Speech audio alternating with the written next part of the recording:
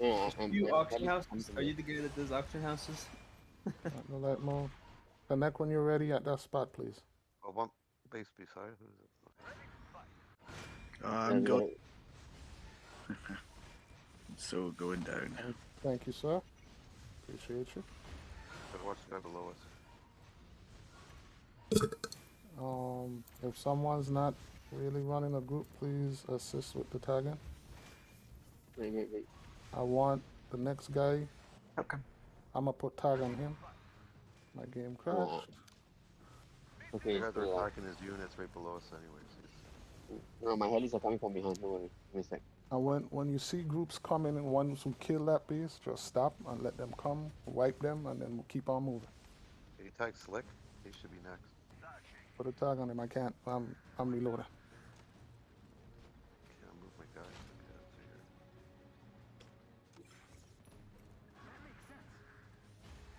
Is this a base I'm hitting? I can't tell right now if I'm hitting a base or if I'm hitting audio. Guy's a pain. This guy's hitting us from below. I can't see King's base. Like, what the fuck? You're gonna have to reload, bud. Oh, zoom in and zoom Kinkin out. is down a few troops though.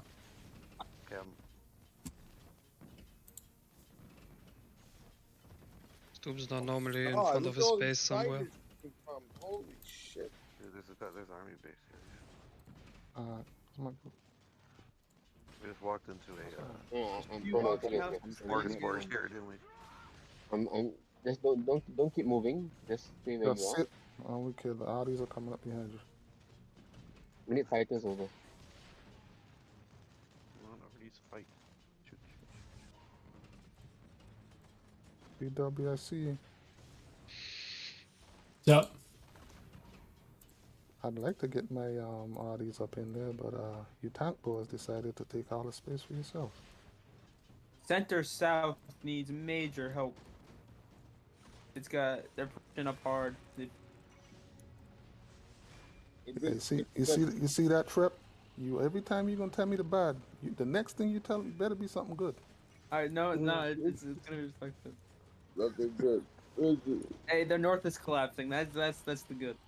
No. Don't tell us about the north. You tell us about your side.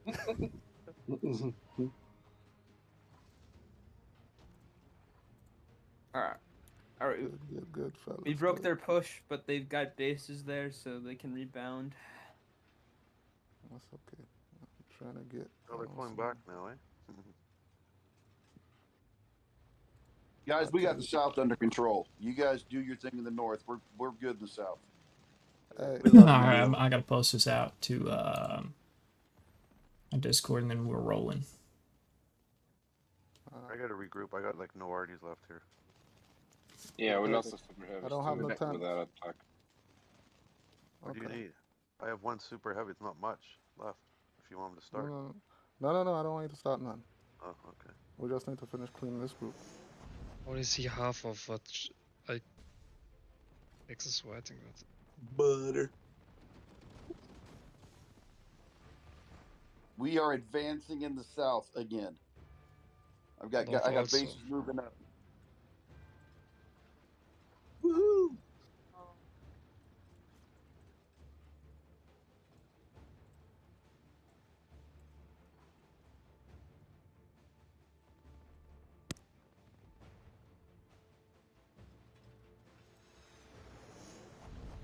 Caesar, JP, everything under control in the air.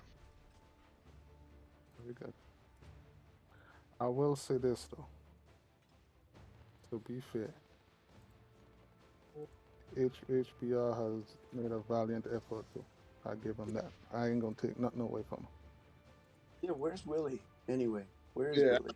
I haven't seen him at all. He's probably in his command and control center. Wherever that He's is. in the Führer What is that, bunker. his He's toilet? thinking about his decisions. He's gonna wait Nah, for the nah, leaders nah, to nah, wait. no. Don't say that. Don't say that. It's been a hell of a war so far. Yeah, it's his people. I don't see him though. It's been a hell of a 2 hours hitting our heads on each other. No, they've been holding up. They've been holding their ground. It's been a back and forth. They push, we push, they push, we push. You gotta respect that. If you can't, you just hate it. We ain't doing that. Nothing really moved in 2 hours. That's already a sign that's pretty equal. Yes. Yeah. There aren't many fights we had which are that hard. So when we demand respect, we also have to give it when they show that they deserve it too. Yeah, I respect them for that. They're fighting to show them respect. It's the attitude in this, right? So, Yeah, this is better than the one fight for sure. Yeah. My dog's back. I think we are not shocked that HBR is stronger than 1. Yeah, they're good. The next tag, you want to clear it for now? What's up, guys? I appreciate y'all coming out. I think Aggressive we farmer, might my have man. a- What's up? Ooh, Dogs. that's 199. We need to have our stuff in place before we do that. Before we touch Yeah. it. That guy's 200, right? So. Super Trooper. I got to drive my Name. daughter to Appreciate a y'all birthday coming. party, but I'll be monitoring and shit. Should be a good one. We've had a back and forth so far. This thing started a little bit. I started the stream a little bit late, but The we've. whole wide world know that you won't be. I give y'all a kind of a bird's eye view of what's going on. So basically, you can see the middle here. It's cut. So the layout of this is each side built a CC in 5 villages. All right, the winner is going to be determined by who can burn through the villages and light the other alliances CC on fire first. Whoever sets the CC on fire first wins. And you can see the direct cut in the middle. And then this is we're fighting basically between 2 mountain passes, so that way you can't go around. You can't go around. You have to stay between the mountains. Yeah, man. And this is the kind of bird's eye view a little bit. I'll just take y'all from top in the north through the middle and then down south. We're heading to the west. That's I gotta go take my fish for a walk. There you go. Hey. So you can see it's pretty evenly Needs cut. space, after this level. Pretty evenly cut. We made a Slick push in the Marcus south a little Lassanati. bit ago. We gained a little bit of ground, but then they kind of countered us and pushed us back. So we're making a little headway in the middle and then more on the northern side right now. He's got like a 9.2 or 9.1, I think.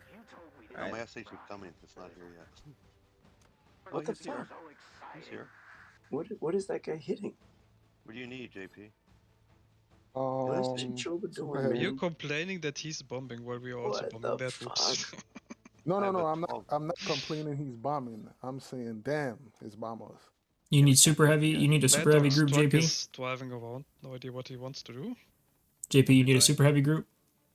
I have a 12 million SH if we can clear this little group. I have my Discord muted. Yo, JP, you need a super heavy group. Yes, please. We want to take out next, We'll right? never have enough super heavy groups ever. All right, What I is started going a super on? heavy group. Where do you want me, JP? Up by that next tag. Oh, okay. We have some super heavies coming from the right to Slick. We got a whole group pulling up. The Zal's right there Wait, with an MG. Hey guys, do you see this? Do you see Chinchoba's group? Just he's okay. He's sending troops in so that they can prime their weapons. Do you see this? I'm right No, in we front don't of you, know man. that Check stuff. this out. You'll see a group of Chinchobas, like Where? units go right past. I got no idea. Dude, right here, Chinchoba. Look. You see this? Hold on. I gotta record this fucking thing. What the hell? No idea what you're talking about, dude. So Hey, come on. Yo, looks like we got a Yeah, pretty good. whatever- We got a couple of Whatever groups you gonna pushed through to say, Slate. Just remember, we're live. yeah, well, you know what? It's pissing me off. So they are priming. Someone is sending our troops past Smail. Okay, his artillery are getting primed to the max. Then he unleashes on me and just destroys me in one Pook, pop. I hope I'm saying that right. I I don't know where appreciate these you, troops are brother. coming Appreciate the from. love. Here, They're look, activating look, like look. ravens? Here they Isn't come. are these, is he moving a Here they raven? come. Here they come. Nilo, what's up, brother? It's happened like 12 times already. So I'm wondering what the hell's going on. Can we think about what we're doing in the north? We're just sitting around. We need the super heavy so we can move our slip. They I were have there and they super heavy killed. in my What group. was My killed. super heavies are on the way. I have a super heavy. I'm just having to navigate between all these streamed reserves. I need. Silent Look at Ninja this. could move forward, but he Unbelievable. doesn't probably have space. I'm telling you, man. Silent This is Ninja in weird. Discord? No. JP, are you here too with me here? He's Why off. I isn't think he's he? offline. I think he's offline.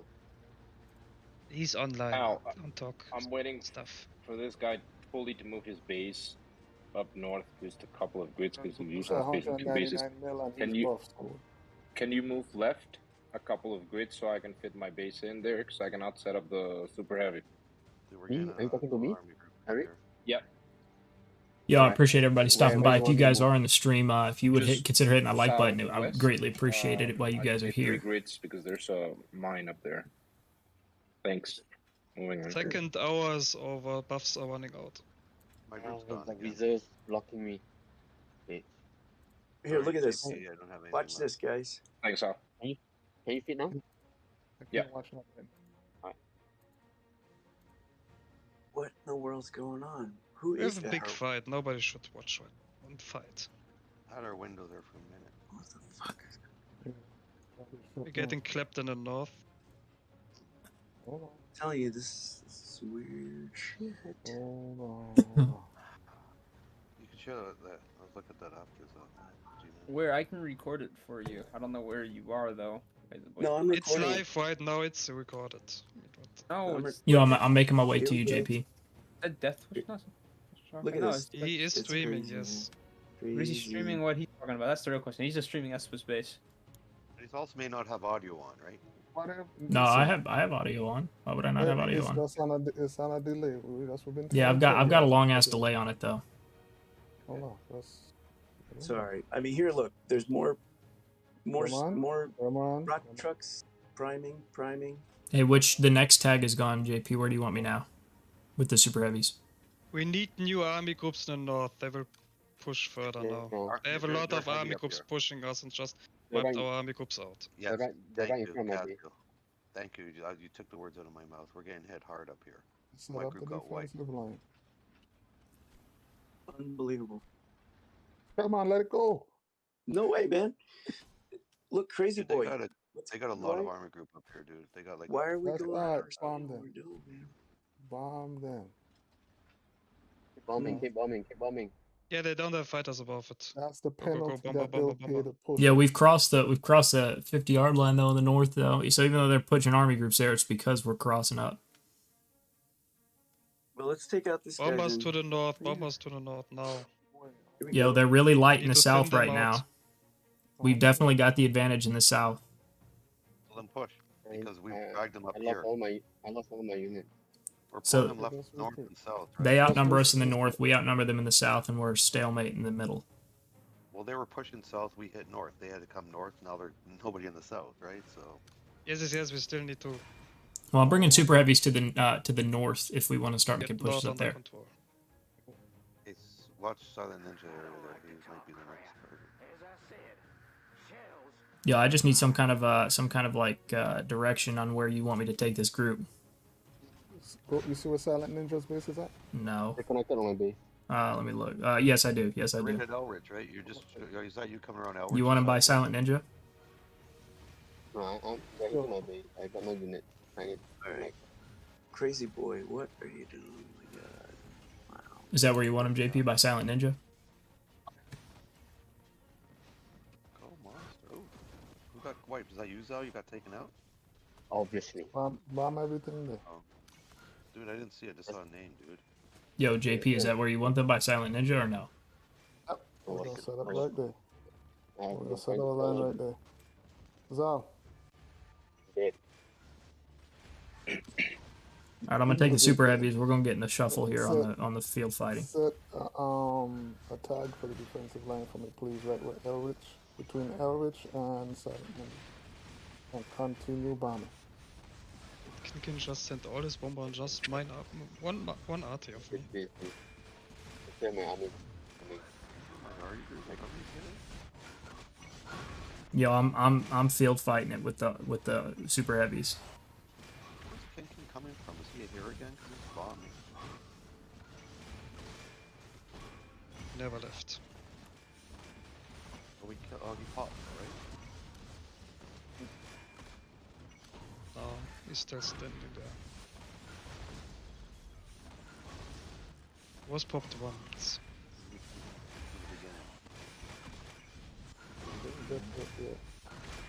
I don't think that's working out the way they want it to. They're backing off now. Yo, I'm smoking their arty. They've got a big fat arty group here, and I'm just dropping it. Still better if we see that before they question our army groups and sending the bombers. Before we lose everything.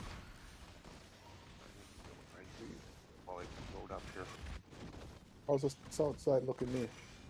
We're moving up. They keep trying. Yeah, to we broke them. Moving up. Yeah, see? Trap don't never give me no good news, Trap. I'm gonna keep telling you all day to leave that, damn it.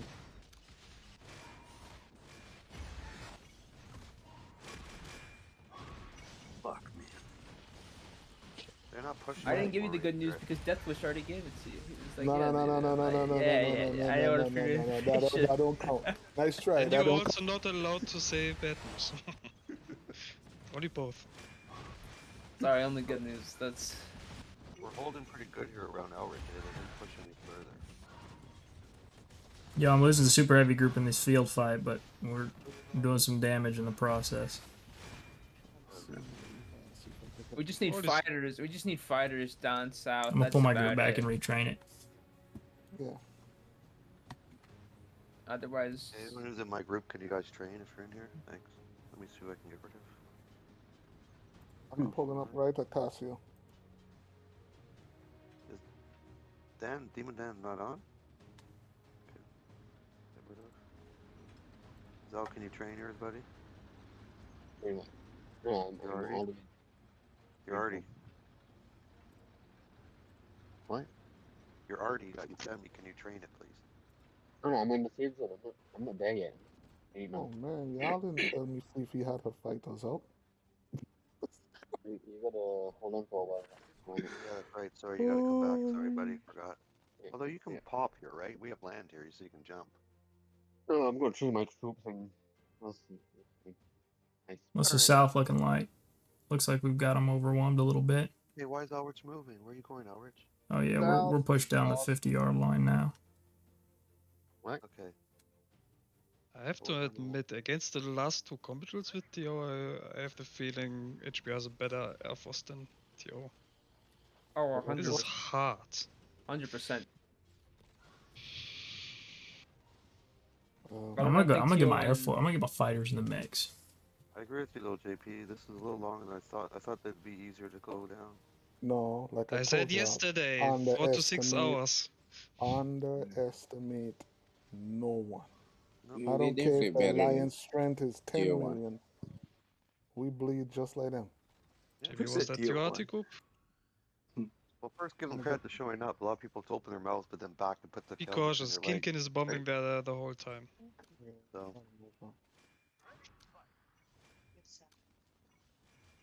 Like we said, Kinkin go mess around and make me go get my 3 bombers. You know what this is, though? It's the battle of the bigger dick, right? That's what this comes down to. Who's got the bigger wallet? Or bigger, yeah, in this case, wallet. Comes down to the bigger wallet, then we win. Listen, it came down to the point where both alliances are similar power.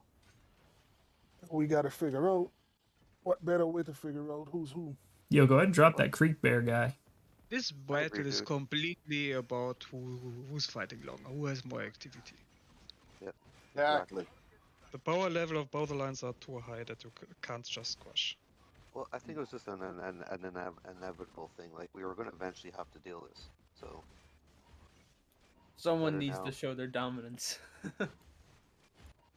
Well, I don't want to get out of these 3 days with a Remy. This fight ain't gonna last 3 days. There's no way either side can maintain this for 3 days.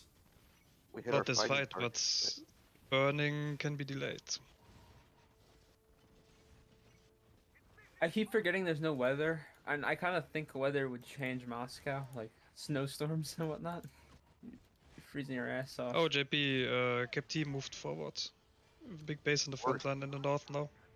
The snow melts with slush. Oh, here goes Elrich moving too. Okay, so we have to move our group too. You know what? I might just start my own main battle tank group. Oh, you done gave up on the super heavies with me? No, they all were retraining. I got into a field I want fight. Ninja in Discord. Why is he not in Discord? Tell him to come. Move our group up a bit more. We gotta take care of Slick still. That guy's an ass. I don't even remember who has my tanks. Because I want him to move forward or me forward. But right now we're blocking each other.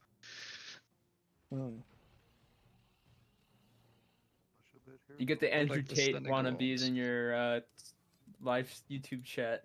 I do? We can take care of Slick. Yeah. We can take care of Mad Why, Dog. what happened? Mad Dog's only 50%. No, they were like, what's color is your Bugatti? I Who's just saying found it Mad funny. Dog? They were How asking me can what color you my say Mad Dog? Bugatti is.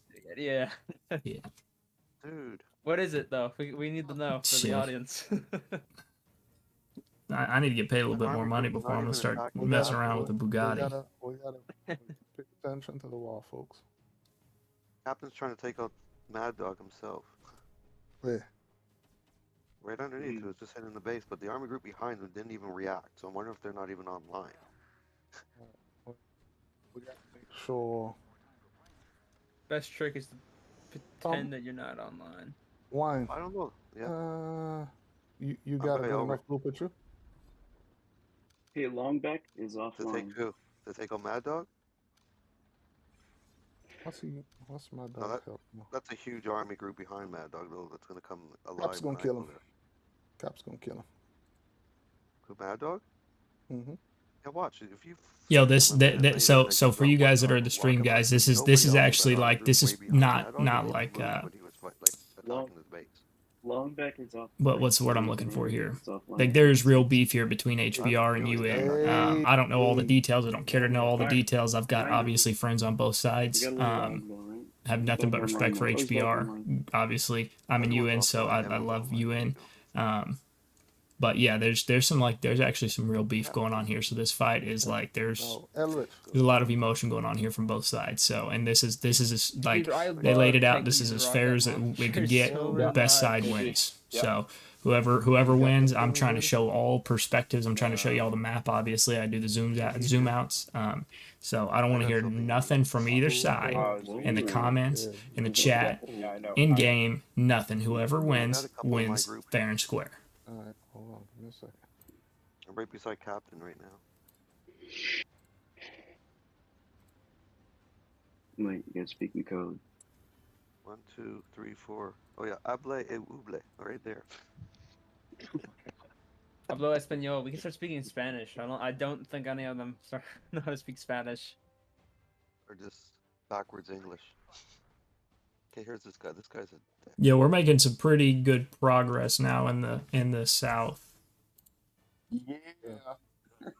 You can start speaking Native American. Like one word means like 60 wine, things. I'm coming to you.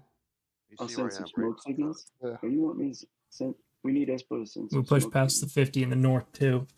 Should we start hammering away in the middle? Kind of spread them out between the three fronts? I don't.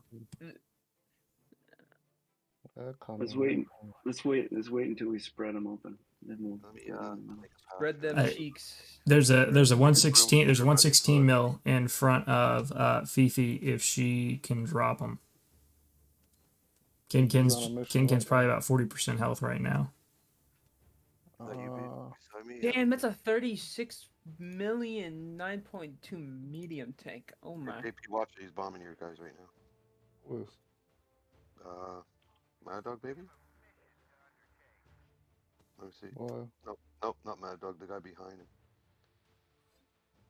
Reeves or something? He just shot his overarties. Is there space for me to move up too? Probably not yet. I don't need a super heavy to move in front of me here shortly. Why we gotta is hurry my up. base surrounded with Whatever we're army? gonna do, we gotta do because they're moving everybody in. Whoever's tagging, the bottom tags are for the bottom or for the south. Yes. Upper tags are for the north. Hey, if you guys have main battle tanks, send them to me. Like I dragged him over there? Here they come. To be honest, Mad Dog is 20%. Don't we just want to bomb him? Let's take him. He's taking on my guys. Nah, there's a lot of fighters there. He's taking on my SHs though. Move back. That's okay-ish. Okay, Okay, pull- 3, pull. 4, 50 million. Never mind. Yeah. They hurt. Pull forward, wine. Forward? A little bit, yeah. I could get up a little bit.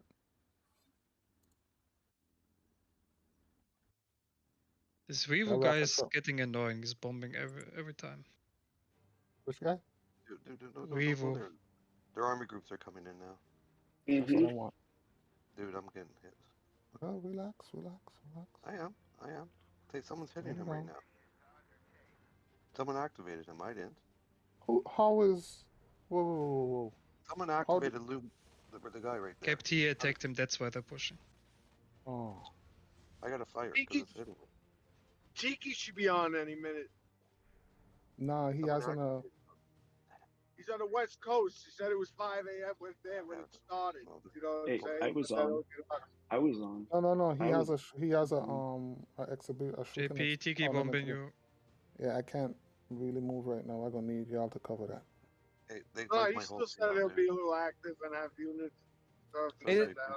South guys, there's a base moving up. He's got no support. Tank group, get on him. Who? What? Where?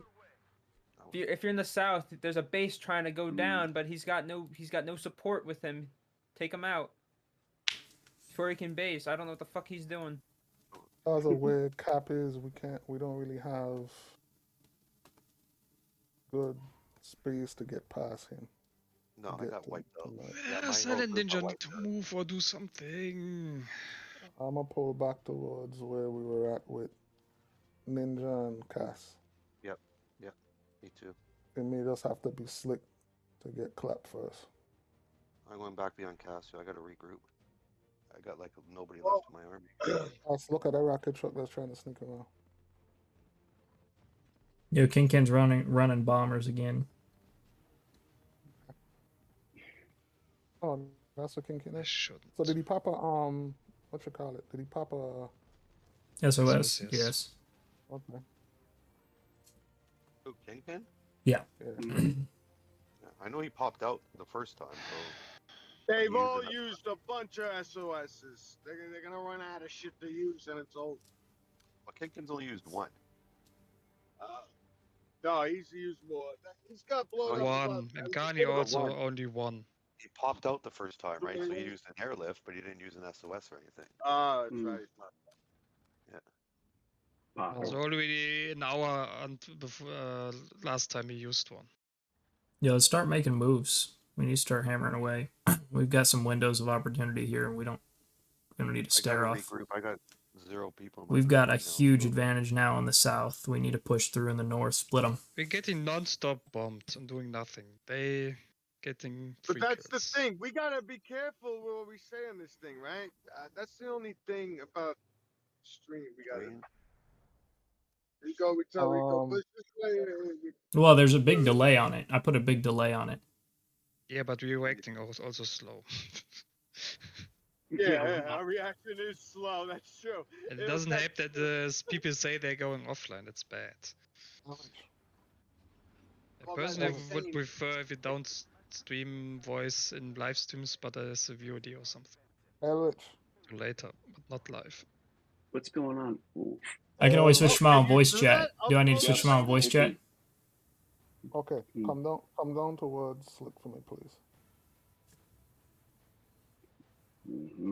I got four of them. Yo, you know what I might need to do? I might need to get some kill guys in here. I might need to get some kill 1 guys in, not in here, but like in a different chat. Watching it and talking about it, that would be cool. That would be some people might be interested to watch. Like you get a separate room, and when you live stream, and you get people like bystanders. Giving them Silent Ninja. Oh come on, Silent Ninja. Are you kidding me? Come on, move forward. Slick first.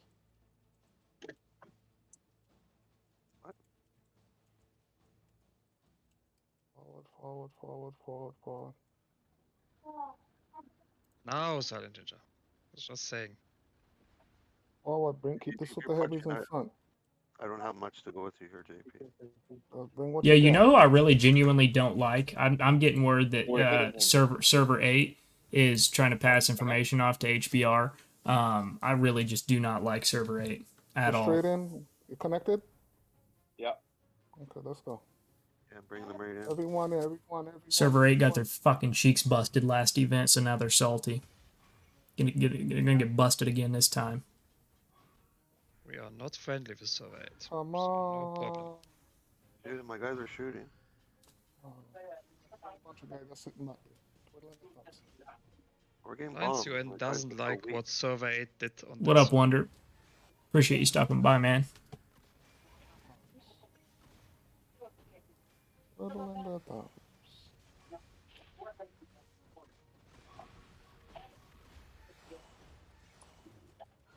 We got a whole back. Rid of Mad Dog. They're pushing in. Let them come. Let's kill them. I got my group to load up. I can't do anything with them.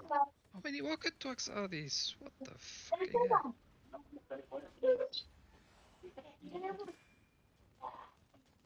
And my dog's about to go bye-bye. Stop. Finish that off, bud.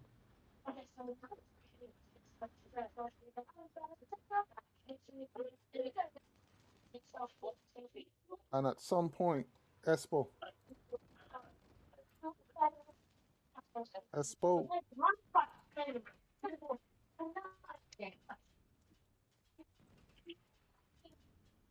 Yo, I'm gonna flip to my own channel since server 8 wants to be fucking slimy.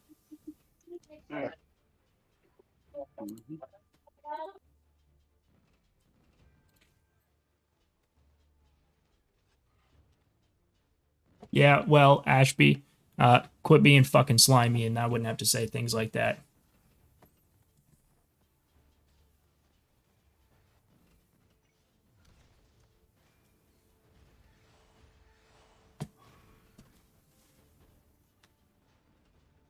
Yo, pretty much all of you guys know. Pretty much all of you guys know me. I'm really easygoing. I'm really chill. But server 8, you guys have done a really good job of pissing the wrong people off.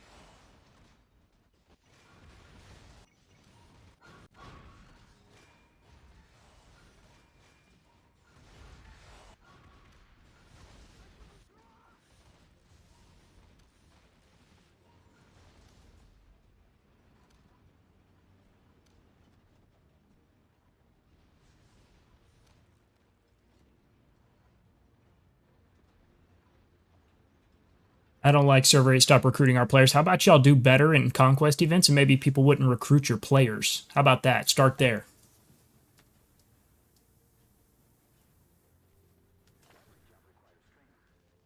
Hey, and also, since we're on the topic of recruiting players, you guys got freaking buttholed last conquest event, and so you guys thought it'd be a good idea to go back to your server and destroy the other Epic Alliance in your server for absolutely no reason. And so that's why people leave. And so now you guys are riding solo in these events, and it is absolutely going to thrash you guys.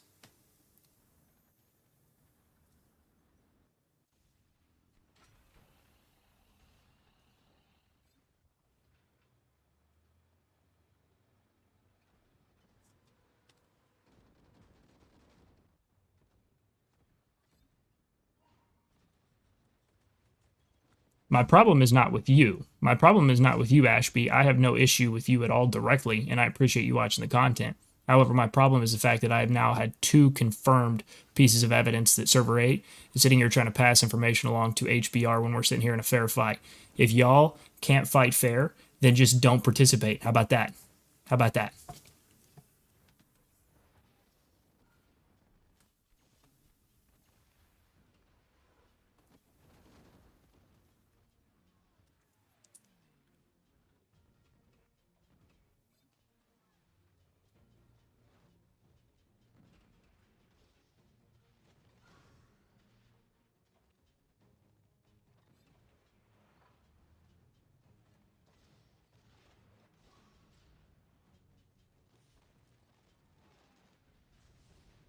hold on. I take the game too serious that y'all are getting mad. People are recruiting your players, and I'm taking it too serious. Interesting. I like that.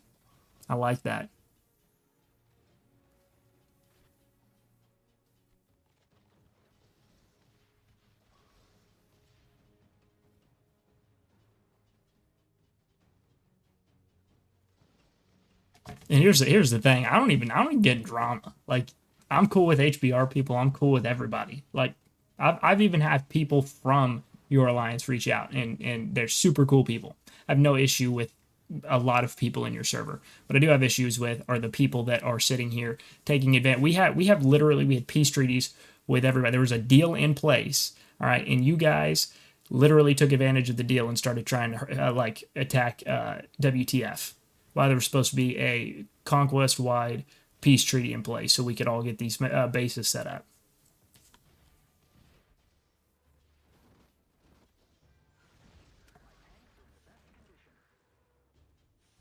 So, like, yeah, anyway, back to what I'm saying. Like, I don't have problems with people. I like pretty much everybody. I don't do drama. I also have no issues with servers. But, like, y'all are just on a different set of ideas. That's just a fact. Angry? I'm not angry. It sounds like you're angry because you're getting your players recruited, my man. Like, I don't know how that bothers me. We benefit from it.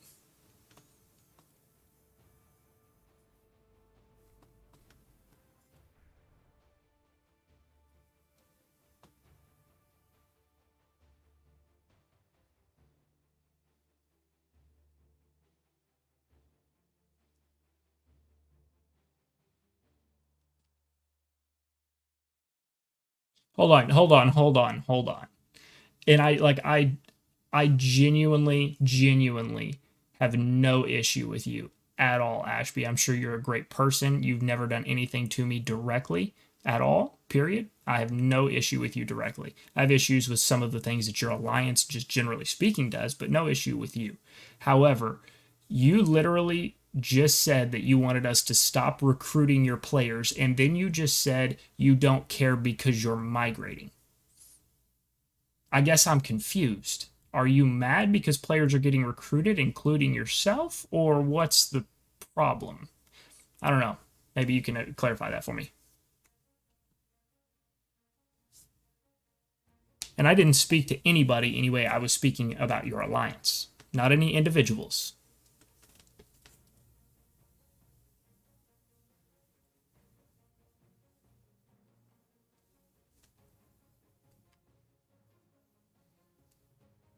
All right, Ashby, I appreciate you stopping by. Deathwish, what do you think about servers where is one big alliance and they act like gods? Well, generally speaking, if you look at servers that are successful versus servers that are not, servers with only one big alliance generally do not succeed. If you look at server 12, right, very successful server, they've got HBR and kill. If you look at server 14, two servers, very successful server. I'm sorry, not two servers, two alliances in one server, very successful server, UN and TO1. If you look at server 19, very successful server. They've got the two mass alliances. I think they've actually technically got three, but the two of them are like the really kind of dominant alliances. But yeah, if you look at, and I don't know about any of the later servers, or technically I guess like earlier servers, but if you look at different servers that have a lot of success, then it would be I would say servers with one big alliance versus two is generally not going to have as much success if you've only got one. The problem is, okay, I'm glad you asked that question. It's a really good question, actually. I want to elaborate on that because there's a lot of viewers in here. It's what I've seen, and you guys, I'm probably sure, have seen some of my videos, mine like new videos with me on my newer server account. It's in server 43 actually, and I'm already starting to see it a little bit. Like there's certain alliances that like to try to, like, they've got a whale or two and they go around trying to bully everybody. Yes, Hammer, I put a delay on the stream. I put a fairly big delay on the stream.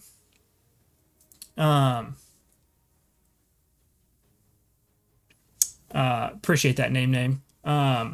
yeah, we anyway, and there's in server 43 now. Like I'm just having fun with some of my buddies in server 43, right? Like it's not like we're having a good time. Like we're actually building a pretty successful alliance. But we're not interested in bullying anybody or anything like that. We've got some big players, but we're just trying to make it a fun server for everybody. But some of these servers that do like to bully, they don't realize how that actually ends up really smoking the server in the long run. Sorry, I've got to get back to. I gotta get focused back on this fight again real quick.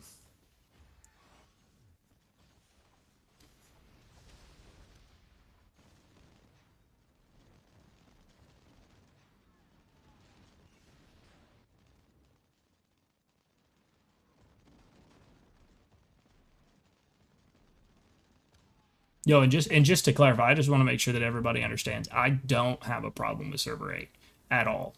Like I literally have got some, like multiple people I talk to on, I wouldn't say like a consistent basis, but like I'd say a fairly consistent basis. Like they've shown me a lot of love and support. Like you guys heard me talking about server 8 in a negative way. I don't mean that, and I shouldn't have done that, so I apologize. But there are certain people inside of this server 8. It was Moo previously, the Moo Alliance. Now it's let me see what it is. Let me see. They changed their name. Hold on. They are SAET. SAET. There are certain people, and I'm not going to name any names because it's not how I do things. I'm not going to direct any hate at anybody, but there are certain people, just like in every alliance, right? But there are certain people that make sure they go above and beyond to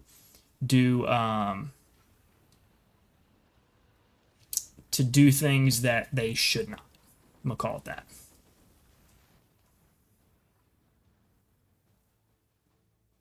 Pour one out for EXE. By the way, I'm from server 23 RPG. Appreciate you stopping by, Muhammad. Server 4, appreciate it. Why you tried to blame HBR? I'm not sure. Honestly, man, I'm not entirely sure who got blamed for what or anything like that. I'm not in leadership. I don't get involved in any politics or drama at all. So like I don't know what was said. Don't really care what was said. All I know is we were having some good fights. I've got friends on both sides in HBR. Obviously I'm in UN, so I've got a lot of friends in UN. I've got personally nothing but love regardless of what happens for server 12. However, I am part of the alliance, so I do have to participate. I don't have to, but I'm going to in the fighting.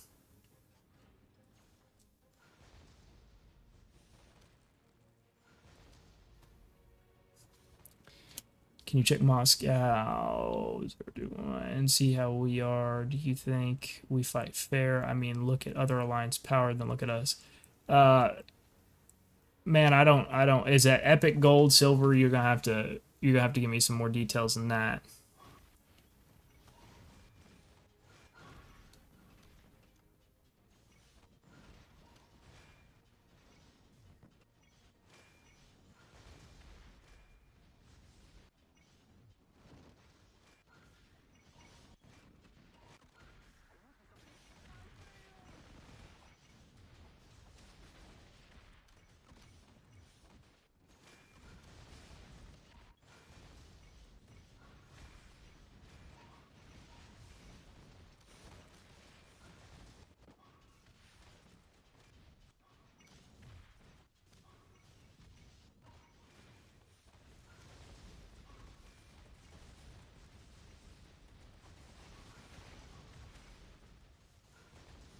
Jeez. At least we got the base, but I lost dang near the entire army group. This took the arty down too, I suppose. Oop.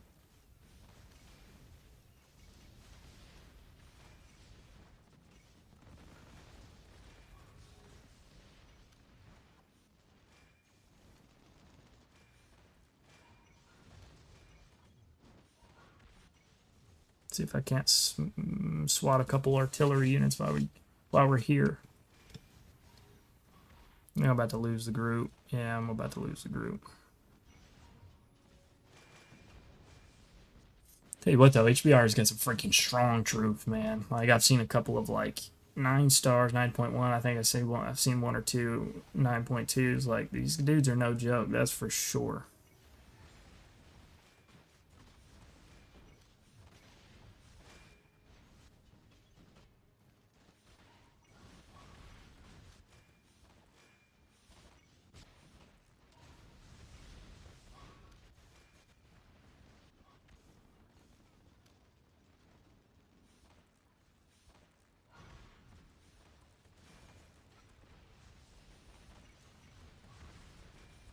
We're going to zoom out again here in just a second, guys. I'm just trying to run this group till all my troops are dead.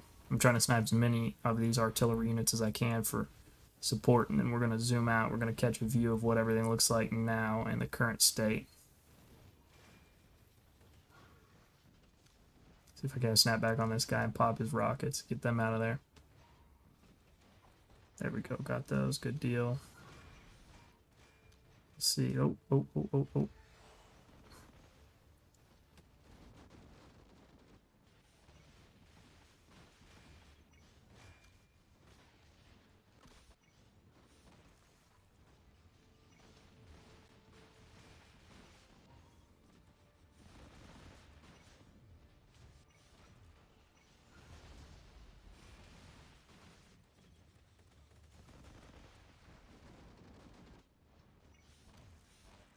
Oh, can I snap on him real quick? Can I get him? Can I get him? I don't know if I can get him. I don't know if I can get him. I might get him. I might get him. I got some of his troops.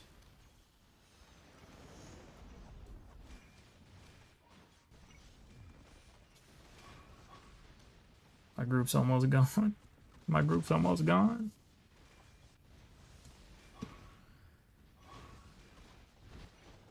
All right, there we go. All right, let's catch up on chat while I retrain. All right, let's see where we're at.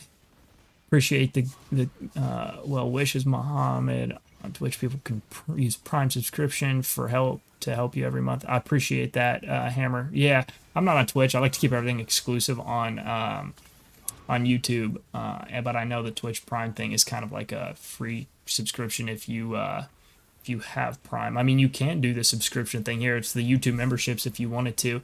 I don't know how it works on Twitch, if it's like different prices for different streamers or whatever. Mine's $4.99, so I don't know if you're interested or if any of you guys want to do that, but you certainly can. Wonder is one of the supporters I've got. He's been with me for a long time. But yeah, no, I plan to stay here on YouTube. Just keep it all under in one roof. Let's see. Meet for Sir 28. I am in Japan and must sleep. Enjoy the war. Please have good luck. Thank you so much.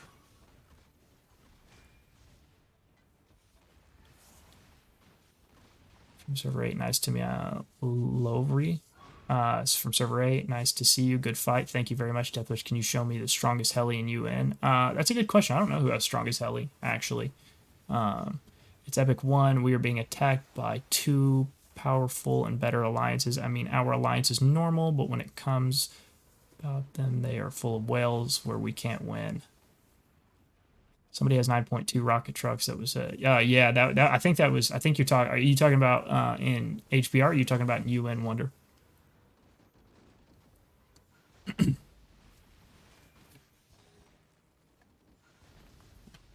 I was just reading here. Sorry guys, I'm gonna zoom out.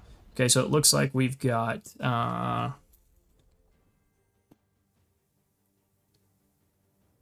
looks like we've got a, I would call that oh shoot, didn't mean to zoom in. I would call that a stalemate here in the north. I mean, we've got a few bases past the 50-yard line, but not much. They're still holding strong in the middle. And it looks like we have gotten a pretty good push going on here in the south. I'm trying to zoom out just enough. Yeah, you guys can see we're basically overwhelming. We're pretty much overwhelming them in the south right now, at least it looks like. I mean, that could change in a matter of a couple of minutes, but yeah, right now it looks like we've got a pretty good handle on things in the south, which will be good. Let's see. Looks like we've got some Arty groups here. Let's follow this group for a second while we finish retraining.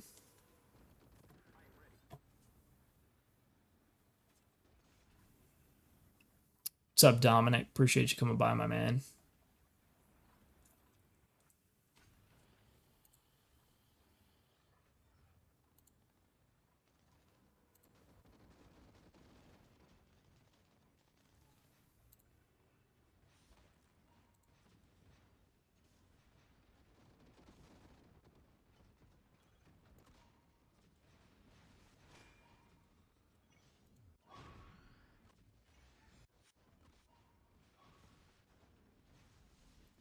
Let's see.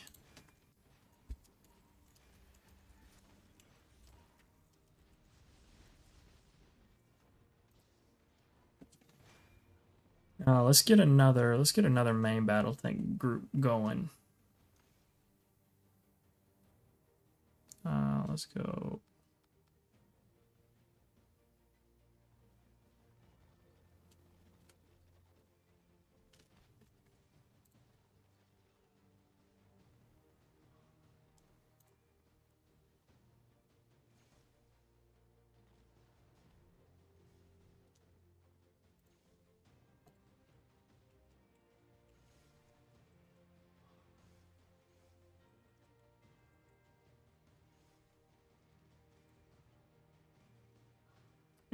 Let's see.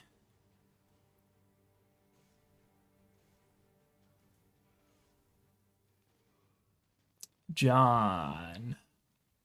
Kilroy in the house. Lots of love from Moo. Appreciate your vids. Great info. Love the game. Keep up the great work, Deathwish. I appreciate that. I do remember you actually, Kilroy. I remember you from the previous, I guess that would have been San Francisco last event. And you absolutely, sir, are a fantastic fighter. So I appreciate you stopping by and showing some support.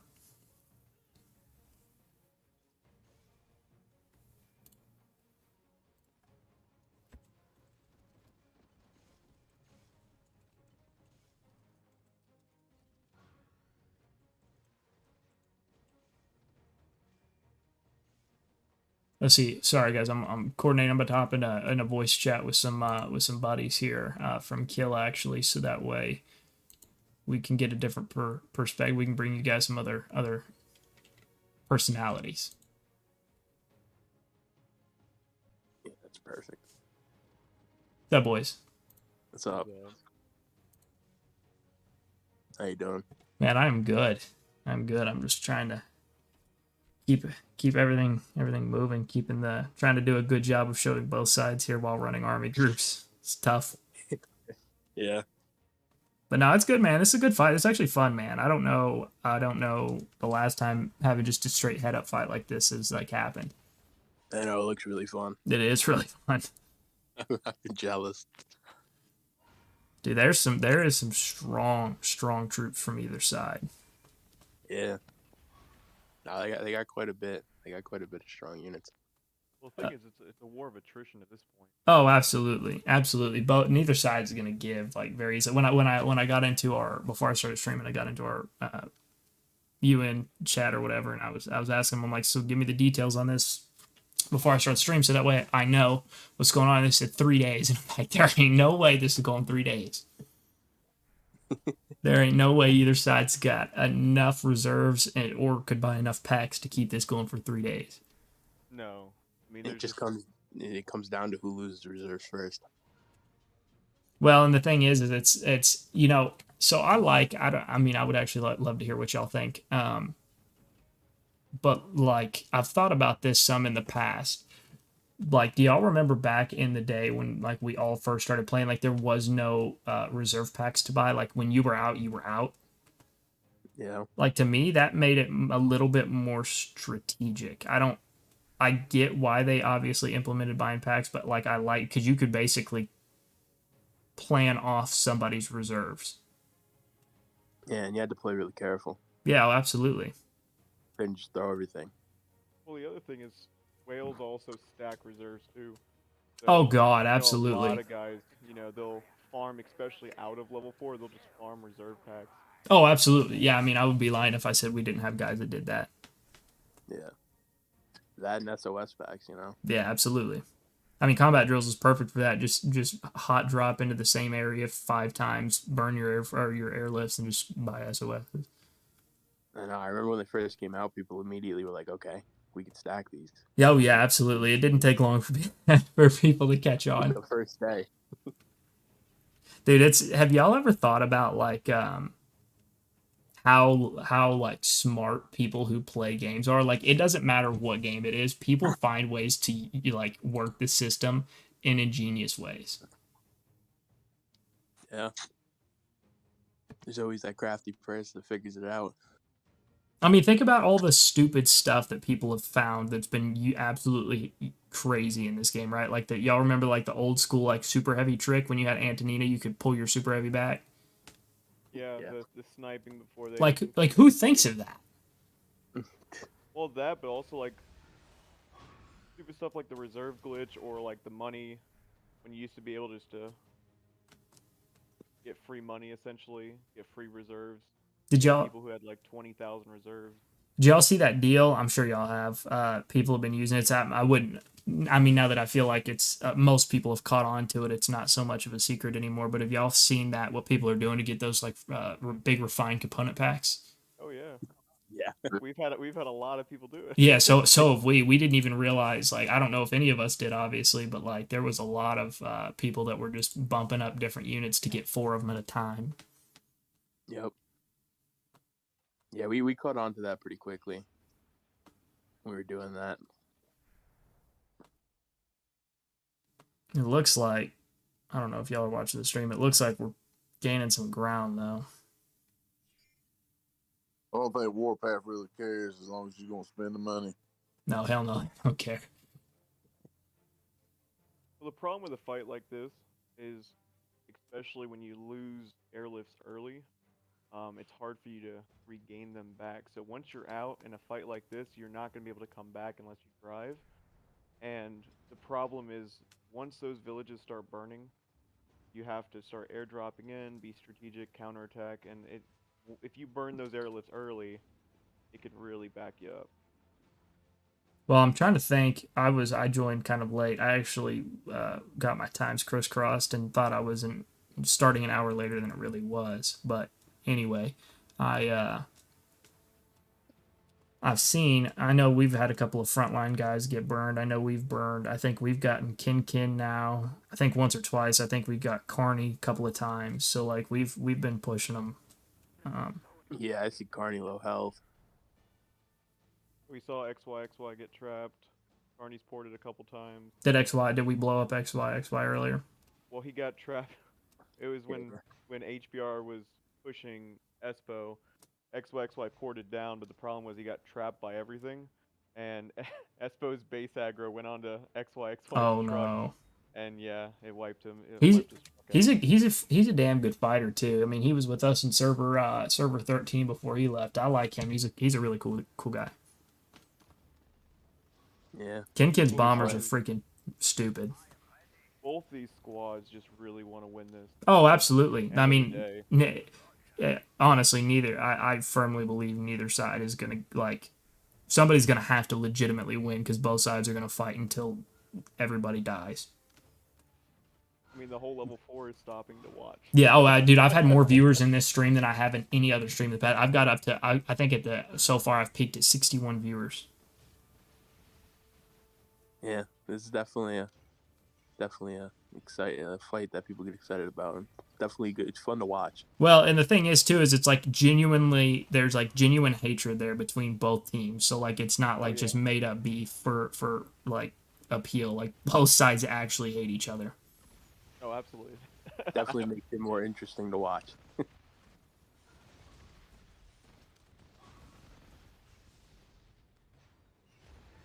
Yeah, when I heard about the 1v1 yesterday, I was like, oh yeah, I'm watching this.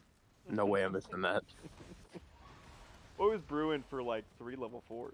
That's the thing. It's been brewing for a minute.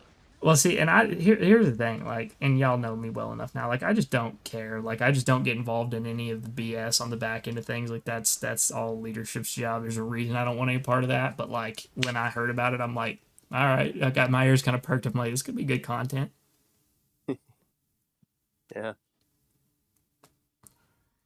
Definitely is.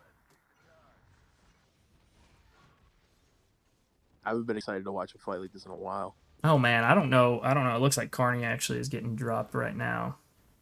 Yeah, I think y'all might get him. I don't know, man. We're kind of looks a little bit unsynced up in terms of our attacks. I think somebody aggroed him by accident though. Is why we're hitting. Yeah, and then he got full sent. But I think he got enough. I don't know. Shit, that's gonna be close. No. Yeah, it is. It looked a little bit better a minute ago. I don't know. We might have enough guys there. If Cassio could pop out and drop him, it might work. You can barely even see his health now. Oh, I know. We got guys just, damn it. We've got guys just streaming already in there. I know we're trying to drop him, but damn. That's just not It's smart. hard once you commit. It's really hard because people are just not going to want to back off. Well, we'll probably just send bombers to him. Yeah, he's such low health. Yeah, you barely can see the red bar. I don't even think, unless he's got troops out of his base, I think all his troops have died. Nah, he's got him out. He's there out of his base. I see him. Yeah, Oh my god, look at that. Look at that health bar. What is that? What is that? Send a bomber. Oh my god. That is some serious base health right there. Okay, this is a side note. Also, did you see that the tier 1 is fighting our allies survey up there? Oh yeah, are y'all fighting, or like did everybody literally shut it down for this? Well, for a while, because we were in a VC with TO. Oh really? So we were we had a little watch party going on. Yeah, we watch it. I mean, right now, right now it's back on the fight. Most people it's just like skirmishes. It's not like big pushes or anything like that. Now look at the tier 1 tag. They got a bunch of bases there. Like 20 people, dude. They're probably building an airport or something. All right, now we're sending bombers, and I think we realized the arty approach was not going to work on Carney right now. And survey is asking us to help. Well, I got no airlift. Yeah, I'm tapped out too. So what are y'all doing exactly right now? The other 6 alliances? Well, I mean, basically everyone's just setting up for tier 2. So yeah, we're building to our town and fort right now. So basically, if I'm understanding you correctly, like us and HBR are gonna just be so tapped out, we're getting nothing in the way of rewards. We're just gonna settle this beef. Well, I mean, the thing is, because this has been viewed as like almost like a wash level 4. Everyone's getting one town, one fort. That way they can enter into tier 2. Right now it's set up for. Go ahead. Right now it's set up for a 3v3 since you guys are off doing your own thing for a little bit. I mean, I'm 100% sure you guys gonna fight with HBR like for the rest of the Moscow. There's a good chance. There's a good chance. Yeah. Here's the thing, though. Here's the thing. I was talking to some HBR guys yesterday, right? And like, I'll be honest, like they were really cool. They're like, hey, look, like we just want to let you know that like this is just a issue between some different personalities and in both leadership teams, like, but like we have nothing but like respect for UN itself, but so both sides were, I feel like, really cool about it, but at the same time it was like, I feel like not only was this good content, but I wanted to stream it and I wanted to make sure I showed both sides, so that way no matter who wins and who loses, like there can be no like BS that comes from this. There's no excuses that can be made. There's no, well, this happened. No, it was as fair of a. I feel like this is as fair of a fight that it could be. Oh yeah, man. Everyone's staying out of it. I think the only issue we had was one of our fighter planes was floating around somewhere, and we have treaties with both of y'all, so there's literally nothing we can do. So.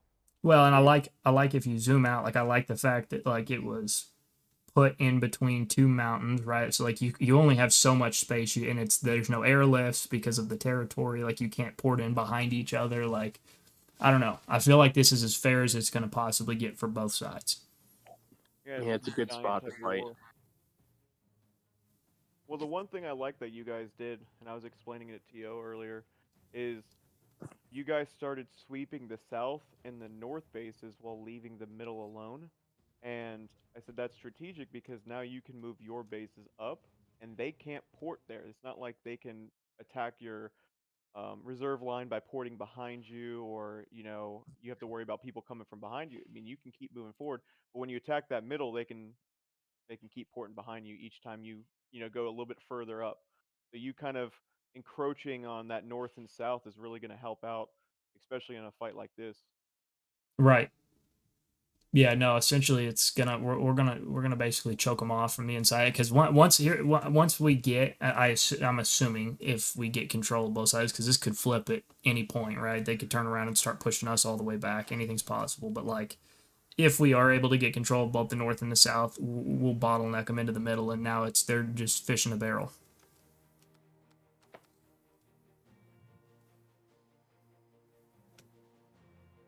But that's obviously going to be a long. I mean, there's a lot of damn fighting left before that happens. Your funds are looking a little rough. Mine? Yeah. I got 31 mil. Yeah.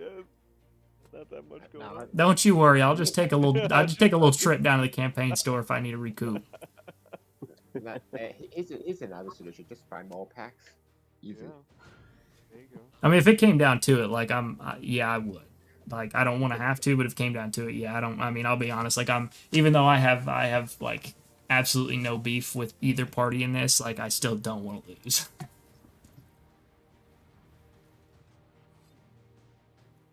Well, it's big for both sides. That's the thing.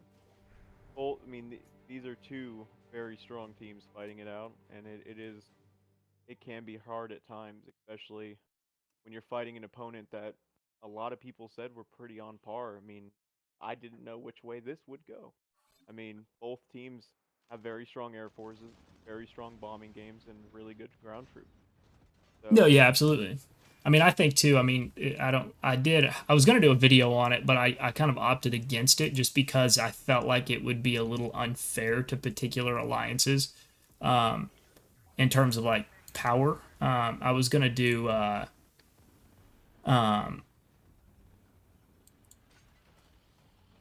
Sorry, I'm just reading a message. Hold on. You're good.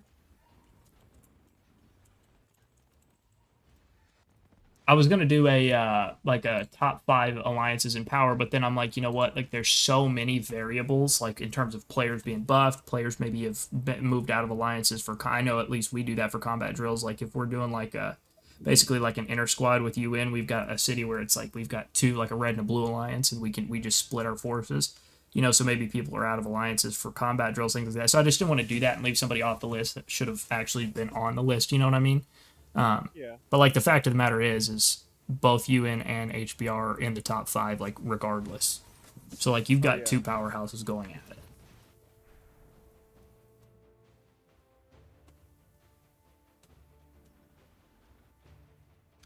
And plus, with the added beef, it just makes it a little bit more fun. Oh, the emotion behind it, yeah, absolutely.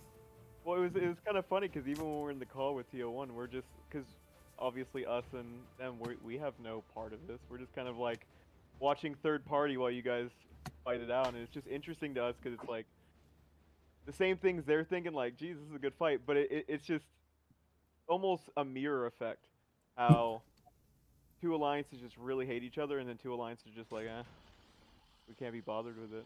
So it's just fun.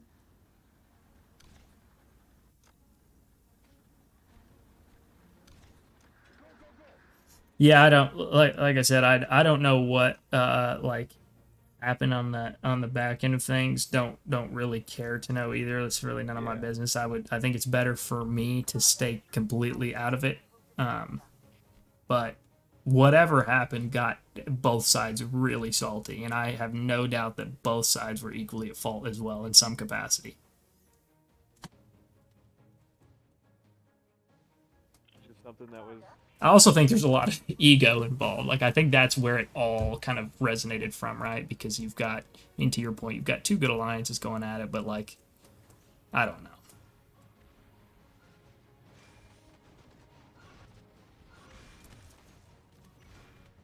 The only thing I don't want to happen, though, like, what I really don't want to happen is I don't want there to be any negative repercussions from this for either side. Do you know what I mean?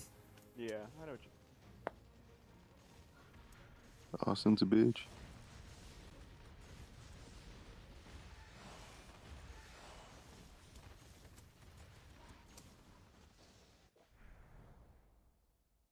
Oh, looks like y'all got Carney.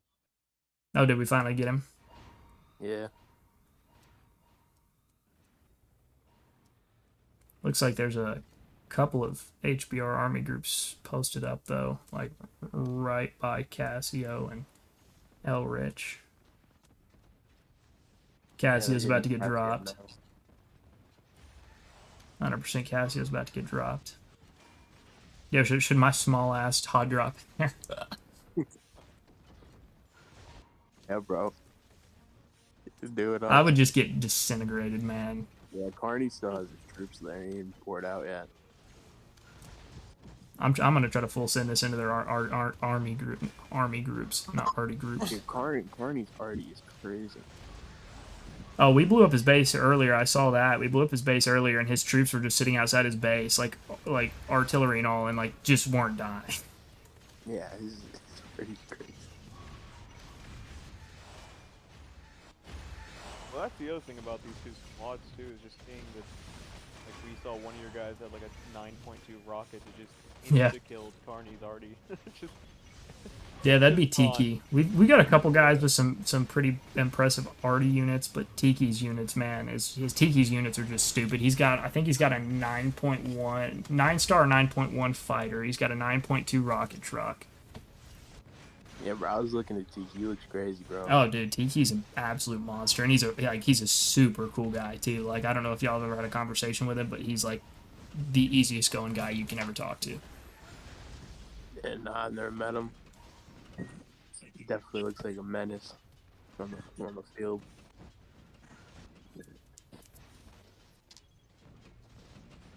Dude, the dude's basically kind of like the in-house UN business coach too. Dude owns like 4 businesses, ex-military, like just drops knowledge bombs.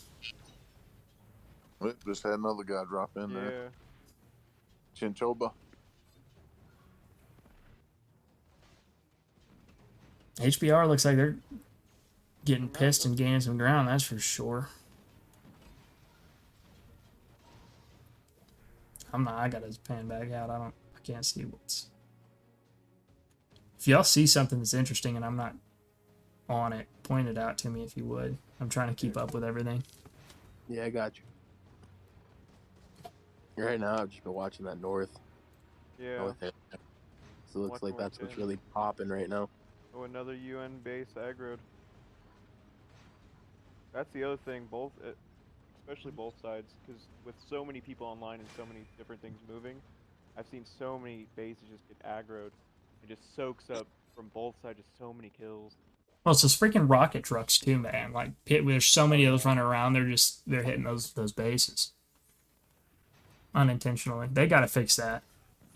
Wait, I thought they did. No, they have not. I haven't seen. It hasn't happened to me yet. Running around with mine. I guess I was just being. If they did, I mean, I read through all the notes of the 5.1 update. If they did fix it, then it was not in the notes. I heard they were supposed to in this one. Looks like we're dropping another base here. Yeah, it's just crazy, man. I mean, I know for a fact y'all have seen it and know what I'm talking about. These like fairly strong bases. When there's like modern artillery units that are attacking, they just get smoked like they're like a level 18 base. They just absolutely 2-3 hits and they're gone. Yeah, fighting TO1, I've seen it a lot. Yeah. Like I'm not like a really strong player at all. I feel like I'm middle of the road. Like I'm without buffs, I'm like, I don't know, I think I'm 131, 132. So like not anything impressive at all, but like that's also not super weak either. But like when I get attacked, man, like I feel like I'm in level 1 cities again. I know, I'm around your power, I'm doing the same sometimes. Depending on those arties that are hitting me. I feel like I'm getting dropped by a level 20 base. I'm in I think I told you I'm in server 43 again. Or not again, but I made a new account, server 43, and there's a guy in there, and one of the alliances that is like 54, 56 million power already, and the server's literally been open for like 13 days, 14 days, something like that. And it's just funny. He's level 32 base and all that, and it's so funny to watch people try to attack his base, but in reality, like that's not strong in the grand scheme of things. Nah. Early game whale there. Oh, absolutely. Looks like Shinchoba is about to get dropped. Yeah, he's gone. Yeah, it seems like they're really pushing the north area. You guys want to watch Daddy hot drop that? Yeah, go do it. You want me to? Let's see if I can do it and not get absolutely buttholed. Man, that's gonna be tight. Yeah, I don't know if you can right I don't know if I can. I'm gonna do it. I just need a window. I just need a window of opportunity here. Are you talking about that north corner? Oh yeah. Yeah. The dude just got dropped. Oh, no one's going in. Oh, it's you. Oh shit. Shit, Oh, shit. No, there's true shit. No. Leave level 4, come back. No. Come on, I gotta go. I gotta get out of here. Damn it. You got too close to the helicopter. Oh my gosh, I thought I could fit in there and I couldn't. Dang it.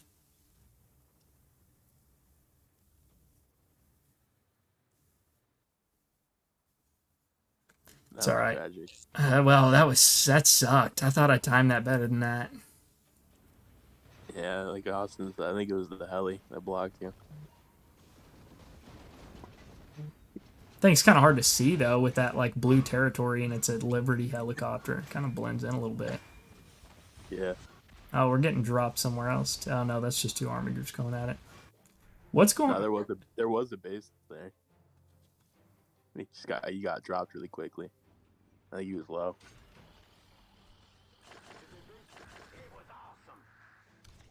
Let's see. I need to. What's going on in the south? Are y'all? Oh my god, we pushed pretty deep into the south. I did not realize we were making that progress. Quiet over there now. Y'all were pushing pretty good in the north too. Are we? Y'all did earlier. We got a couple bases up there. It looks like they've kind of halted that. Like they're pushing the north. No, they've South got a couple. Is quiet. Middle's still holding from both sides. Looks like they've got. Looks like they're gearing up to make a freaking hard push down the middle though. They've got troops or army groups stacked up. Yeah. Man, we need honestly, if we're smart, we need to get Ken out of there again because if he heals, that's not great. Oh, somebody else just tried it. How the hell did they open that base right there? Did y'all just watch that? Yeah. Yeah. How did he do that and I couldn't open mine? It was all friendlies. I think he just got enough space where he wasn't getting like rushed. Gosh, dang it.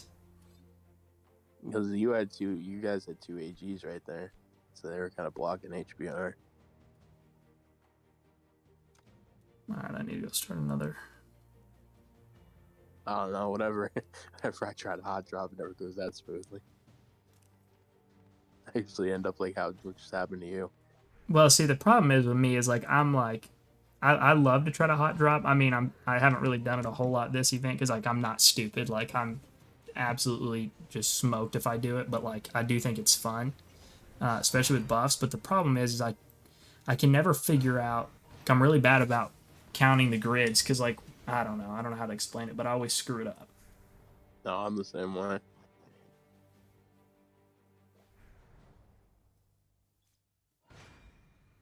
You got to time it just right where if they can target your base truck, once you get it up, you get it a good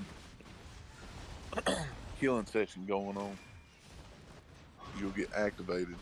Oh, absolutely. That's the best when somebody accidentally aggroes you and they just try to like disperse and you can just farm kills. I love it. I love when it happens. What's the most kills y'all have ever got from a situation like that? I think I got like 9 or 10K. And a couple level 4s ago. We're fighting mass. I think my biggest report was like 9K, but that was before they did the 3 times unit increase. So it was pre that update where they changed the whole meta in the combat. And I think there was like 89 people that were attacking me for like 9,000 kills back on the old system. Oh, so you remember that? When I dropped on that. What's up, bro? I appreciate you coming by, my man. Yeah. Oh, that was beautiful. Cody, man, I feel like a noob compared to you and everyone else. That's the other thing people I can't figure out the best and easiest way to get misunderstanding about Epic. Level up troops and RSS. Man, Cody, I'll be honest with you, man. Take my power with a grind ban. I am like I'm weak, bro. I am weak compared to a lot of these players. So like, don't let my power like impress you. Like I'm not impressive. But you've also got to take into consideration, man. Like I've got some buffs on right now, and I've also been playing for like over a year and a half now. So like, give yourself just a little bit of grace, especially if you're a newer player. It just takes time. We've had a couple players that have especially when coalitions came out, we had a couple players that wanted to go play in silver, specifically for coalitions, and then they got bored. Like, there's nothing going on, no one's attacking us. I'm like, yeah. And then people go, well, Epic, there's big brawls like this. What happened? You know, tons of troops, many kills. It's a different league. It's definitely harder, but also it's just more exciting. Are they're coalitions? Did they move coalitions to gold too this time, or is it still just silver? I don't think so. From the golds I've seen, I haven't seen. Yeah, we got a couple alliances in gold, and they haven't said anything about it. And I get why they did the silver, just because there's so many servers, and there's no price difference between Epic and silver. It costs them the same to run every server. They reduced half of the cost for silver by just saying, hey, put 2 in one safe zone, boom, there you go. Plus, I just think over time, it's going to make it more and more fun. It's just, you can't have Epic like that, especially... You don't think? You know, I don't think it could run properly. Man, I think that's interesting. I think it would take some like fine tuning for Epic, but I think it would be more entertaining, and I also think it would be, I don't know if fair would be the right word, but if the system automatically paired you, like you had no choice in the matter, and they automatically paired you with another alliance that you had to work with, like it would force you to be cordial and get to kind of know other servers, and it would also stop these like these cliques of servers, right? Like there's, at this point, like we all know which alliances for the most part go with which alliances. Yeah, but I mean, there again, like when you have it like it is now, you know, you've seen some alliances that they get paired together even though they don't want to, because somebody else has made up their own four server team, and then the other, you know, some don't. They get mad and they don't want to work with the other ones. Well, so either just, you know, lay down, or they just do their own thing, and then, you know, and that'd be kind of hard if you get 2 people in the same zone, 2 servers in the same zone, 2 alliances, and, you know, they don't really like each other, and one's doing one thing and one's doing another, so you can't get no teamwork. I mean, that's the biggest thing, is you got to work together. Yeah, absolutely. I also think it's partially due to, like, silver, they don't have the best of diplomats. It's kind of like, hey, you're next to me, do you want to work with me? No, okay, cool. There isn't a lot of relationships built, because you got to understand that pool of silver alliances is so great that you may not see the same silver alliance for 5 or 6 level 4s. So building up relationships don't matter, just because there's such a large pool of those silver teams. That's true. While in Epic, you get to know people, because, like, how many times have you guys played with HBR? And then how many times have we played with Matt? Right. It's one of those where there's tendencies, and see how people, you know, react. Of course, Lilith understands, and they know who works with who. But I think the idea of where it locks you, like coalitions, where it locks you into place with a specific team, I feel like works for those lower, I guess, competition brackets or tiers. But when it comes to Epic, people want to do their own diplomacy. People want to pick the teams they want to play with. Right. Now imagine if Epic went into. Yo, I saw your message, Chris. To answer your question, we are still allied. So a little bit of the backstory, man, is so, and I'm giving you just the broad stroke details, because I don't even personally know the details behind the scenes, and I don't really want to know the details. Because I like both alliances. I like both. I've got a ton of friends in both alliances and in the leadership teams, man. Like, there's some great guys on both sides. But basically, long story short, there's some kind of beef between the two UN and HBR's leadership teams.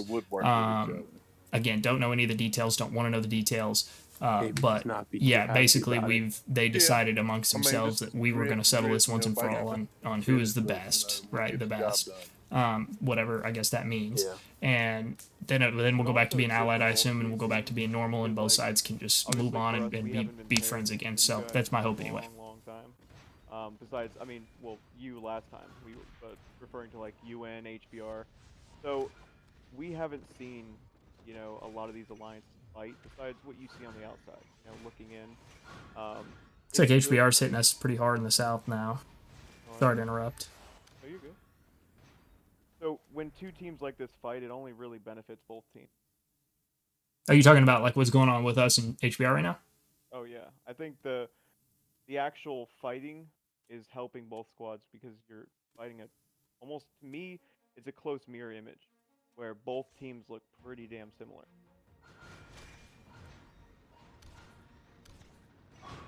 Yeah, it's great practice for harder fights to come.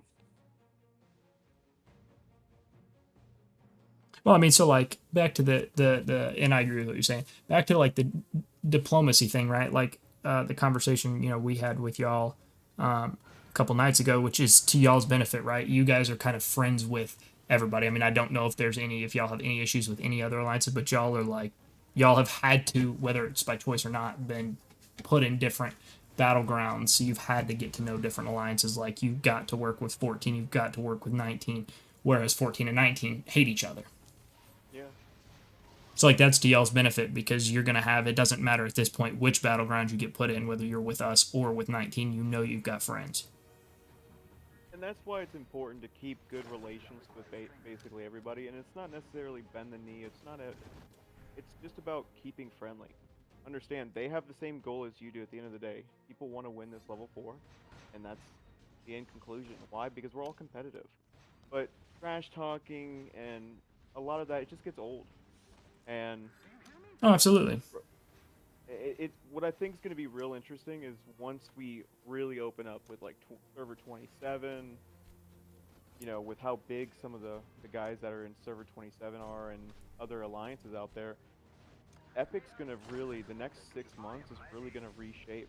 And it's going to be cool to see where people go. Because of course alliances always, whether it's they'll transfer or people merge. I mean, even in our own level 4 with Moo changing their name, and a couple other alliances just kind of reforming, reshaping. It's fun to watch every level 4 because you never know who's going to kind of change. Right. No doubt. I think I'm gonna hold on. I'm gonna stay zoomed in on my. If y'all are watching the stream too, this is just so y'all know. I'm gonna stay zoomed in for a couple minutes here, so that way I can let our guys. HBR, I feel like, is starting to see the tags and stuff, which is not their fault. That's my fault for putting it up. But I'm gonna stay zoomed in for a minute and let our guys make some moves before I zoom back out. Yeah. Yeah, it's all good.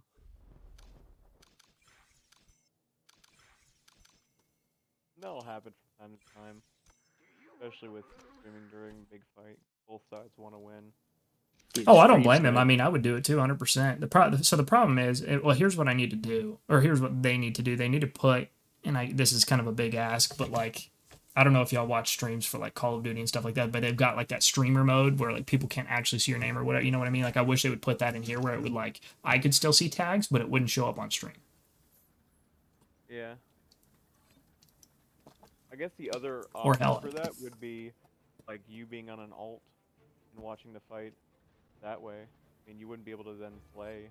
Well, and that's the problem, right? Like, I think that's part of, at least in my opinion. So like before I got into doing this, like that was one of the things that I felt like was missing is there was some streams, but there was a lot of just like overview of streams and like, which is cool, but like people I feel like also want to see fighting too. Yeah. Like actually see the person streaming fight. Like I've tried to watch some like what is it called? Some like Rise of Kingdoms streamers and stuff like that because they've got some pretty good content creators over there and like those guys will actually fight and I like that. Yeah, that's where I came from. Rise of Kingdoms. Oh yeah. What do you think about that game? I've heard different opinions on that. What do you think about that game?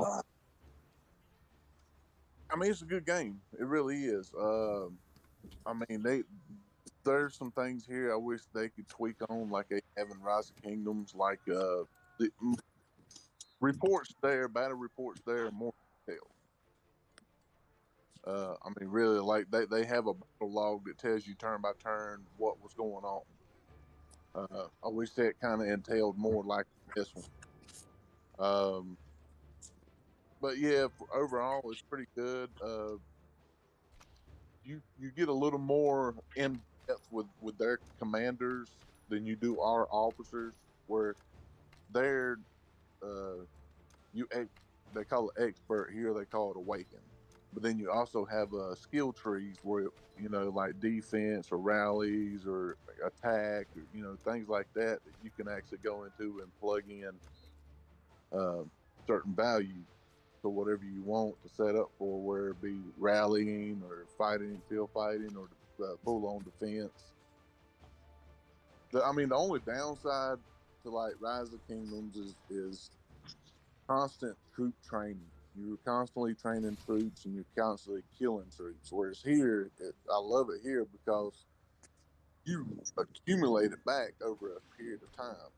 All it really costs is this one value of resource being the money.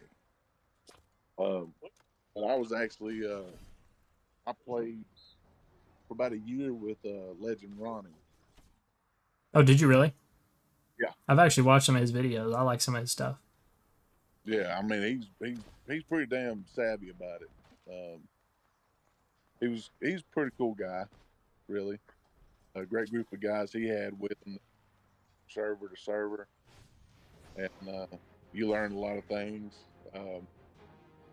And he would do like a test and tune is what I would call it, like what we call combat drills here would be I can't call it there, like kill event is what they called it, kill event. And basically he would set up his base and he'd say, hey, whoever wants to come test anything out, come to they'd bring their troops and make this stuff out with them. And I liked it, but this was geared more to the way I did it.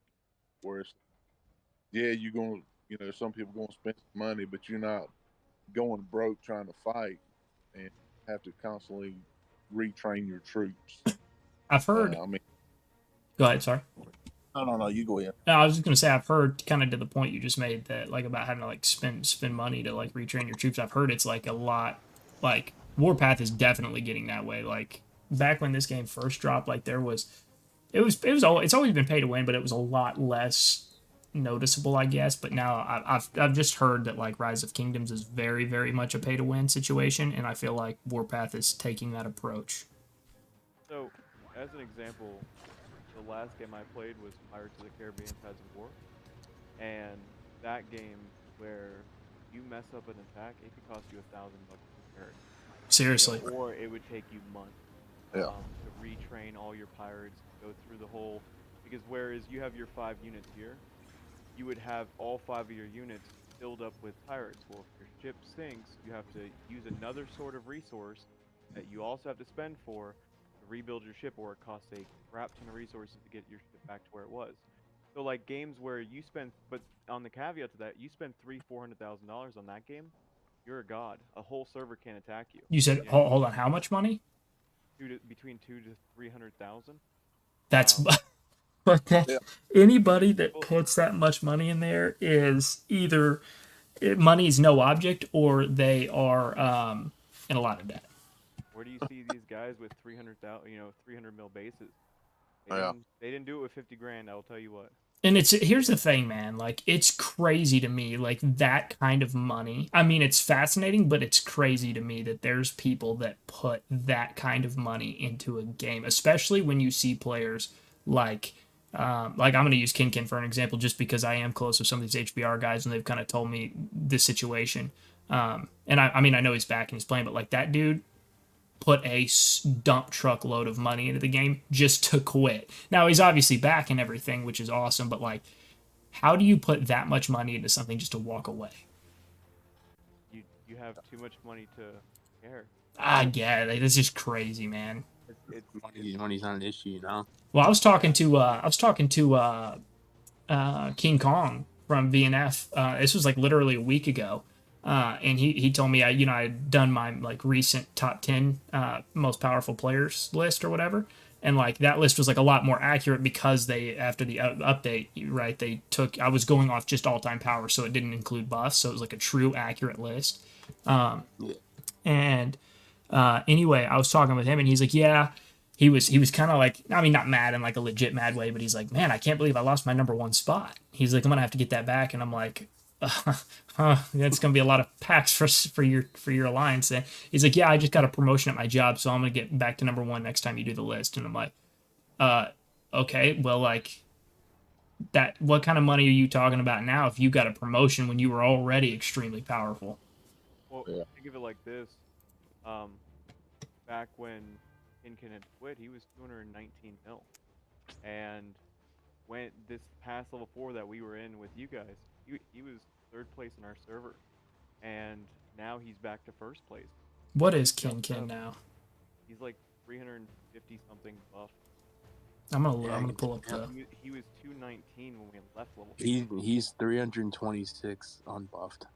Yeah. That's unreal. See what Espo is. 100 mil in less than a month. Espo's 309 without buffs. Let's see what Tiki is. Tiki's 292 without buffs.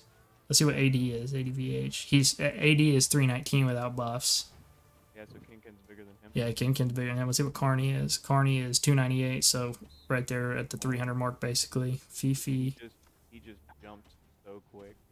And it's also attributed to the new units as well. Whereas, like, if you look at, like, Carney and other players, a lot of people have, like, 9.1s, and then the rest might be 8.1s. I think Kinkin has, like, several 9.9s now. I see he has a 9.1 bomber. Yeah, he has a. So he has Air Force 9.1. I know. Yeah, he has 9.2 in the arena. To go back, like the difference between Rock and Warpath death. Think of it like this: Kinkin at 326 mil. If he was 326 mil in Rise of Kingdoms and he got completely destroyed, I mean, you know, like you do here, you killed his base, you killed all his troops except for what the hospital held. His starting power that he would have to start trying to rebuild would be somewhere about 60 million power. Oh my! So he could literally lose that much power. Yeah, he would lose. Well, he would lose all the troops that he had. He might have, we'll say 400,000. We'll say 26 to 30 million troops at 326 million. And if he got zeroed in what we call zeroed, if his base got zeroed, he would start with less than 500,000 troops and have to rebuild all over again. And that costs like real money to rebuild. Oh yeah, because you're talking about speed ups, buying speed up packs, buying resources. Because there you used money, coin or whatever, money, wood, rock, all that. You know, you had like 4 different resources. Gold. So food, wood, rock, stone, and gold. And it took all those resources to make like cavalry, archers, infantry. Yeah, I mean, you're talking thousands and thousands of dollars to rebuild. So do people in that game not, because of the financial consequences, essentially, do people in that game not go do like base to base attacks and stuff like they are here? Like, because you can pretty much throw troops away here and you don't think twice about it. You would have to be like Kinkin size. You would have to be 3, 4, 5, 600 million power to go against somebody lower than you with 5 sets of troops and try to zero them out. Most times we done it in rallies.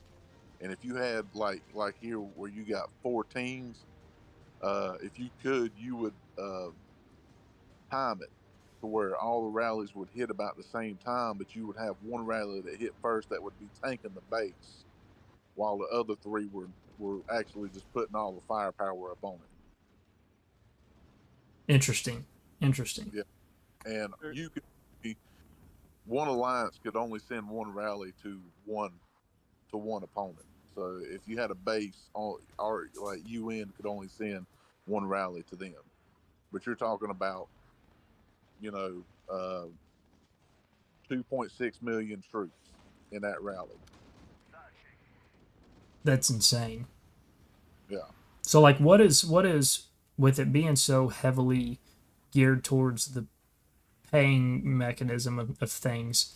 And like obviously, like I mean, I get it, right? Like a lot of people. So here's the thing, like maybe I don't know if y'all have like picked up on this argument that, and I thought about doing a video, but then I kind of like decided, you know, I better not, because I wanted to have a little bit more like sympathy, I guess, because I do understand both sides. But like for example, when the 5.0 update came out, right? Like I like everybody, like I, you know, messaging me, putting comments down, you know, whatever, like, oh, this update is BS, it's gonna kill the game. Like, no, it's not. But like there's two arguments that people are making, and both arguments are counterproductive to each other, essentially, because everybody's like, well, the gap is now gonna be too big because it is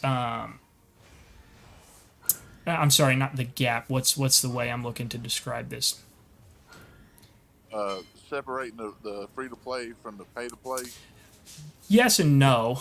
So like basically what people were saying is like, oh, the gap is going to be now too big, right? Between like what you just said, the free to plays or the lower end spenders versus these mega whales, right? Like people also forget that the mega whales are not common. Like they see certain alliances full of, you know, what you could consider like whales with a, you know, a handful of like mega whales, but like that's not the average player, right? But like people see that and you know, they get pissed. And I mean, I get it. But anyway, they're talking about the gap and it getting too big, but then they come back and they say, well, it's too hard to get these like refined components and stuff. Well, it's like that the refined components, the prototype pieces, and all of these things are what's keeping the gap small. So they don't want the gap to get big, but then they want it to be easier to get these other items, which would in turn make the gap bigger, right? So it's sitting there and it's being counterproductive to both sides of that argument. And it's like, you know, what I've kind of told some people, and I've talked to them, like, y'all got to pick a side. Like, do you want the gap to be big for a while, or do y'all want it to be difficult to get these items because you can only have one?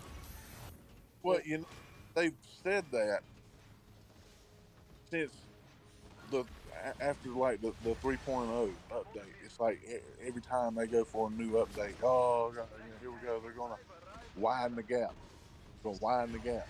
But every time they do an update, the gap doesn't really increase that much. Like, yeah, the big whales get stronger, but everybody else keeps moving up in power too. Well, right.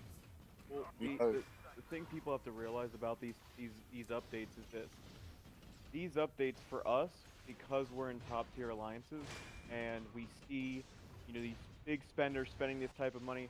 These updates are not meant to be done in a month.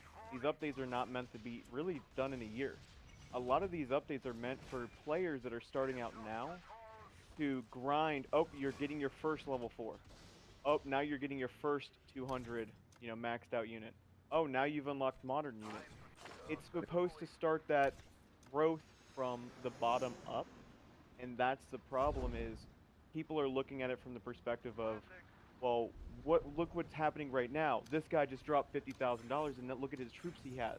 Well, yes, but in another 6 months, 4 months, 3 months, that gap is not going to be as significant. And the reason for that is, like, look back, you know, over 8 months ago, where, you know, from our own personal experience, Kinkin and Tran would drive around with 2 units, blowing bases up. Think about how far we're away from that, where you need full AGs to kill most decent-sized bases. Back then, Kinkin would just drive around with literally 2 units and just kill bases. Right. Yeah. Now, if that was today's game, we would be livid. Why? Because we're in alliances with 255 active players. So you can't even fathom one player wiping this many players out. It's hard to imagine that. And that's where I think people are too afraid, because when people got the 5 200 units, like, that was everyone's goal. I need 5 200 units. Oh, now I got my Air Force 200. Awesome. Back then, we told all our members, hey, focus on 1 unit first. Get 1 200. Oh, now Right. you have 2 200s. People just got too used to having the same exact tier leveled as Mega Whales. Right. A guy who's a 95 mil base, 100 mil base, can have the same units as someone who's 200 mil.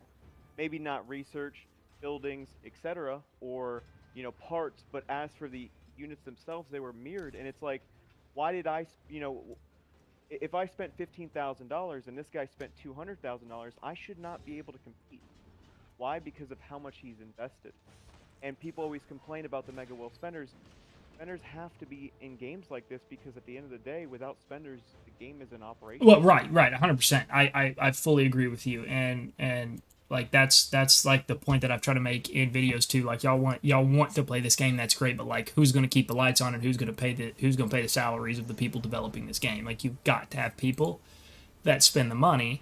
And then at the same time, people, this is also a conversation I've had with people, is I'm like, y'all have to realize that this, and they're already starting to do it, right? Like I said this right when the freaking update came out, because it's not like a secret. This is how they do it every update, is they make it literally the only possible way to advance through these things when an update first drops is to buy it so they can make that money. But then you give it a month or two and then they start implementing more free-to-play friendly ways for people to get these whatever it may be, right? At this point in time, it's like refined components and prototype pieces, right?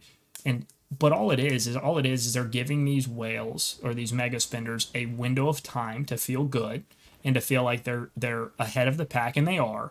But then they sit there and they start implementing more friendly ways for other people, the rest of the people, to get these items to then start to close the gap again. But everybody just loses their mind at the very beginning because they're only looking at it from their perspective. Well, it took me a whole year to get 5 7.2 troops.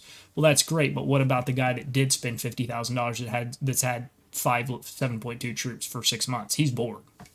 Yeah. And it's also about growth.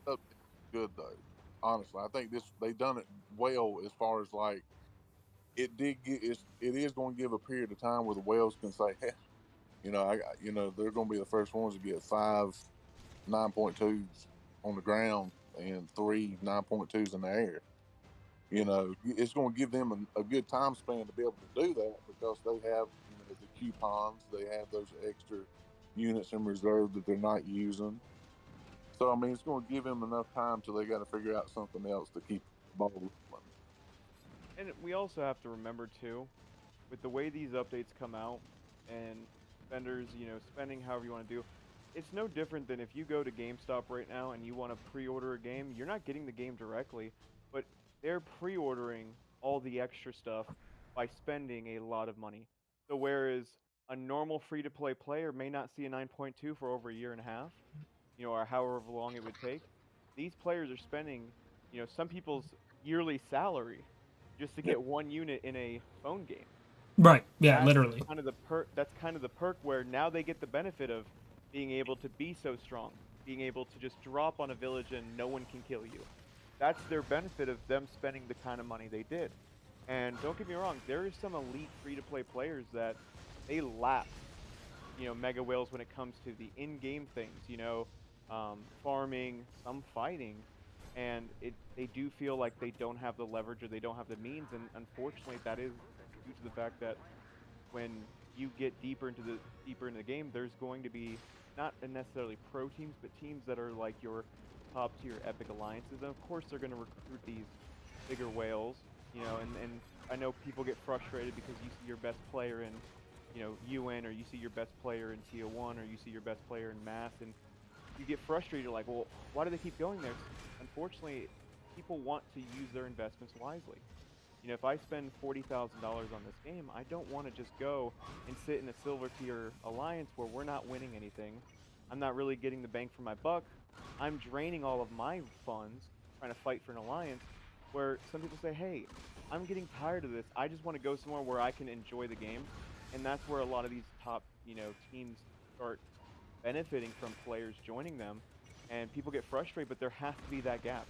There has to be the competitive gap in gold. Gold's way different than epic. Silver is way different than gold. There needs to be that kind of like that ecosystem of competition level, or else people would just quit. I mean, imagine throwing a silver team in epic every round. They would get frustrated and never want to play. Well, right, and it would be boring for both parties, right? It'd be highly, and that's part of the issue with these alliances at Sandbag, right? Is it's like it's a double-edged sword, right? Like you feel like you can't go compete in epic, so you sandbag to gold. Now it's like you get to gold, like yeah, you're probably gonna win, or you can at least compete on a more level playing field in a sense, but like then you're just going to overwhelm. If you're truly an epic tier alliance that's sandbagging into gold, you're going to dominate everybody that's truly in gold, that truly does, like, needs to be in gold. And then now it's not fun for them because they're just getting pinned in the safe zone the whole event. Now they're not coming out. Now your team is bored because you're farming the whole time. But that's where it's almost like karma. I mean, look, there's some people in our own epic right now that tried, and it's tough because when you sandbag, you put yourself at a big disadvantage when it comes to reserves. You put yourself at a big disadvantage for just having an overall player count, and it can hinder you. So that's where, yes, it can benefit you sandbagging to where you can go to the lesser tier, or it could trap you, and now you're still in the same one you would have been in with less help. And you're just sitting there at a disadvantage. And yeah, you sign yourself up basically. Now it's a lot tougher for you. And, yeah. I mean, like P2G, we fought P2G. They're strong. They have a lot of big players. They're coordinated. They help out. They've been helping UN or TO1 fight us in HBR, and they truly are an epic team. But on paper, they look like a gold team because of how many people they're cut. That team would have wiped any of these gold tiers. They would have really, really done some damage on these gold tiers, and it's unfair to the gold teams when you do that. Because now, when you are an epic team, it can hurt the lower brackets, which in turn can hurt the game. So Lilith does a good job on keeping teams that they believe are in these higher brackets in epic. And a couple of them slip by here and there, but I think Lilith does a good job. I just wish sometimes they were a little bit more transparent on how they pair people. That's always been my gripe, is they always tell you what what qualifies you to be paired with somebody, but then when you get the qualification, you're like, this doesn't make sense. It seems like they've gone back to that system where, if you look at this one, this is the top 8. Right. Whereas last time when you got paired with us, you didn't belong in our epic. But they put you in there because they wanted to spread it out, and now they've just done the straight top 8 straight down. That's what they put everyone in here.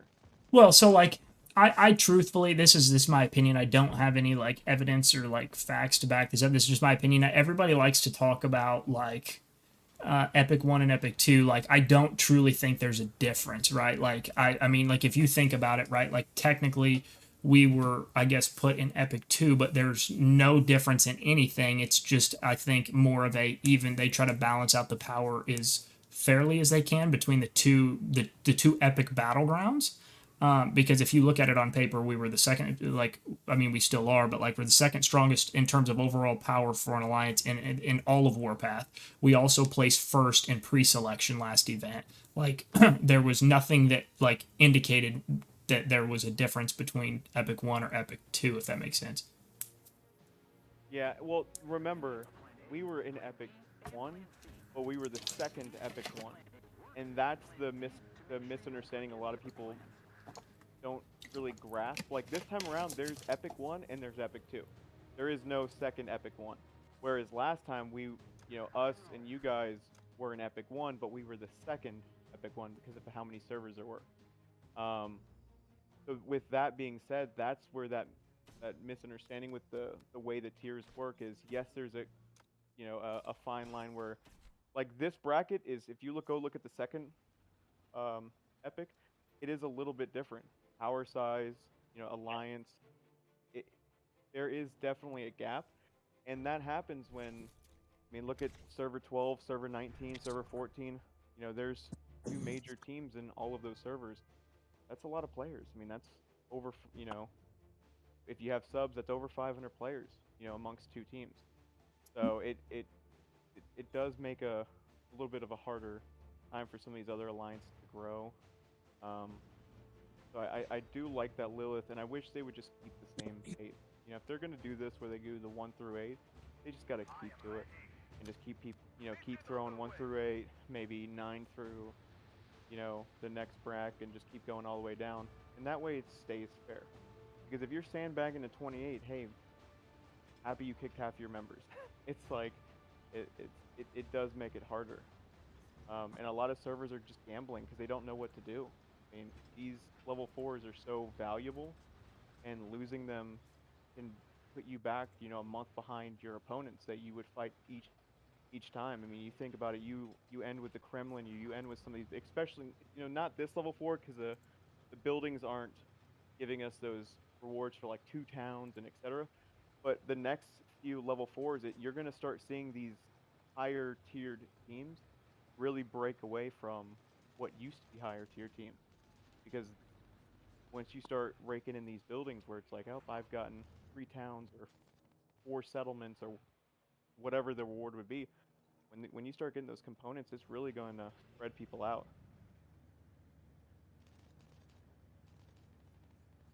I mean, so I agree, but here's the next conversation, right? Is like everybody, like to your point, to the point you made earlier, right, about the like the more powerful players leaving different alliances and different servers to migrate to the server 12s, the server 14s, the server 19s, where there's going to be similar server situations in the more early servers, in the late 30s, early 40s. There's going to be certain servers that just dominate, and then some that don't. But the fact of the matter is at the end of the day, the success of the server depends on the people that are running the server. A lot of people don't like to take that self-accountability aspect of it, but like what sets servers apart that are successful, and I mean, I'll be honest with you, like when after like the first Moscow, first 2 events, really, I thought server 12 was like going to be one of them that died, but like you guys really kind of buckled down and figured out a system that works for you guys, and were able to bring in a lot of really good recruits from different servers. And same thing with 14. Like it's the system works, and people just do not, like, I don't know if it's that they don't realize or they just don't care, and they're so like hell-bent on having like a dictatorship in their server. But like I firmly believe you have to have at least 2 epic, really high tier epic quality alliances to be successful in any server, and that's how you bring good recruits in. Because if you're riding solo, you're gonna get just absolutely pinned at some point in time or another. Well, and it's the same thing like with us and HBR. We don't always see eye to eye, but when it comes to level 4, we work very well with each other. Sure. It's about understanding the goal. You don't, and I use this example like when we were HBK, Hill and essentially HBR were one alliance, and that was HBK where we fought T1 and UN. That alliance, and I made a very good statement. I said, listen, we may not be able to be in the same house, but we can be in the same neighborhood. That's fair. And yeah. That's what people have to understand is too many people have dislikes for people in their server, and they just want to get them out of there. Oh, let's push them out of the city 1. Well, what's the benefit? Do you need these farming tiles? No, but I don't like them. Let's get them out there. Well, when you kick them out of your server, it doesn't benefit you. It doesn't help you. And that's where, a lot of these servers start to fail. I mean, you go down the list, and, I'm not going to call out specific servers, but there's a lot of servers we've seen it where they break into server war, and now their server, hey, I'm sorry. Yeah, I'm an R5 here, Jackson's an R5 here. If I hear, hey, there's a server war in X server, I'm calling up all the R5s in that server and going, hey, you guys want to transfer? Yeah. That's how you money to me. Yeah, no, I mean, absolutely. Absolutely. And that server war with, that's the biggest thing is that when you tread that server war, the second people hear that your server is having an all-out war, you're done. Yeah, it's open season. Yeah. Everybody's looking at you to recruit. Everybody's messaging everybody. That's when a lot of these bigger teams, they start to drool. They're like, hey, we've done it. People have done it to us in the past too. So it's one of those where you have to adapt. And if you don't adapt, you're just going to become one of those servers where inevitably, hey, get your server tickets and move out. Well, yeah, I mean, here's the thing. Like, y'all know this now too. Like, I came from server 13, right? And like we didn't. At least I didn't have any idea on like what system worked, what system didn't. Like, and I was 100% involved. Now, I mean, to which degree I think is different depending on who you ask. But like, I think all of us in leadership roles all across server 13 are equally at fault in some capacity, right? Like, but like obviously all of us are in much better places now. But we did shoot ourselves in the foot in a lot of ways in server 13, and now like I said, I've got my new account in server 43, and like the things that I didn't realize or take into account when we were in server 13 is there's a lot of we let our egos as leaders get involved, and we didn't keep into consideration the players and the server. And as a result, there's been a lot of players who have had bad experiences because of the things that happened in that server, right? So like now in server 43, like I see some of those trends happening, and like I want to do it in a different way. So it's in not only a successful server, but it's enjoyable for as many people in that server as possible, because it's just like the fact is that any server that thinks they're going to have a one alliance dominate that server is going to fail, period. It's just too much to, the thing is, when you have only one server, people almost feel like they're oppressed. Yeah, they can't control anything, nothing's in their means. When you have two alliances, you know, where, for instance, DO1 UN, you know, Kill and HBR, you look at those two alliances and you go, what would HBR benefit if there was a war? Teen, I love you, brother. If there was a war? There isn't very many pros. There's too many cons in that situation. So you have to learn to say, hey, you know, at the end of the day, we may not see eye to eye, but at the end of the day, we have to find a common goal. And for server 12, it was level 4s. Even dating before level 4s were even a thing. You know, we were already evaluating ourselves and saying, hey, there will be at some point a server versus server on battle, you know, some sort of battle. We don't know what it's going to be, but we want to make sure our server's good. And it took a lot of trial and error. It's not something that you can perfect overnight, and a lot of servers aren't able to perfect it, and it does, you know, take a toll on people to where it says, hey, now there's people in servers that they will never speak to other individuals. And like, I've had conversations with other leaders and said, listen, I'm in this room with you. You know, right now this call has 6 people. If we were making a decision on an alliance, how can I let 6 people control 255 people's investments? It's not fair. And if you're looking at a server, you're looking at several thousand people. You know, how can you let a couple people in leadership ruin several thousand people's time when it comes to like some of these random alliances that have nothing to do with you? They're in a random city too, but now that there's all-out war, it's harder for them to recruit now, because, you know, I'm sure UN's done it, Hill has, where you have to trim fat. You know, this player becomes a little less active. Hey, you're not able to be on this type of level. You know, hey, we have another alliance for you, or whatever you have to do. Yeah, no, and I think that's fair. I think it's all about, you know, if somebody's not going to pull their weight, it's not personal, right? But like, there are a lot of people that have a lot of, especially in these like higher caliber servers, that have got a lot of money invested into their accounts. Maybe they invested a lot of money into you know, migrating over, things like that, right? So it's like you have to respect that investment equally so as everything else.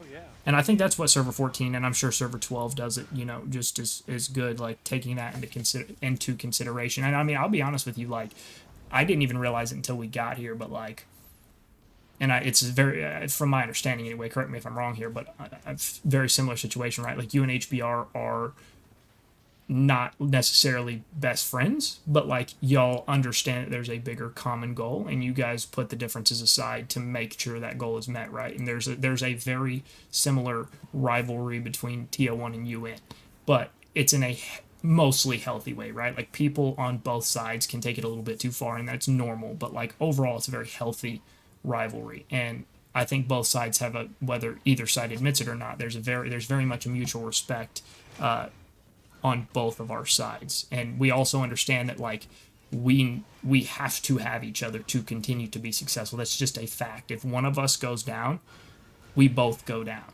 Like, that's just a fact. There was a good statement I had made previously. It's kind of that brotherly love, where I can insult HBR, you can't. Plain and simple. I can do it, you're not allowed to. Right, absolutely. Yeah, absolutely. And it's one of those where, yeah, people can get a little bit heated with certain things that get said, but as long as leadership keeps cool, and there's times where things do, you know, there are tense times. There are issues that arise. But it's about navigating and realizing that at the end of the day, neither one of us want, you know, drama. None of us do. No one sits there and plans like, this will be funny if we do this. Things happen and people go, oh crap, here we go. Drama's erupted. But the problem is, too many people have egos, and what happens in these other servers that have ended up dying is those egos have turned into, you know, too quick of a trigger pull. I mean, there's been several times with us in HBR, how many times that server war was, you know, brewing for us. But then we realized, hey, no one's going to pull that trigger. You know, at the end of the day, now it's become an ongoing joke with us. War. Every time something small happens, war. Neither one of us are going to pull that trigger because we realized what other servers have gone through. We have, you know, a lot of our transfers have come here because of server war. No one really wants it. And yes, everyone in these younger servers, it was fun. Don't get me wrong. Server City 1s and City 2s, I didn't care who you were. I was going to drop on your city and attack it. Yo, what up, Why? Death? Because I you see your feel base here. Love you, game. brother. Hope you're doing well. No one, you know, no one's bitter. But now when you've played a game with someone for a year and a half, 2 years now, you get to know them personally. And so things become more personal when you feel like, wow, you really said this versus some random guy in the world chat just talking crap. Right. So that's that fine line, and I think a lot of servers are starting to do better. I think Every so. once in a while, yeah, it's important. But at some point, Lilith is also going to have to conjoin servers. 100%. There's gonna have to be a solution, but like at the same time, right? Y'all are also in the same situation as we are in 14. Like, even if a server war was to break out, right? Like, it's not going to, but theoretically, let's say it did. There would never be a actual winner with you guys, and neither with us, because both sides are too strong, and neither side would cave. That it would just be an ongoing like feud that would never end, and and that's the point of like wars, right? Is there's got to be one side that essentially wins, and when you don't, then you're literally fighting for nothing. Yeah, it would just be pointless. Right. It'd be a waste of everybody's It would be a time. pointless back and forth. Right. Well, because you got to think about how much, for instance, there's, if I always put dollar signs to everything. And the reason I do that is because it changes people's perspective. When you put dollar signs and people actually look at, hey, what is level 4? When you break down 17 components, what does that cost? Well, from the packs, you know, you're looking at a little bit over 800 bucks. You go, well, can some people, genuinely speaking, most people can't just, unless you're a mega whale, they're not going to buy 8 of those packs to get what you would get in a level 4. When you see these alliances that have so much beef with each other that say, hey, I'm backing out, we're going to just attack you during level 4. Well, now, when you start putting the dollar signs to what you actually gain in these type of events, it's almost worth you just to transfer if a war breaks out, because you missing one level 4 would probably be the same cost as you just transferring to another server. And that, I think more people have to realize, is just there's a dollar value attached to everything. And if you're not willing to just shovel out $20,000-$30,000 on you know, on leveling up this, leveling up that, to where you can say, hey, I don't care about your feelings. You know, we have to look over 200 players. You know, 255 players. Each level 4 we go into, they're dependent on us being successful as leaders. They're dependent on, you know, us making the right ally decision, us doing, you know, keeping good relations. There's a lot of pressure on leaderships, you know, and I think too many leaderships let their big heads get in the way rather than being humble. You know, every opponent we ever face, you know, Moo's now our ally. They were opponent last time. Same with you guys. You know, you were our ally. Now we're with Moo again. You know, so you start going through. You can never shut down an alliance from working with you, because that alliance one day may be your best friend. And I mean, time and time again, like us and Mass. The first meeting we ever had with Mass, we fought them. And HBR fought them in a different scale, and we worked with them. You know, it's just, it gets interesting, especially with the way the brackets work, and especially, this is going to be the last normal level 4, I think. I think this level 4 is kind of that calm before the storm. Yeah, I agree. When they start really bringing in some of these heavy hitters back. I mean, I've fought Mass, and I've, you know, played with them. Same thing. We fought TO1. We still fought TO1. You know, fought UN, played with UN. When you start bringing these servers that people don't know about, I mean, look at when me and you were having conversations about these older servers, and not really knowing who is who. You know, what's the drama between server this and server that? We have no clue. We know what's happening in 11, 12, 13, 14, 15, 16, 17. You know, you go down the list, but not many people know what's happening in server 2. Not many people know what's happening in server 33. It's one of those where once you start adding those servers to your pool and you start learning where people piece together, I think it's going to be cool to see what coalitions come from this. Who works with who, and I think it's going to be quite the interesting show. The next level 4's coming up. Yeah, no, I think it'll be fun, man. And I think at the end of the day, I think really at the end of, I think it falls a lot on the R5s, which I know y'all, you and Jackson kind of, head up. Kill, I know Willie, and I don't know if he's got anybody else over at HBR, but like in 14, right, we've got JP and Dr. X, right? You in R5, Teal in R5, and like while the other R4s may jaw at each other, or the members may jaw at each other or whatever, like those two guys do a really good job of like, doesn't matter, like that is, we're not crossing this road. Again, it goes back to number one, there's no winner, there's never going to be a winner, both sides are too strong. Neither side's ever going to give up.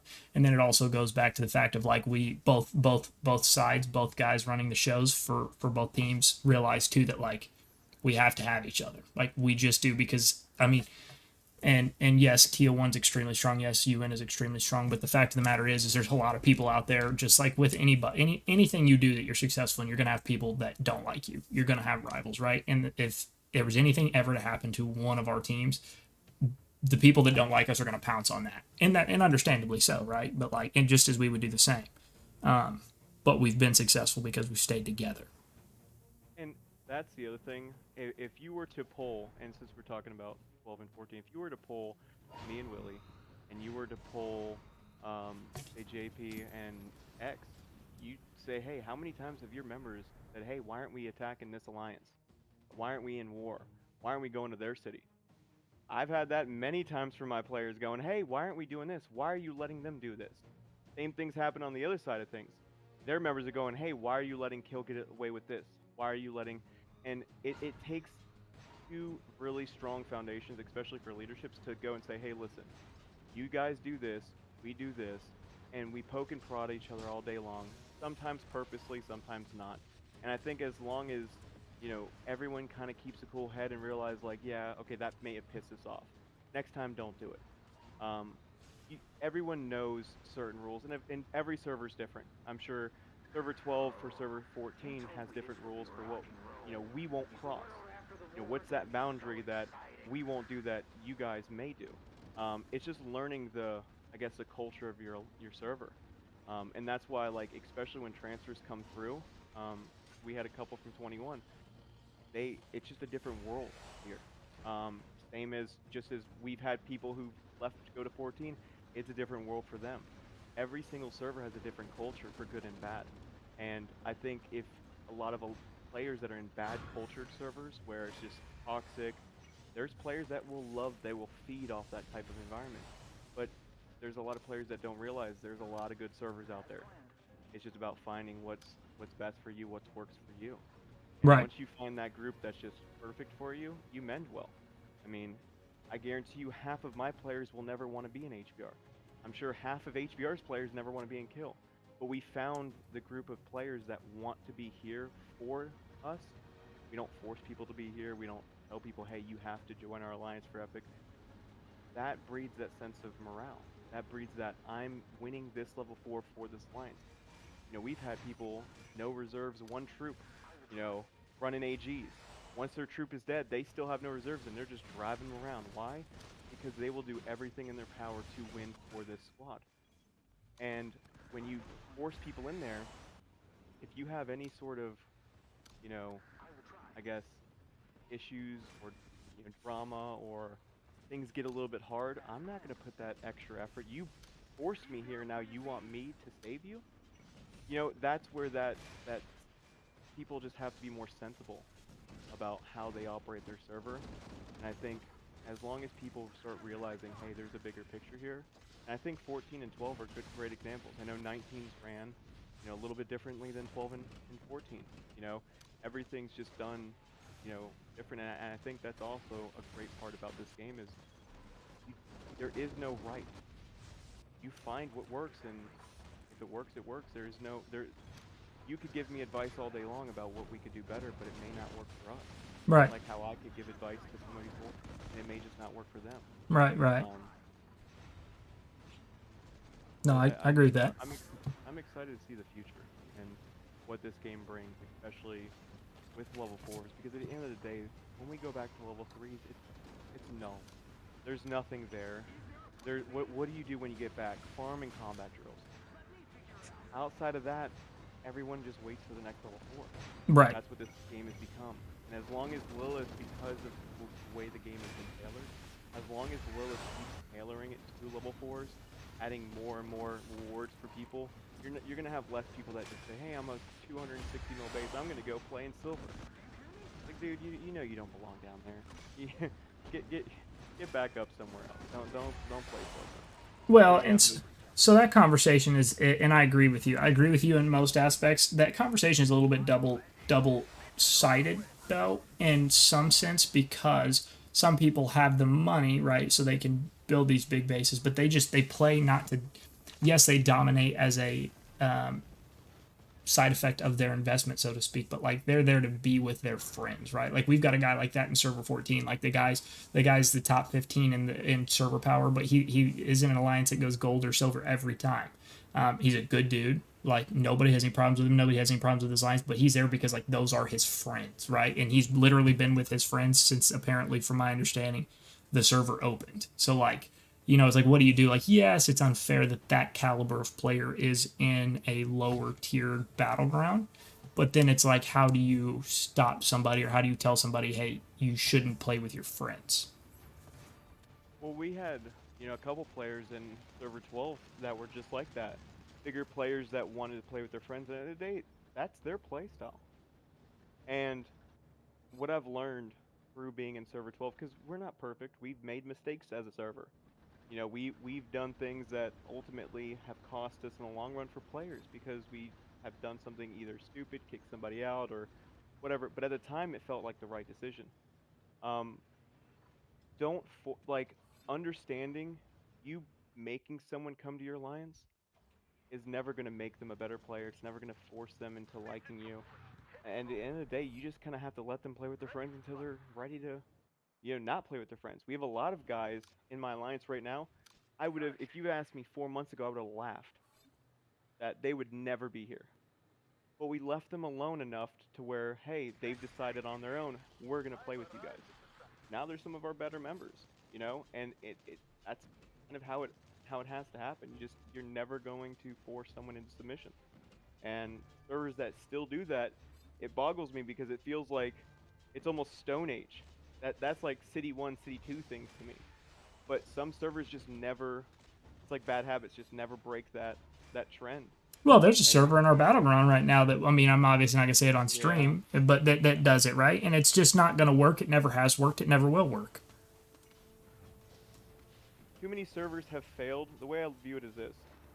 I look at, we as an alliance, and especially as server 12, we did a lot of research. We did a lot of research on different servers. And we have to. You have to see what happens in server 17. You have to see what happens in server whatever. 32. You have to learn, because without learning what caused them to get where they are, I don't want to be there. I don't want to have to spend $1,000 because I made a crappy decision that now altered the game for everybody. Too many alliances just don't get past that, and unfortunately, when you get yourself in a hole, it's like debt. When you get yourself such in a hole where you've kicked out so many players, now you're having to force people in every level 4 because you can't fill a roster of 255. I have 4 family alliances, most of them filled with active players. Yeah, some of them could trim, but there's a reason we have so many alliances in my family. It's because we don't force people into kill. There is so many players in my family alliances, I'm just like, oh man, if I could get you here, dude. But me forcing them here is just never going to be, they're going to leave after one level 4, or they're just going to transfer to another server that doesn't do it, and I think because of that, it stings, but I hate to say it, but for 12 and 14, I love it, because we're normally the ones, especially 19, those 3 servers specifically, and of course, I'm sure at 32, 31, there's things like that going on too, but for the servers that we're just speaking of, the ones that we know, it's benefited 12, 14, and 19 majorly. and all three just are different, kind of a different touch. You know, each one is just different in their own way. Well, and then you've also. Oh, go ahead. Sorry. Go ahead. Oh no, you're good. You're good. No. You're go ahead and finish. I want to hear what you have to say. But because of those differences, you learn. Like, I've now, you know, I speak to TO1 constantly. I speak to you guys, and JP constantly comes in my VCs. You're always jumping in every once in a while. You get to learn players. You get to learn your history. You get to learn what the do's and don'ts.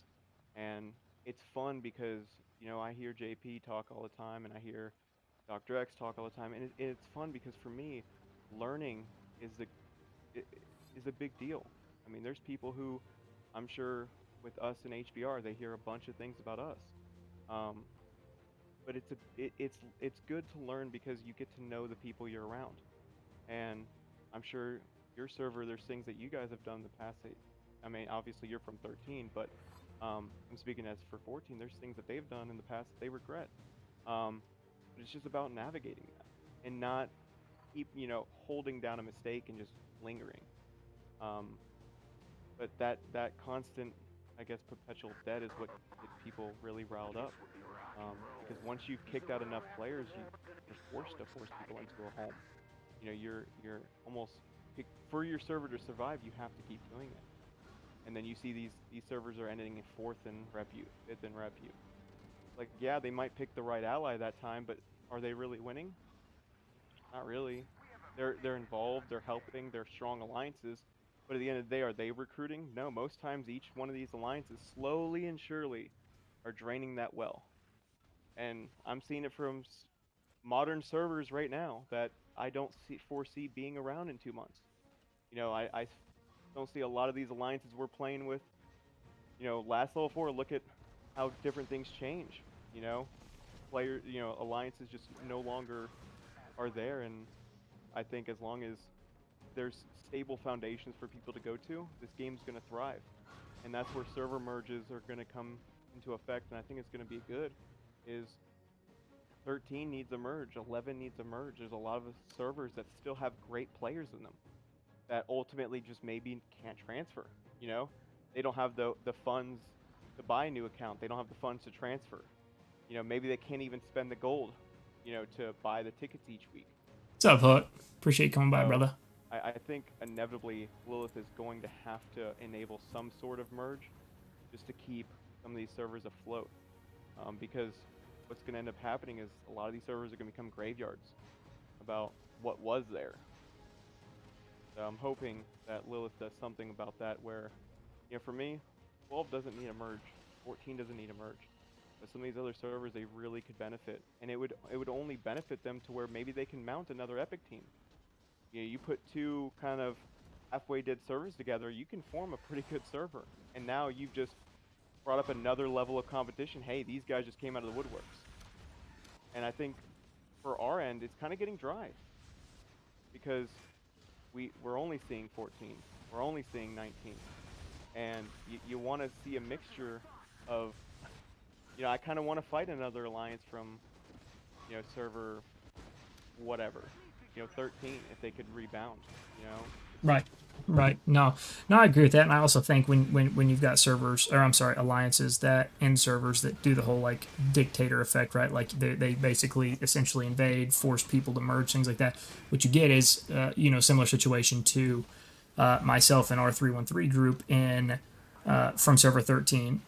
Which again, our situation was we were not innocent in the whole situation either. So, but I'm just using this as an example because it was a direct impact on myself and our guys, right? And like, you know, you've also got these little factions of players, right, within alliances. Like you've got the alliance, but you've got factions of like our 313 guys, right? Like we are part of UN, and then some of us are in TO1 as well now.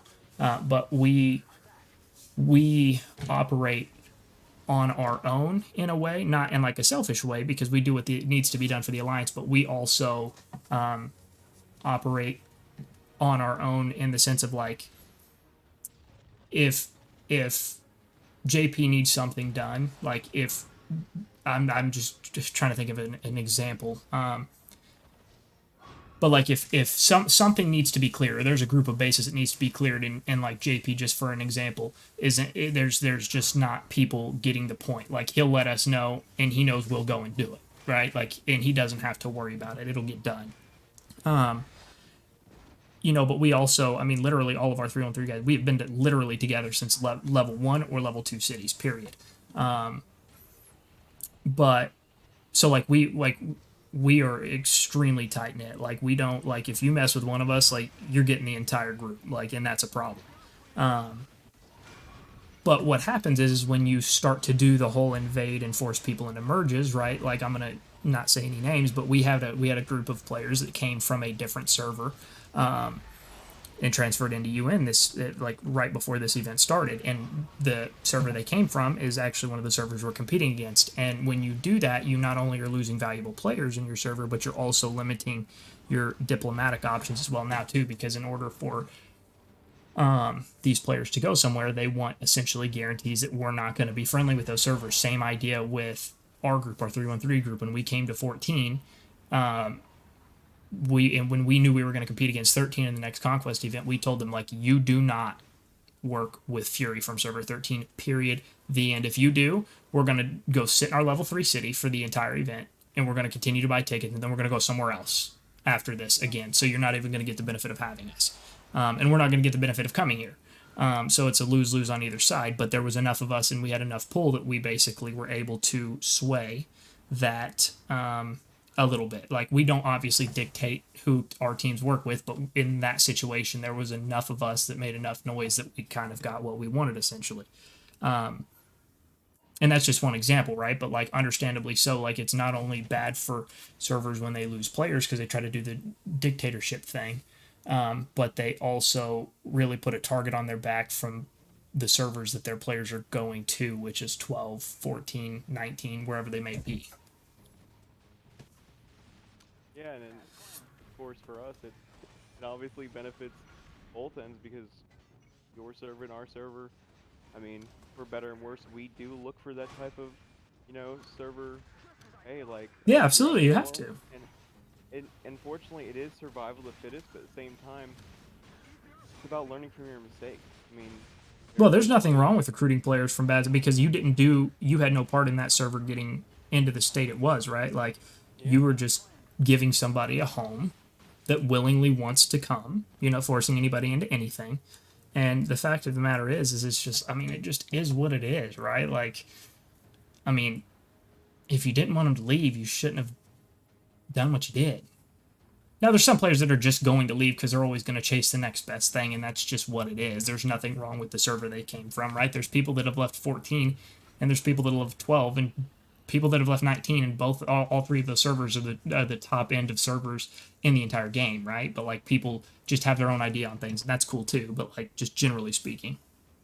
Yeah, and it's just about finding what's right for you. And obviously, people always talk about those 3 specific servers because it's kind of we're the anomaly, where we have 2 major alliances in our server, and there isn't tension, where there isn't constant conflict. I know we've recruited from servers where literally the second they end level 4, they go straight into, a war amongst their, the people in their server. And for me, this one's kind of a break for us. Obviously, what's going on in our level 4 is a little bit different. But normally after level 4, play a game, spot the base. So many different aspects that, let Thanos name a player, and you have to find them. Okay, I'll tell him. I just need a mental break. I need to get away. I can't imagine coming back and just going straight into war every single time. That would make me quit. That would make most people quit. I wouldn't be able to do that. Well, you miss so much development too, right? Like people talk about like farming in between events boring. Like, yeah, heck yeah, it's boring. It's extremely boring. But the fact is it's necessary. Like, there is so much of a growth benefit that you can have, because like I don't know about y'all, and it's probably the same for you guys in different like areas, but like I am able to like take what happens in the like previous event, and then I'm able to like pinpoint, okay, this is the area of my game that I'm about to get sniped by rockets. I got back off, hold on, that I need to improve the most, and then I spend that period of time in between that event and the coming up event to work on that area, right? Like for me, it was this Air Force's past event, and like I took that time, and I'm almost done with my Air Force tech now. So like, and like, but I have that opportunity because I am like, none of us are at war. Well, and I think that's the other thing too, is we've had players who would curse the name kill, would never be in here. I hate them because of what something we may have done in City 1s or whatever. We kicked them out of whatever city. But then when they get here, they're like, wow, I grew 5 million power this last level 4. They get surprised, but they don't realize the gifts that pour in, you know, the assist that's going on. A lot of that stuff is free money. Oh, dude, here, yes. Best thing I've ever heard. Best thing I've ever heard, and he doesn't play anymore, but I don't know if y'all remember him. He's actually from Server 13 with us, too. He was actually one of the guys that ended up getting us into UN. He was who kind of connected the pieces, UN leadership to R313 guys. Dropkick. I mean, dude, I love Dropkick. He was a super, super awesome dude.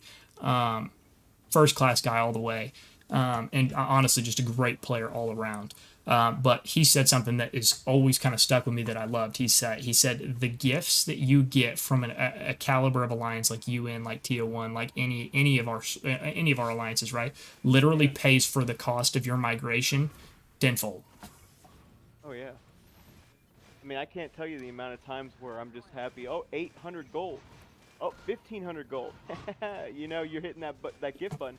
Yeah, and literally every day, though. Literally every day.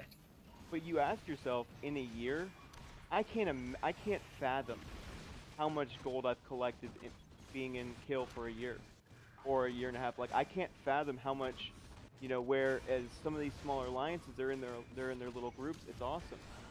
You know, they want to be involved. They want to, you know, keep their friends. But you're losing so much progression just because you're. And it's not even, most of these alliances will take your friends. It's not even like you're like, oh, I have my group of 10, I don't want to leave them. Most of these alliances, hey, you know, come to our server, whatever. We have alliances we'll put you in. But you're losing so much progress, and those gifts just pile up, especially with events like this, where they're like, oh, there's a paying event where you spend 15 bucks a day. Oh, now there's a new skin. There's a friggin' tank skin. There's this skin. There's that. It's like, they're throwing so much at you, and there's alliances where they're like, yep, I got my 10 gifts for the day. And that's cool if that's something that they want to do, but so many people don't realize the benefit of being in big alliance where you're just hitting those 3 dots for 10 minutes, and you're like, hey, when is it going to go down?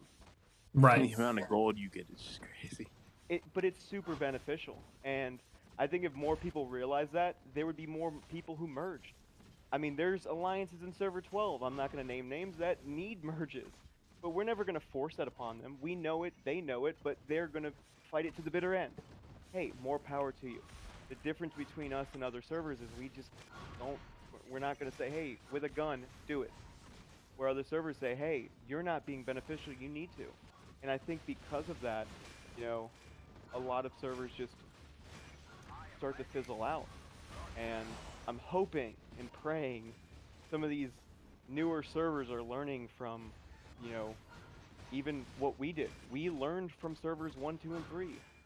The same servers we are fighting to these days are the servers that we looked up to. I remember being in Kill going, wow, look at this server from, you know, look at this powerful alliance from 3. Oh man, look at server 1's power. And then you're like, oh, well, we're fighting them. We're on the same bracket as them now. You know, we're matched with them. The difference is a lot of those bigger players may have gone to other alliances over time. You may have transferred, may have quit. And it's about keeping, you know, 10 players out, you need to recover them. So and here, 20 players in. So here's my thing with the earlier servers, right? Like I genuinely kind of feel bad for the earlier servers because a lot of their problems are actually not self-inflicted. Like sure, there's probably some, but like those early, like you're talking like servers 1, 2, 3, you know, like they were there for the beta.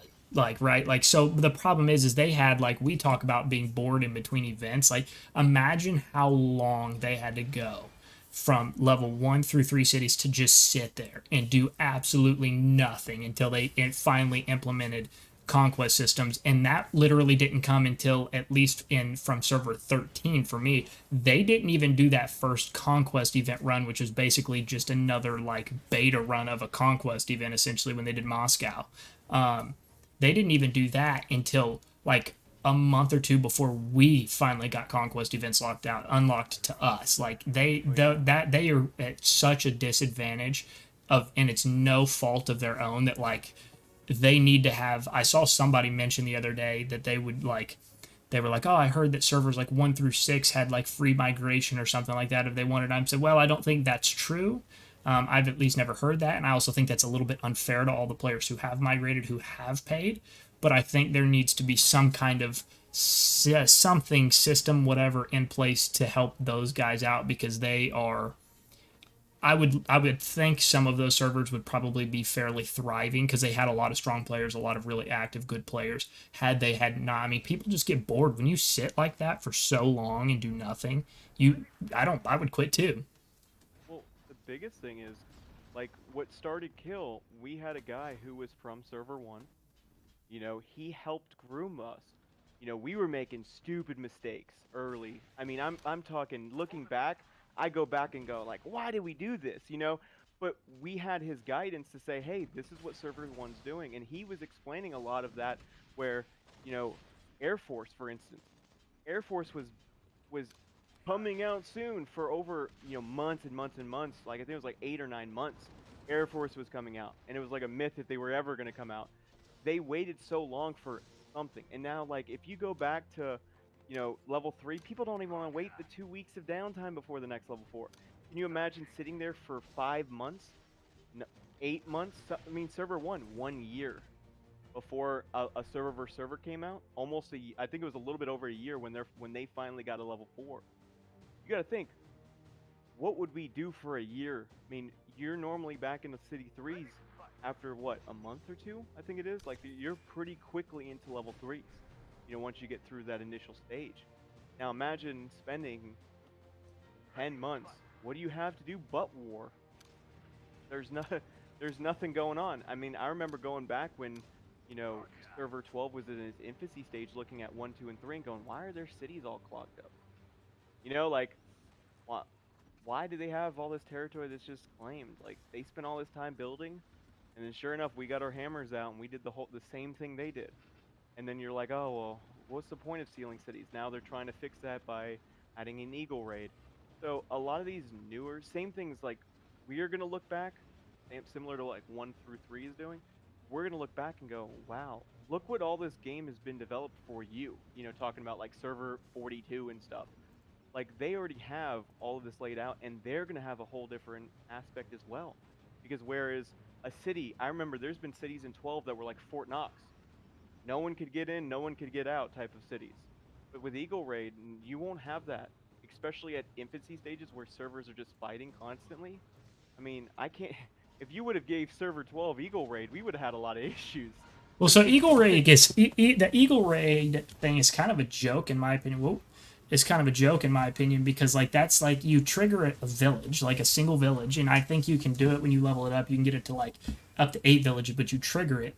And it alerts the other alliance, and there's an 8-hour window before it finally goes inactive. And it's like, what is that doing? They're just going to pile in bases around the landing site and just smoke you to death. Well, that's where it comes into tactics. I mean, most people don't have their city. I mean, obviously, you don't have your major city filled with nothing but your turrets. There's a lot. I mean, there's a lot of shells out there. You know, I mean, there's plenty of.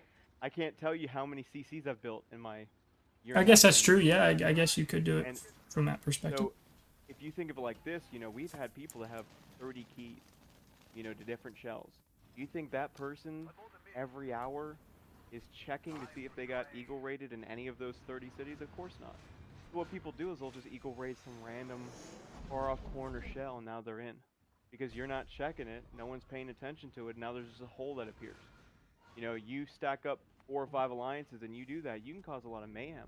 And that's where server 12, thank God we didn't have Eagle raid, because we would have had 10, 12, 15 alliances ready with loaded guns and just Eagle raid a whole chunk next to your combatant command. And now you're just going in panic. And I mean, there's been times where Kill has been in situations where we would have not have survived if Eagle raid was a thing. You know, and I'll use Kinkin as an example. I mean, Kinkin's alliance back in the day, I mean, we would not have survived if they had Eagle raid. there would have been no way possible for us to have, kept afloat. So you do hinder people as well. So it's good, but it's also bad because people can use it maliciously to do whatever they're gonna do. But also, it's a war game. At the end of the day, it's a war game. We're not playing Candy Crush. We're playing a war game, and I think too many people get their feelings hurt. They take it too personally. At the end of the day, you gotta look at this game like it's a game on my phone. And too many people sometimes view it like life or death. There is that aspect, but then it also goes to, I think you could take that conversation back to the other side and say, well, but what about the investment people are putting in, right? Yeah. I don't know. You can make a counter argument for anything really. Yeah. It's about what suits you, and what your goals and aspirations are, and where you want to be. Obviously for me, I want to see kill #1 alliance. That's my goal. Sure. Other people's goal, UN, same thing. TO1, same thing. HBR, probably same thing. But because we're competitive, we're all here because we're very competitive. Absolutely. Now, I think number one is also, like, what is number one? Are we talking power? And I'm saying this is kind of like a rhetorical question, but I'm just saying, like, people I think view who the best is maybe in some ways as a little bit, they view it in the wrong perspective. Like, what is number one? Okay, like, you want to be in the alliance with the most power. That's awesome. Like, on paper, that's TO1. Now, the flip side of this conversation is TO1's got the most power, but they've also been highly dominant in all their conquest events, things like that. So they've got their power and their fighting ability matches up. They're certainly by no stretch of the imagination a paper tiger.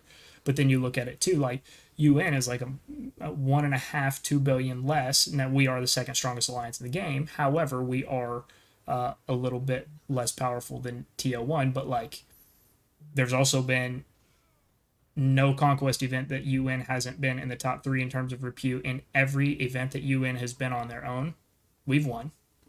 And every event that we've been with TO1, we've either placed first or second, and they've placed first or second. So, like, it's like, well, who is the best, right? I don't know if you could actually say there is a best.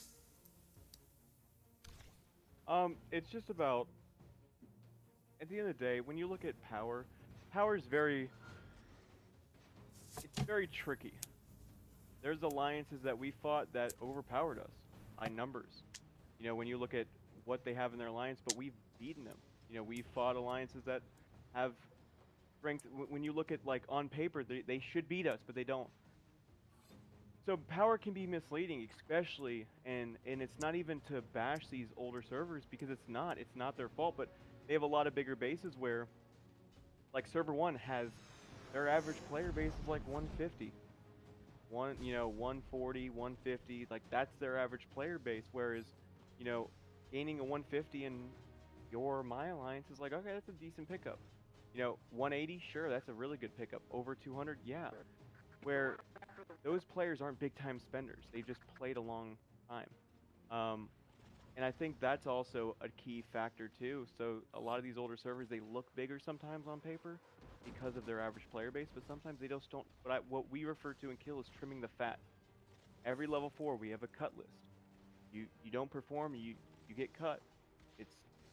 We have a competition level, just like any other, server, and that's why we can grow. That's why at each level 4 we get stronger and stronger. It's because you have to constantly trim that fat so you can really show out that muscle.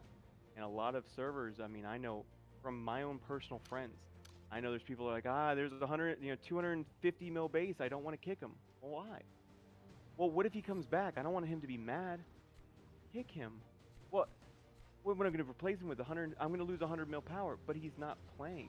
Right, yeah. A lot of times people like to keep the fake power involved. But, like, I mean, okay, take an example like what's going on right now with us and HBR, right? Like, we were making progress. HBR's kind of stalled us out, and now we're back to an even playing field, right? They push us back. But on paper, we are like 1 billion, maybe 1.5 or so, somewhere in that range billion, right? But, like, this is a very equally matched fight. Like, so the power, when you get to this level, that gap in power is so, it's not nearly as extreme as it once was.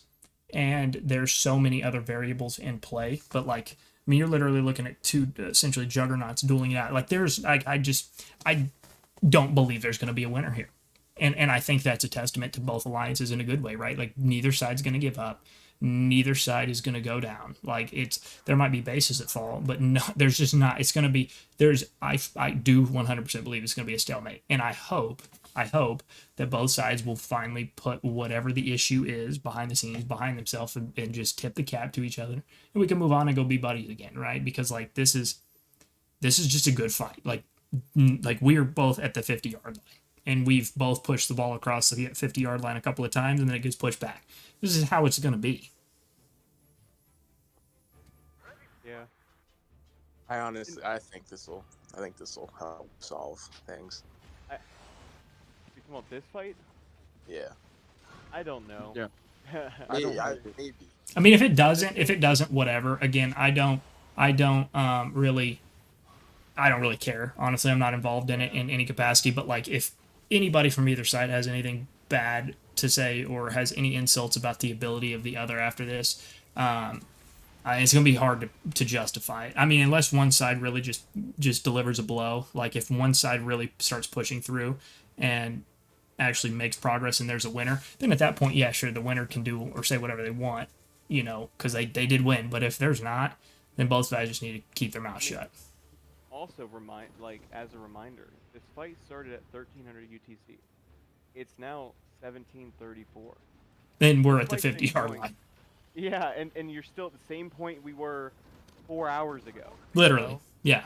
So it has not moved, and that's the thing is, both these alliances, it would be different. If your alliance or someone else's alliance just got swept.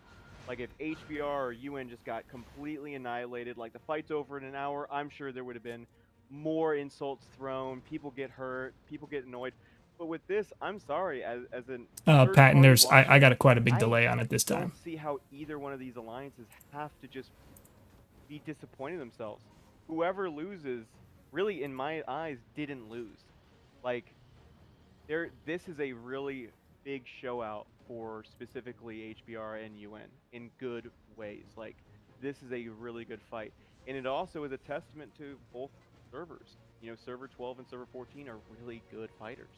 I think even some of our gold, alliances from, at least from our end, it's just, it shows you the level of play. And I think this needed to happen not only for both servers and both alliances, but I think it needed to happen so people can see what happens when two titans essentially collide.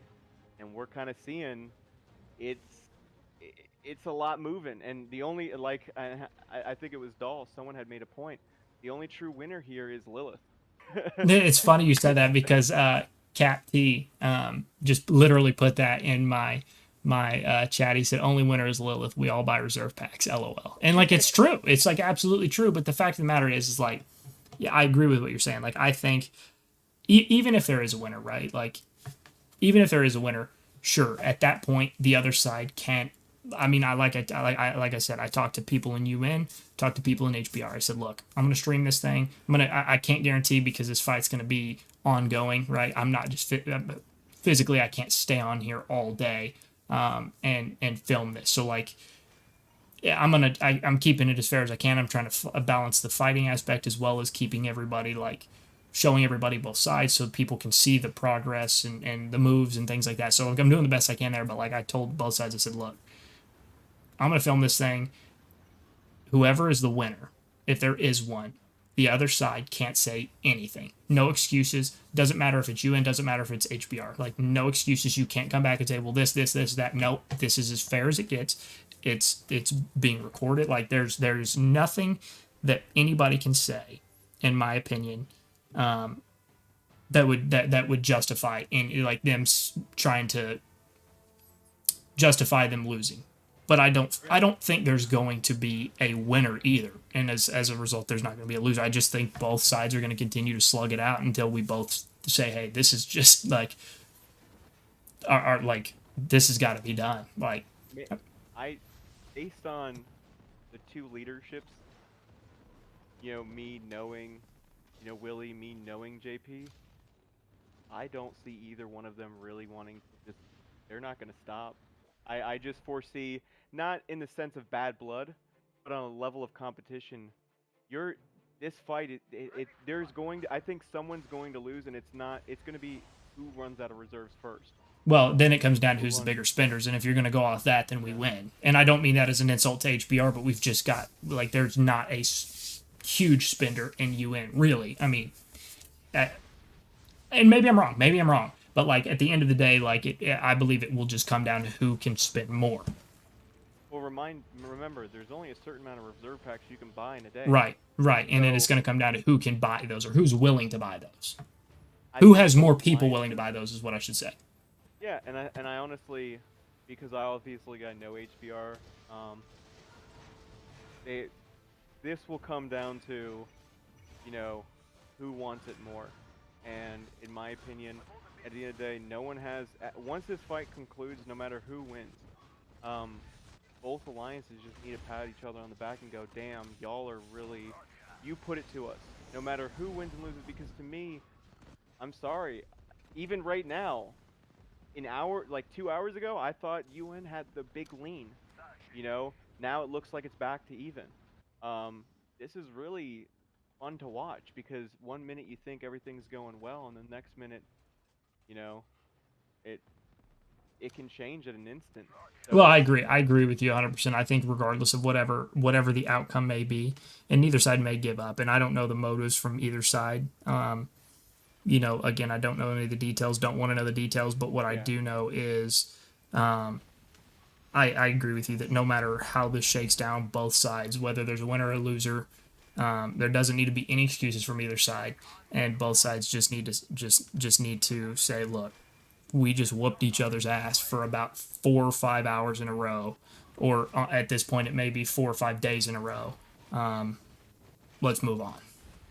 Yeah, and my hope is that both, because once again, my hope is both kind of move on from this and just, you know, respect each other at the end of the day. As you may not, once again, same with us and HBR. At the end of the day, you may not like them, but as for fighters, I mean, both these teams are showing out. I will be honest with you, I did not foresee this.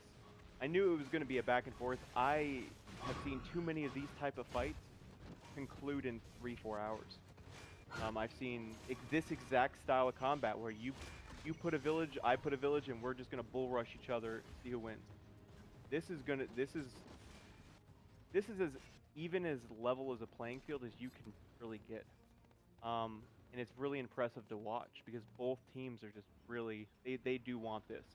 And well, because and two, right? Like, I don't know if he's like streaming it or like I'm sure he's probably recording it in some capacity. But like, you've got Lecoq, right, from HBR.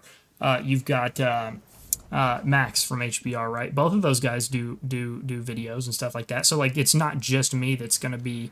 What the hell just happened? I got fantastic. I just got sidetracked. My tank got smoked.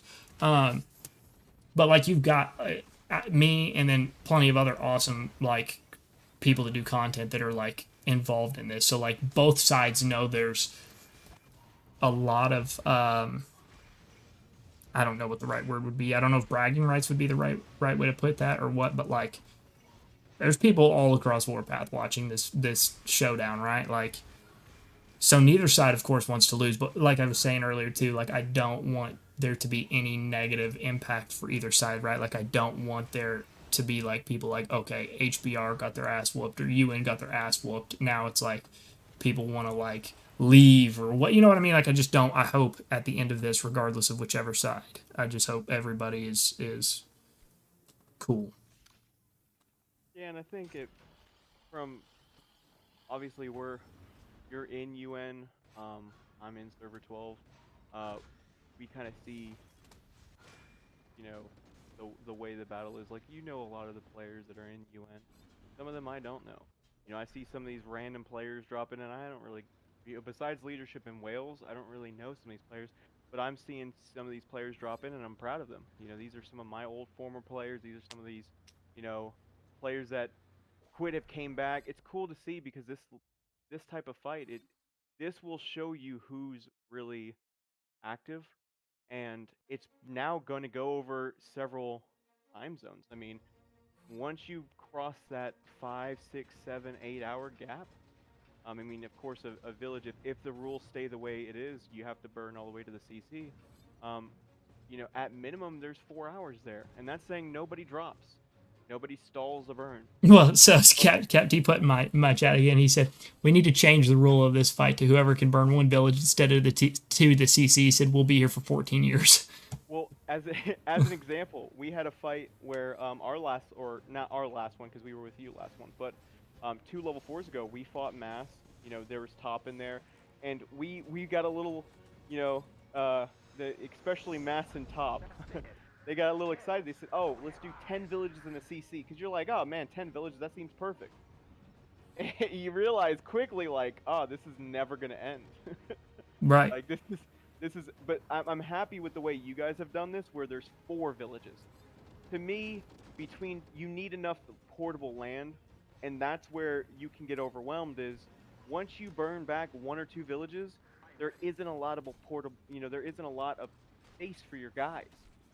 And especially since level 4 has these very small villages, it's not like back in the normal game where these villages can hold freaking like 40 players. These villages just can't. And so once you get back 2, 3 villages, there's only X number of space you really can do, and that's where once one side gets that break, or they can kind of like how where you guys have cleared out almost, you know, half of that village. Based on what I'm seeing in your stream, about half of that village is now being cleared out. Once you push back a full village, that's when it's going to get tougher for not just you guys, but it's also going to get tougher for HBR, because now they're going to have to say, okay, we're going to port, you know, the further you guys go with your bases, the less support you're going to have up on that front, you know, that frontal fight. Remember, this fight started off 2 bulls looking at each other and just ramming their heads against each other until one either submits or one ends. Now we're going to get into a different stage of fight, where first it's literally 2 bulls ramming their heads against each other. Now there's going to be tactics involved. There's going to be delays. There's going to be different things. You're going to have to kind of change that aspect, because, you know, if your side starts pushing that village away, you guys are going to have to move bases up, because if you long distance travel, that's when, like a base like me, I would have loved to just port down and just go, oh, that already is dead. That already is dead. Thank you for that donation. I'm just going to be picking you off all day long, and now I'm going to separate you. That's what we do as specifically Kill. We love to do it. Once our village, you know, gets cleared, I'll have 5 or 6 guys immediately at the same time drop. So you're now focused on the bases that you were clearing. But now I have 4 or 5 guys drop instantly on you. Well, now you're completely surrounded, whereas before, you know, now your AG's dead, now I counter. It's a big chess match. And I love to watch, especially at this level, and I think a lot of servers could benefit from watching this level of play, because you're not going to see this in silver, you're not going to see this in gold. This is just 2 alliances. Now imagine if this was all 8. Like, imagine if we had just an arena where we, especially in our level 4 where it's plausible, you put 4 and 4, line them up, and just go. That would be, to me, really fun, because I want to see what this game's capable of holding. I mean, we were lagging just watching 2 alliances fight, you know, and I'm sure it wasn't the cleanest, you know, for you guys either trying to be in it. So, I think it's gonna be fun to see how the next couple hours kind of shake up. I'm trying to figure out, and like, do I want to keep, like, it's fun, like, obviously covering this and being a part of it, but it's like, do I want to sit here for the next 4 hours and do this? And I, like, part of me is like, yes, but then part of me is like, I need to like do some other stuff today. Yeah. And that's one of those things. I mean, you could come back in an hour and it's it's still gonna go. I could pick this up tomorrow evening and we're still gonna be here. See, I think you're a little bit more optimistic than me. I don't think it's gonna go a whole day. Like, I don't think it's gonna last a day. Oh, I think somebody will gain an edge. Yeah, I just think it's gonna be a slugfest for a while. Oh yeah. Thing is to watch for, which we've got guys like tracking it, you know, already. Which, I mean, HBR probably does too. But we're obviously counting ports that these bigger players are taking. We're counting. It's very evident when they're using, like the SOSs. Now, obviously, they could have stockpiled them, so there's that variable too. But like, at the end of the day, like when they keep porting back, keep using SOSs, that's one less that they've got, right? And so we're just keeping track of that, and I think at this point, HBR's used more of them than we have. Oh, absolutely. I think if you, from an unbiased, because obviously I have no quarrels with either alliance. I think, both alliances are very strong. I do think that HBR unbiasedly, they've used more ports. I don't know who's lost more reserves. I think both sides have just, there's been times I'm just like shaking my head, like, why are you guys committing to that base? It's 140 mil. Don't commit that hard. This is like 2 AGs, 3 AGs. Like but at the, when you're in the battle, sometimes variables change. You just have to commit. You have to do certain things. And so honestly, I think this is more than I expected. And I knew this fight was going to last a while, but I mean, I did not think we were going to be sitting here at the same village we started with. I thought one village would have been burnt by now, or at least something would have been on fire with a timer going. I did not see there be almost zero progress made. I mean, there's been progress, but it's like very little from this start. Yeah, no, it is. I think the next indicator to watch for is watch how many. And I mean, you could make a case. Literally, I'm just running down the 50 right now. There's bases on the front line for both sides that are like freshly toasted. I think you got to watch for that, and I think also watching at who's porting in. Number one, who's porting are the same handful of players porting in time and time again, and watching how many bases that port in are like freshly burned, things like that, because that's going to give you some idea on activity level too, right? Because if you've got the same 5, 6, 7 guys porting in, activity's low and they're doing everything they can to keep the front line held. Yeah, and that's the other thing is also being smart. Like what we'll do, and I haven't really checked much of your tags that have been dropped, but what we'll do at times is burnt bases here.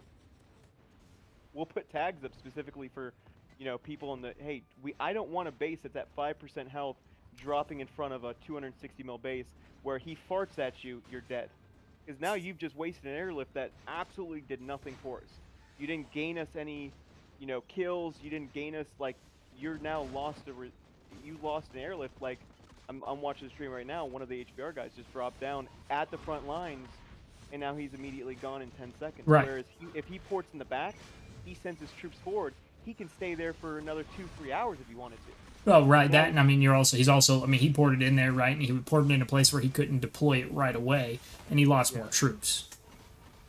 So, it's just knowing, kind of where the battle is, and I think both of these teams are just, you're seeing everyone give every ounce.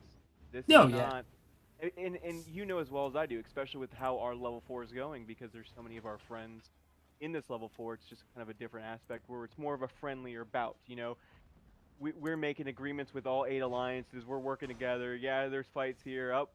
Like now we're going over here and fighting. There's a lot of different moving pieces, and for this is 2 alliances. Even though both sides, at the end of the day, we're not. Us and UN have no bad blood. Us and T1 have no bad blood. HBR and UN might have their little thing going on, cool. But as for servers, we don't hate each other. And that's where you're watching 2 alliances to me in a level 4 where people are just kind of meh, not really the same type of feel. Just duke it out, and you're not seeing quit from either side, and I love it. That's the worst feeling for me, is especially when I see fights of alliances where, and we've had it in our level 4s. Where after you wipe their first swarm, and now what happens? They've just completely quit. They're not even trying to regather, not even attempting to play defense. They're just bending, kind of just bowing down. In this fight, nobody's given up. I've seen multiple AGs just instantly gone, and now I'm seeing them reform, immediately. Talking about HBR CO1? Yeah. Oh yeah, dude, because the fucking bragging rights on this one. HBR and UN, not TO1. Yeah. Or yeah.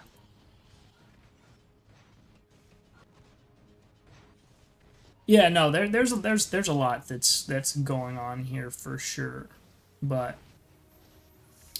yeah, I mean, I don't know, it's fun, man. I mean, here's the thing. I mean, you guys were obviously in that call we had like earlier this week about like what do we do with this event, right? Because it's like we've got 5 of us that are friends here, right? Not that we're not friends with the earlier servers, but like we've got 5 of us that are consistently working together in these events. Like we don't want to hurt anybody's feelings. We don't want anybody to be left out in terms of rewards, but like what do we do to keep this even, but to keep this fun? And there was really kind of like no light at the end of the tunnel, right? It was kind of like I think the consensus was like we're just gonna eat it, and so we all get rewards. We all are as happy as we could, try to make everybody whatever, call the wash and move on. And now there still is some of that, obviously, but like at least what's going on right now, this is way more entertaining than I ever anticipated this being. Like this event. Yeah, I mean, well. The thing is, the second this started brewing yesterday, I mean, this has been brewing for months. I can't say yesterday. This has been one of those things that we knew at some point UN and HBR were going to have to just duke it out. We knew it was going to come at some point. We just didn't know when. But once it actually started brewing, that's when it got fun because the anticipation, I mean, literally, besides the thing, TO1 doing a small little attack on server 8, they're really this whole level 4 is just completely ceased. Everyone's literally watching this fight, and other servers. I know I've been contacted by a couple of the servers that I'm friends with, elsewhere, that are saying, hey, they're all watching this. So it's become kind of a pay-per-view show because of the level of play. This isn't the number 14th team versus the number 18th team. These are 2 top 5s. Top 5s, yeah, battling it out.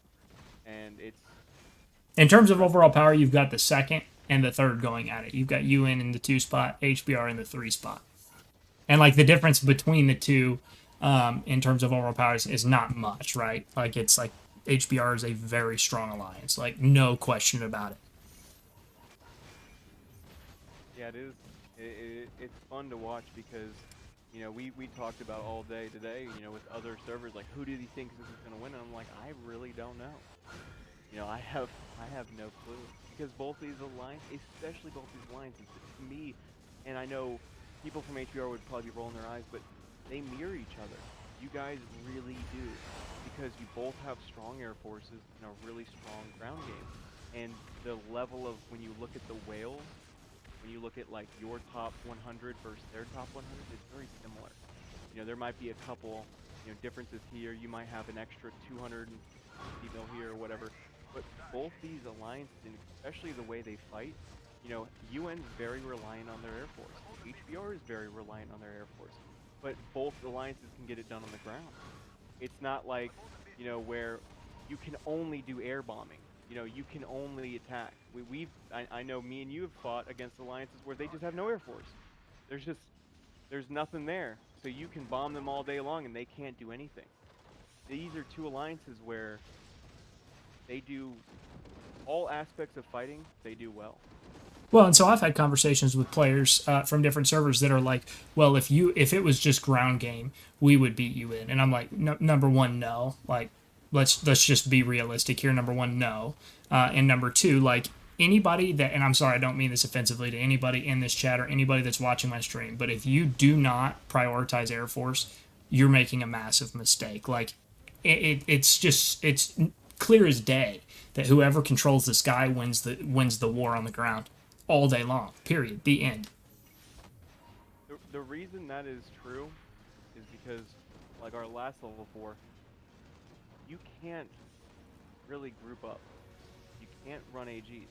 There's times where we've struggled. I mean, this is the first time we fought TO1 since HBK. And the one thing that they did really well, like we have a pretty good Air Force, but TO1 has a ridiculous Air Force just like UN and HBR. But one thing we struggled with fighting them is, oh, we have to keep moving our AGs left and right. Why? Because the bombers are coming and their fighters are over our, normally we have tags up, hey, put fighters over Arty. Well, their fighters are over our Arty. You know, now they have the advantage where they can bomb and we can't really regroup. So you have to try to regroup in a corner, make a plan, and that's where strategy comes in and where you can, you know, try to counter people. But that's where Air Force really dominates. And people think, oh, you just bomb all these bases away. Believe me, the last level 4, that's all I did. I have a report where I bombed like 39 bases in one report. But do you know how many reserves I did to do that? Well, all I know is from last level 4, you were literally, this was at the end, everybody had dropped trees just for the last day or two friendly fights, and your ass, I literally was starting an army group because we had a tag on you, bro. We literally had a tag because you were just sending bombers out over us, and somebody was like, we got to kill this guy, and so me and Cap T and like somebody else were like, we're all right, we're gonna take care of this. We formed an army group. We had a super heavy group, and I had the arty group. You ran 2 Liberty bombers over my arty group, literally decimated my arties. I literally closed the group down. I said, we're going back home. Just leave his base there. We're not even going to mess with him. Go back home. That's the thing. People always view bombing bases as like the key to win the fight. No. You bomb the troops. You can't kill me without arties. You could have 1,000,000 tanks around my base all day long, and I'm just going to laugh as I'm, you know, enjoying the kills. You need arty. And the one thing arty's really susceptible to is things that go boom. And, you know, bombers are one of those things where, you know, I think UN, because of that, like, you guys were solid. But I've seen it more and more now where there was times where, especially at the end, people weren't really caring. You know, the conclusion's already there. But when I was bombing you guys, like, nobody was trying to stop me with fighters. And I'm just like, oh, that's a report of 800. Thank you for that. That's a report of... Yeah, no doubt. And I mean, you're right. I mean, here, like, I'll be honest with you, the event was over, right? Like, there was nothing else, you know, but like, at the end of the day, you're right. Like, and one of the biggest wake-up calls for us, right, is because UN was very, very heavy with our bombers. But we had, like, very few, like, really good fighters, and this was the last event we competed with Mass. Mass was loaded with fighters, so that made our bombing campaign way less effective, right? And then it went to the ground, and now we were still successful, you know, against them on the ground. But like, the fact of the matter is it was like, okay, now we've got to turn our attention to, now we've got to have fighters. We've got to have good fighters, because our bombers are essentially useless against anybody that can compete with us or overmatch us with their fighters. And so I feel like we've done a really good job, and like our players have done a really good job of buying into, not only do we need a healthy balance of bombers and fighters, but we've got a lot, and this is what I feel like we've done really different from a lot of other alliances as like a collective group, is a lot of our players have invested heavy into their advanced plane tech, where most other players are advancing into their tank and arty tech because it's cheaper, because it's easier, which is fair. But the fact of the matter is we really have sold out to the whole idea of like, we've got to control the sky to control the ground, and that's what's helped us. Yeah, and we've seen it with the older servers, and it's not their fault. And I've told some of the older servers where we've talked to, you know, some of our allies in the last level 4, and I said, hey, you know, like, you know, it really stinks that we don't benefit, because you got to think too, especially server 12 and 14, because we were so close when we started, from when the time server 12 was created and the time server 14 was created, even 19 wasn't far behind. But you look at it in, our peak spending was around the time planes were coming out. I mean, we still have spenders that are going crazy, you know? So it's one of those where their spenders slowly died off to where they don't spend anymore. So when Air Force came out, yeah, they're a 260 mil base, but they don't have good planes. Why? They didn't put anything into them. You know, they've been done spending, where our server benefited because, you know, our spending is still continuous. Our spenders are not dead. They haven't transferred. They're all here. So we're constantly, you know, evolving, while some of these other servers, it feels like they're weaker, but in scale, they're at a disadvantage from when they were at their peak. You know, it's not like they had Air Force, like you said earlier.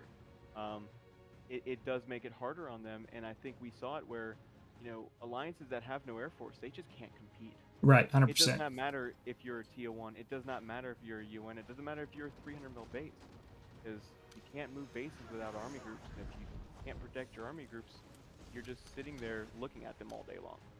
And the next thing to see is how air is consistently changing. You know, this last update, more people are like, I need that 9.2 arty. It looks great. It's blowing up these troops. And people are like, bombers and fighters, they're just... I just hope people don't steer away from that, because I think, like you said, whoever has the better Air Force can win. I think there are caveats. I think certain ways you could have a better Air Force and win, and lose certain fights. It's just kind of what each alliance depends on. I mean, I faced alliances where all they have is bombing game.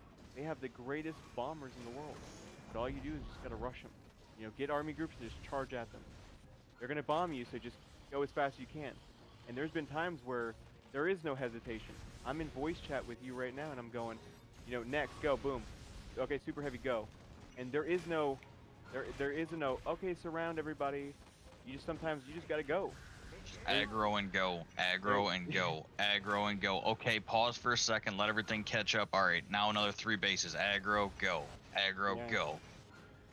You just have to learn, what alliances you can, slow pace at. And there's been some alliances where, we can grind it with them. And then there's other ones where they have the better Air Force, and you can feel it when they have the better Air Force. Whereas better tanks, I mean, we've seen it before. There's people that have great tanks but don't know how to use them. Yeah, absolutely. I will say, I think we're putting some. This is one thing, man, and I know everybody talks about like being 24-hour, like cover all time zones, and like there are multiple alliances that do a really good job of that. TO1 is one that like did a phenomenal job with that. I think server 14 in general, even before I got here, was kind of the one server that was ahead of the curve on that, right? They all made us realize that you have to have activity at all times of the day to be able to compete at this level. And as a result, I think like server 12, server 19 have done a good job of building alliances with those kind of players that can cover all zones. But I think that's what we do exceptionally well is we have a very healthy mix of players from all time zones. Now, at certain times, right, that can be a little bit to our detriment. If an alliance we're facing is really heavy time zone, right, when they're at their peak activity, it does put us at a little bit of a disadvantage. But we also can hold. We have enough strong players and enough players in general in all time zones that we can hold the ground, hold the front basically until their time zone dies back off. But right now I think this is where we're kind of gaining an advantage. I mean, if you guys are still watching the stream, like HBR is dropping really burn bases in consistently, which is kind of telling me that they're starting to falter a little bit on activity, and like our activity's peaking again. Like we're picking back up because we've got the next round of people coming in. And like honestly, that's what makes it nice as a player too. And being in an alliance that covers the time zones like this is like I don't like if I need to go out and do something or whatever, like I don't feel like we're gonna lose a fight because I'm not on, right? Or somebody else not on, because we have enough other people to pick up the slack. There's a good example of that. When we fought Mass, the first San Fran, we fought Mass, and we were majority American and like European. But like it was like a majority American. Like we were very heavy to where we could fight both masses on our prime time.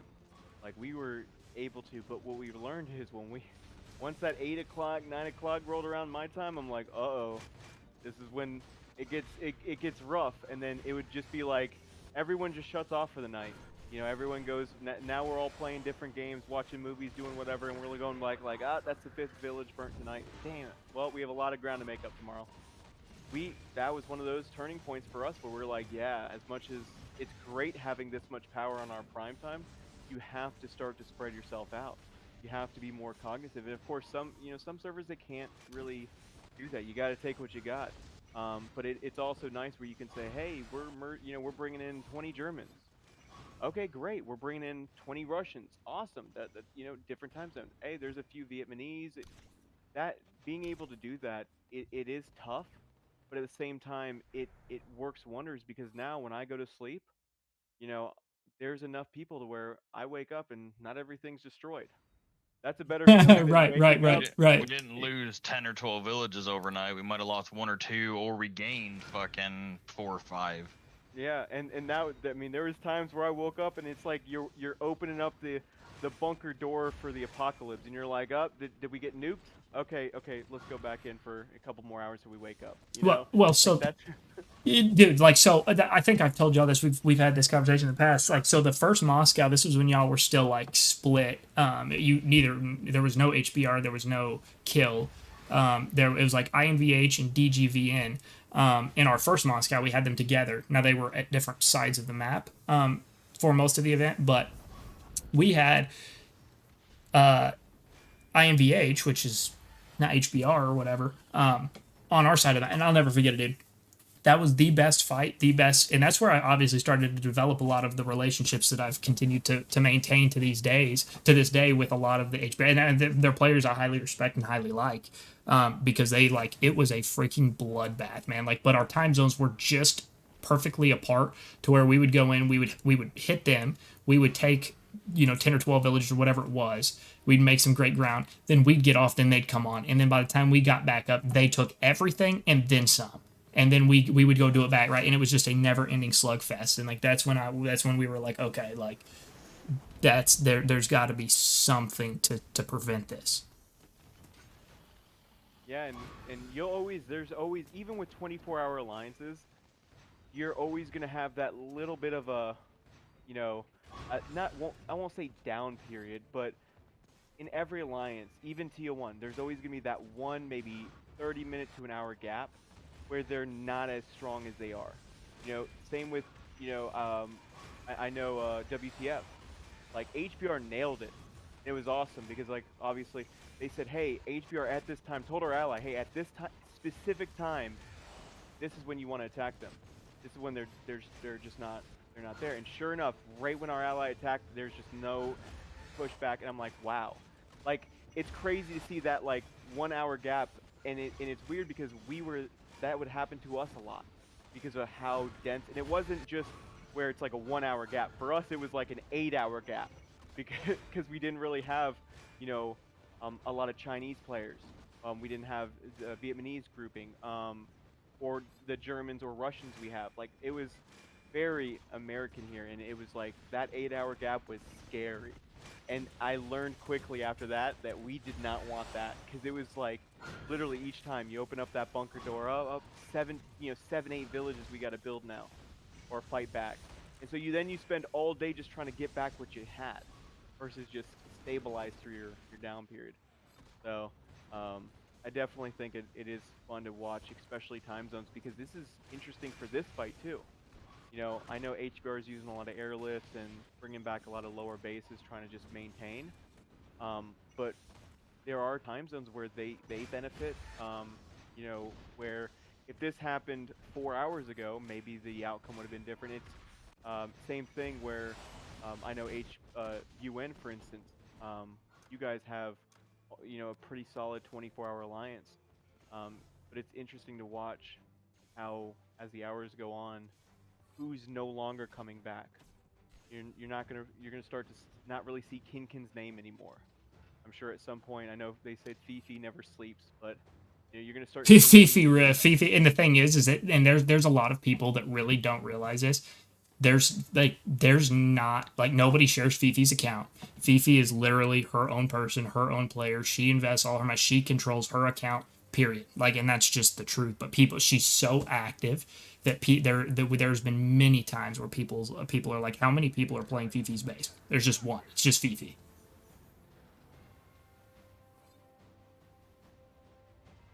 Yeah, Fifi impressed me. I think it was the last level 4, because I felt like I was fighting a lot, and then I think Fifi had passed me in War Machine or Fighting Machine. I was like, jeez, and especially the barcode guy. That barcode guy, I don't know how he does it. Dude's a freaking. Have you seen his Air Force? So I haven't actually seen his base or any of his units yet. But even last level 4, like, they were showing his Fighting Machine, and I was like, how is that feasible? Like, his Air Force's fighters are ridiculous. He runs a 3-fighter split. Literally, he's already got a. I believe he runs 3 of them. He's got 2 8.2 fighters already, and I believe he's got 1 9 or 9.1 star fighter Like the dude's just an animal in the air. Like he doesn't run bombers. He literally just flies fighters around and just chews through everything. And I assume that his plane tech is probably also maxed. It's just incredible because I remember the last time that specific alliance wasn't able to really expand much. So I'm thinking to myself, I'm like, how is this guy getting a lot of kills? You know, how is this happening? Because I'm running myself on reserves every day. I'm trying to buy every single reserve pack I can. I'm trying to and I'm running out every single day. I'm like, I'm not even competing with this guy's points. What is he doing? I'm not. And yeah, I mean, when you have fighters, and I mean, look at the fight we're in right now, or that is going on right now with HBR and UN.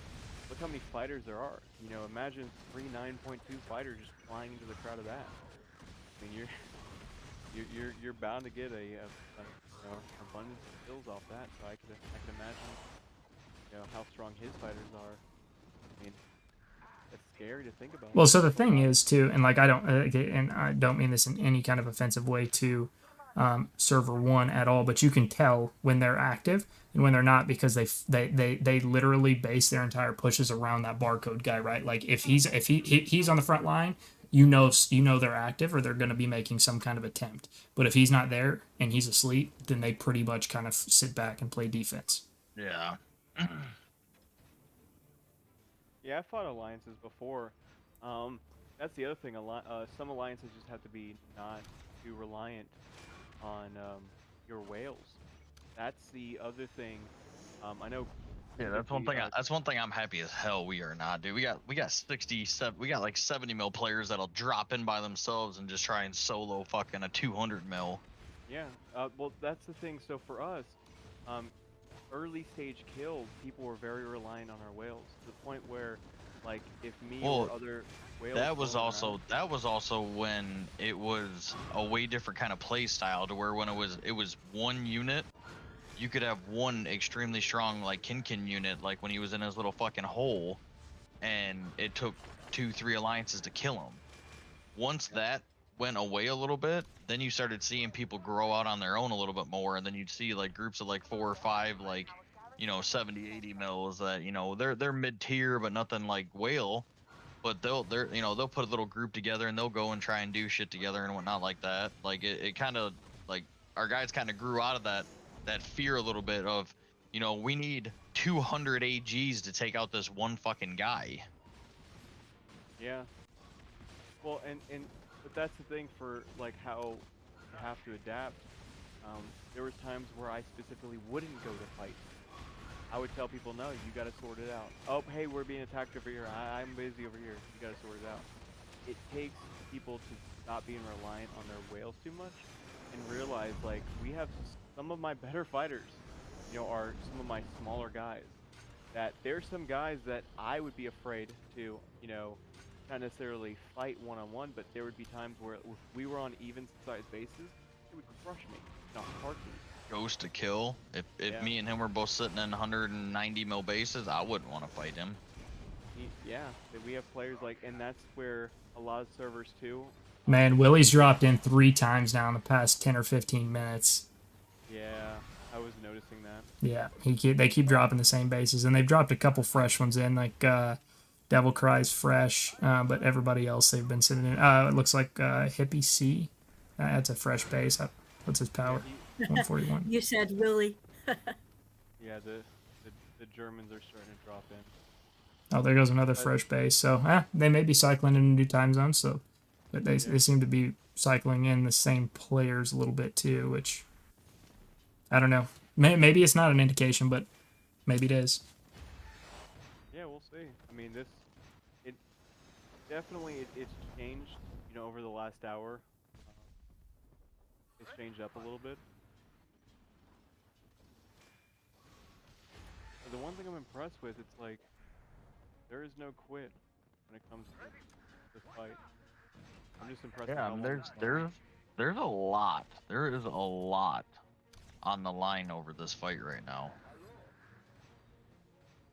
Again, the thing is it's all it's really going to come down to, and I don't see how it could be any other way. It's going to be a war of attrition. Is who can duke it out the longest and who can use the least amount of like valuable, you know, commodities like the airlifts, the SOSs, all of that. And I just see, like, when I say there's a lot on the line for this, like, it, one way or the other, they're both alliances with very, very big egos. Oh, sure, yeah, absolutely, and there is a lot on the line, right? But like, I mean, I'm not gonna lie, like, I don't know UN too much on like a personal level for how they're gonna react if they lose this, but yeah. I just think it's getting to the point now where we've had don't get me wrong, we've had plenty of our own bases smashed, right? But like we've had the same handful of people sitting on the front line. We haven't really been using SOSs. We haven't been really using any of that, and we're not having to hot drop bases back in. And it looks like we have really kind of started to clean house on the south end. And so now I think it's going to turn into that damage control on the actual village, right? And that's going to be where it's going to start to funnel in. And I could be entirely wrong. I don't know. I know so far there's just literally been no quit on either end, which is it's just gonna be an interesting fight. And like you said, it's gonna come down to whoever can last the longest. Well, plus it's also the biggest thing is reserves. Those are one factor. Well, that's where I mean when I say it's gonna come down to whoever can last the longest. I mean, you can keep dropping your bases in, and I mean, people will run it down to where they got, you know, 2 or 3 units in their base. They're gonna drop in to try and be able to help and do something, but people are going to start running out of units, and then the bases, there's going to be no point of them even dropping in anymore, and you're going to start seeing it dwindling down, and then you're going to start seeing the tide turn real quick. Hey, by the way, FYI, if you didn't know it, we're up top fighting with TL1 and P2G. Yeah, I still need to wait for an airlift. Oh yeah, I see.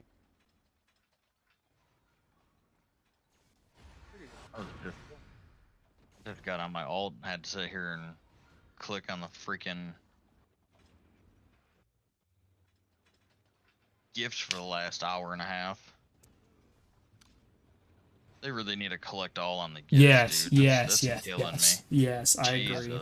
So, Seth, I don't know if there's something that you know about that, but I feel like from like the coding standpoint, because it seems like the gifts are generated as you're clicking. And sometimes the gifts do take a second for it to pop up, and I can imagine where if it's trying to generate 200 gifts at one time, how it could mess with the system, or maybe there's a delay for a specific reason, I don't know. But I'm hopeful that they can figure something out, because it's like, what's the difference between that and you're collecting the resources as a collect all button, you know? Like, it feels like that's so, I don't know, easy to add, and maybe I'm just ignorant to. It might just be like the diversity between, like, when you're collecting all the resources, there's only one of 3 things you're gonna get. Yeah. Compared to the gifts, I mean, I think there's like 6 or 7 different things you get. So if you try to like randomly generate like 200, it might kind of just really lag it out. I mean, yeah, I'll be honest, I have not. That's just what I see. I haven't heard anything about it. Like, I don't know if there's going to be anything like that ever implemented, but I agree it would make it a heck of a lot nicer just to be able, I mean, it's kind of like cool to sit there and be like, oh, look at all the gifts that we got today, you know, but then it's like, my thumb hurts. Can we speed this up? After 10 minutes of it and you're on like 200 that you collected and you're like, I don't even see 100 yet. I'm still got fucking dashes. You're like, oh my God. And it's such a, like, we say that, right? And that's such like a, I guess you call it like a first world problem. Like there's alliances that get a click it 10 times. Like, man, I would love to be able to click that many times for gifts. And then it's like we're over here kind of complaining. It's just kind of funny. I would love to be able to sit here for 2 hours and just collect. And we're like, dude, I'd rather sit here for 10 minutes and collect. Right. Or rather, you know, click it 10 times and just be done. Yep. I think that's also the case. Is we're also looking at where we are in the game, and for us, as an aspect, I mean, there's not a lot of alliances out there that are. I mean, if you looked at the percentage of big spending alliances compared to how many active alliances, and I mean, when I refer to active alliances, we have alliances in our server where it's like there's 30, 40, 18 mils running around. And they're still around, they're still doing things, they're still playing the game, they're still learning. Like, they may not have that issue of where why does that even matter, you know? But for our Because sake, they haven't actually experienced it.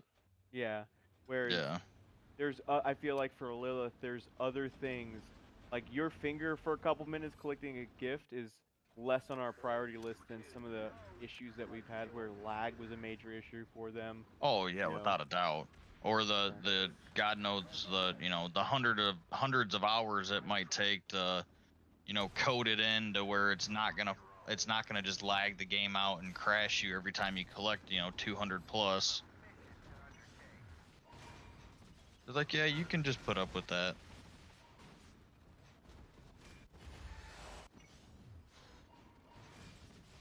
I'm just impressed with how long this fight is going for. I've been streaming for literally 3 hours and 33 minutes on the dot. I'm surprised you're still going. Same. It is a lot going on. But it's just wild to me because I look away for a half a second and I come back and there's more bases. HBR is bringing in more bases, dropping in more full health guys, and then yeah, this fight is gonna keep going. I wish there was a way to check because we always do, especially in Epic. I know our guys do it. I know your server does it too because I've seen. But like where alliances start with their kills and where they end with their kills, I'm curious to see with how big of a fight this is, the differential. Because I know when I was in the voice call earlier with a lot of the TO1 guys, and they're just getting frustrated, like, oh man, look at them, they're getting all these points ahead of me in Fighting Machine. I was 12th and now I'm 15th. And it's only been an hour. I'm curious to see how high the kills, specifically for UN and HBR, after this type of level of a fight, and how many, because I'm one of those people, I love to see where it's like, oh, the Alliance had 1 billion kills, and then when you do the math on how many funds that is, and you start breaking it down, I'm curious to see what the Alliances themselves actually, like what the cost was for how much of an actual impact it was because of the fight between reserves and resources. Yeah, I mean, when we had the numbers come out from our last level 4 of how many kills I had, and I did the number of how many kills I had compared to how many funds it cost people, and I'm like, geez, I soaked up this many billions of funds. I'm thinking to myself, like, think about how much production, how much, like, what that billion funds means for that alliance in growth, So I'm sure this fight is not cheap for either side, especially when it comes to, like, reserves, SOSs, buffs in general. I mean, every base you look at is double buffed in most areas. I just started an attack on a base I probably shouldn't have. However, I think maybe there was this HBR army group I did not see come out of the north and just smoked us. That's completely bonehead move on my part. However, hopefully we diverted them from other areas. Maybe it was a benefit in disguise. Yeah, so the one thing from a combat standpoint, the one thing you guys have done really well, and I think HBR I think has noticed it, and they're trying their best to keep that north. But if you look south, a lot of what UN has done is they've swept the bases that were on that side of the field, and they're bringing in the bases on the edges. So that way they still have their portable land, and now they're bringing in bases to fill up. So that way HBR only has this strip. Yeah, absolutely. Just trying to bottleneck it. Yeah, and it's become a really good fight up north. Well, because we've been able, I mean, we kept enough of a force in the middle to where we could slam head on to them, right? And it would occupy the attention, and we would be able to match them in the north, but we had enough of a presence in both the north and the south that we have started to spread them and bottleneck them. Yeah, this is intense.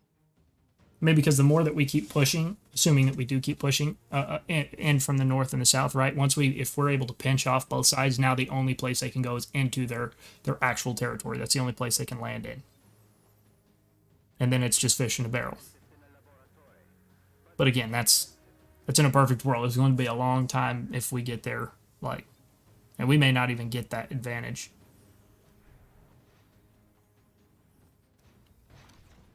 think at this point it's just about just continuing to dwindle their assets of SOSs, airlifts, right? Because yeah, I mean, once the airlifts are gone, I mean, they're not coming back. Not for a long time anyway. They're gonna truck it. I mean, you get SOS packs. Well, that's what I'm saying. But when you use them all, like, I mean, all you got to do, I mean, every 3 times you drop in and die, you get an SOS pack. I think so you only gives get 2 a 3 day more. though. Yeah, I mean, but it gives you 4 more airlifts. Right. But so, I mean, you can rack up 9 airlifts in a day.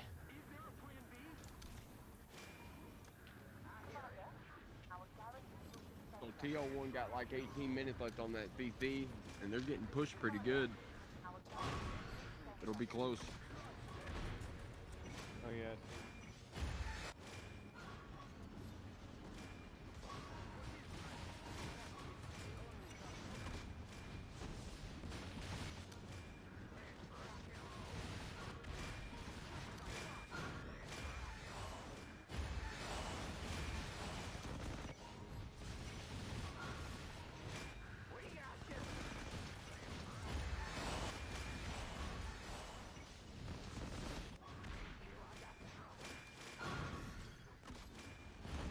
Oh yeah, I see a bunch of base trucks.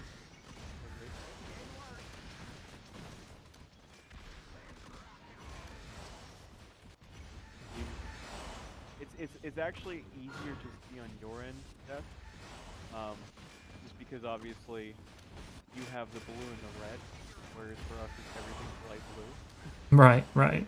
It is sometimes harder to see what exactly is happening, and this fight is really good. Like I'm impressed with both sides. I really am. Like I knew HBR was strong and I knew UN was strong, but this was a different type of level that I knew both were capable of. But I think now I can't speak for UN, but from HBR standpoint, this is some of the most activity I think I've ever seen from them. Like this is very impressive. A lot at risk.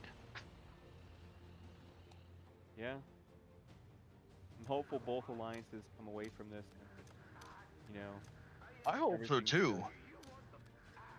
But we'll see, Unfortunately, I think it just like anything, right? I think I in a perfect world that would be the case. Both sides could be like, hey, look, good job, tip our hat to you. You guys are warriors. Let's move on. But I don't anticipate that's going to be the case.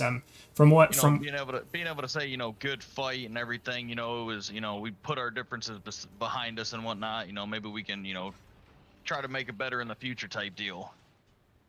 Come on, get your army group out of my way, man. Come on, you're gonna get me You're gonna get me killed, man. Get out of my way. Get out of my way, please, quickly. I'm sorry. Oh my God! Thank God. There's a freaking HBR army group that was like had me in their sights, and my base truck was just sitting duck. I was just cruising around. I wanted a front row view. The one thing I hope, and I know Lilith, and I think it's coming out in the next patch, is it? Where when your reserve line comes out, it's coming out in chunks. No, that was this. That was this one. That was this one. Okay.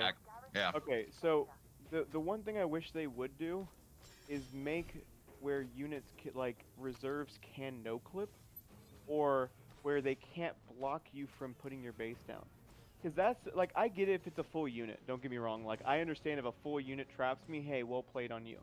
But it's the most annoying thing when a vehicle that isn't in, that no one is specifically driving can stop me from putting my base. It can't do anything. It can't attack randomly either. It's literally just a driving. That's it. Like if your reserve group could attack, it'd be a different story. But since the reserve group can literally do nothing but drive from point A to point B and do nothing in between, I think it is absolutely stupid that it can block you.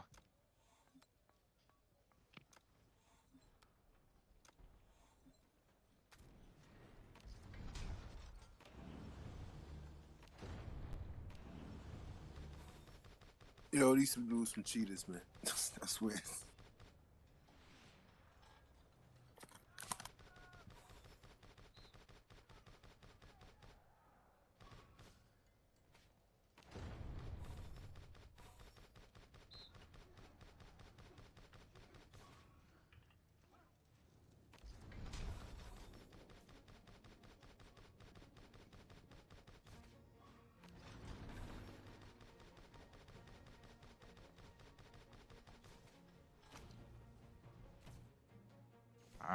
we are to the town and the port now, so just a waiting game on the rest of that.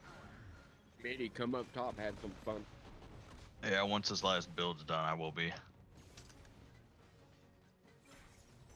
I want to look. They're holding on the other side of this bridge. I tried to flank around, come around the backside, but there's a pretty substantial base with some fucking good units. He stopped me.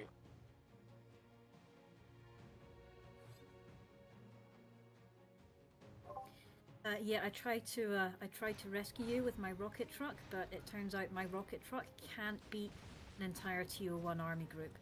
Sorry about that. Why not? Oddly enough. I know, I tried. It's a surprise to all of us. Not only that, the only thing that sucks, man, with the rocket trucks being in, like, for example, like you sending your rocket trucks to my AG, they immediately single them out with bombers. Immediately. They're just too weak of a target.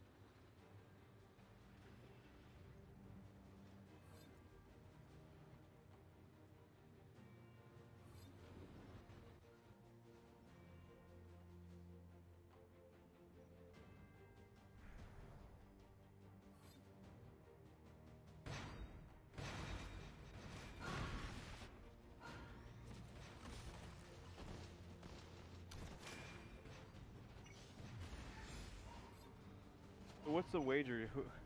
How long do you think this fight really goes on for? You talking about between you and an HBR?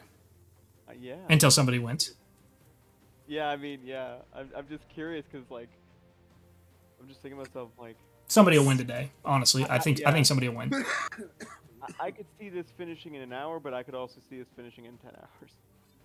I think it's gonna go on for a while. I think honestly, I think it's gonna be. I think before it ends, either side who is in the who's up against the wall is gonna use everything in their arsenal they've got. They're gonna throw as many punches as they can throw before they get knocked out of this thing.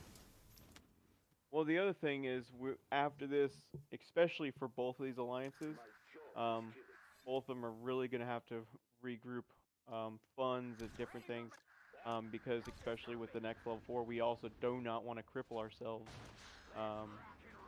because our servers will not have downtime most likely for the next level 4.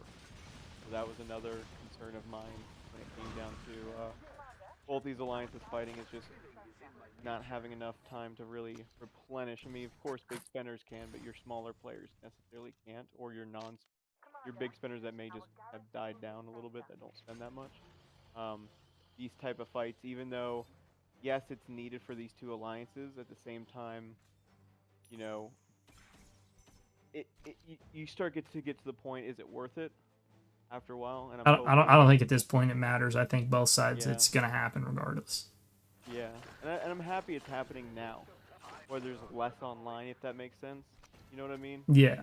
Like, it's not like you guys were allies that just are now arguing, and now you guys are just duking it out. Like, this is, a fight that needed to happen. I think this was the perfect time to do it.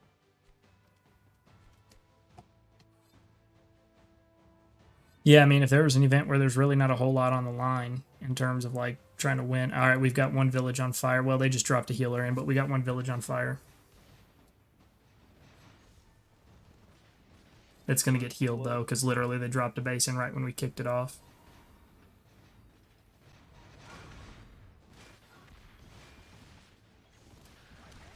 $154. We've got a group there ready to jump on it.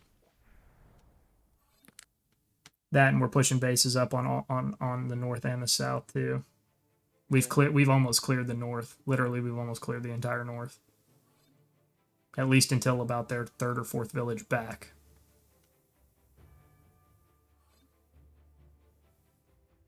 Oh yeah, I'm seeing that now.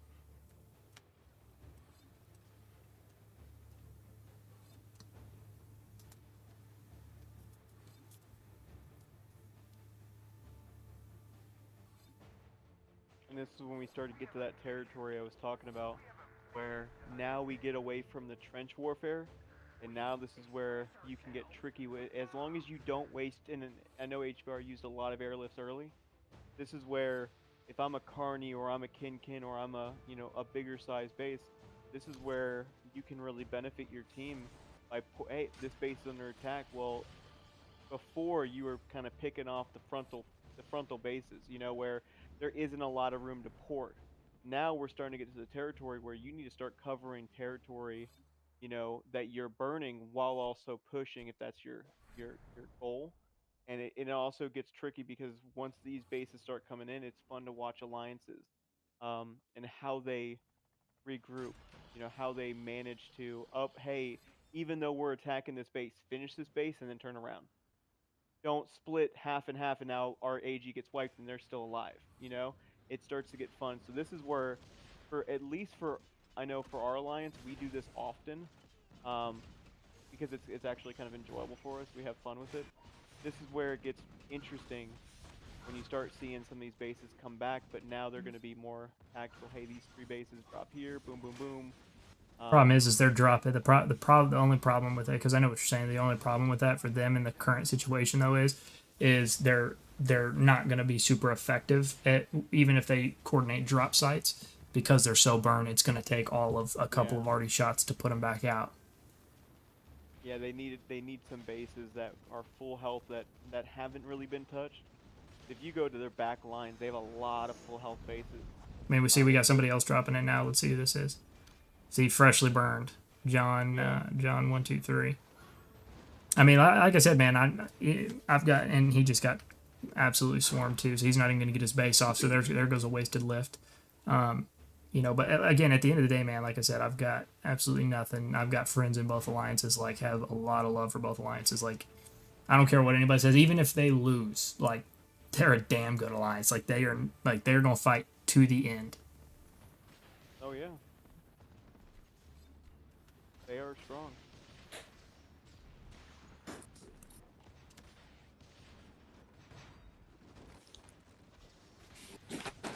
Well, see, and here's the next part of that conversation, right? Like, even if UN wins, right? Like, nobody can, like, justifiably say that HBR is not a good alliance or not a strong alliance. Like, they're literally fighting the number 2 alliance in the game. Like, HBR goes against just about anybody else, they're gonna just absolutely thrash them. Oh yeah. Oh, absolutely. Like I said, this is not. We've got it on fire again. Yeah, this is not 2 small alliances duking it out. No, these are, like we said, top 5 alliances. And it's going to be interesting to see just, you know, how things go from here. Another base.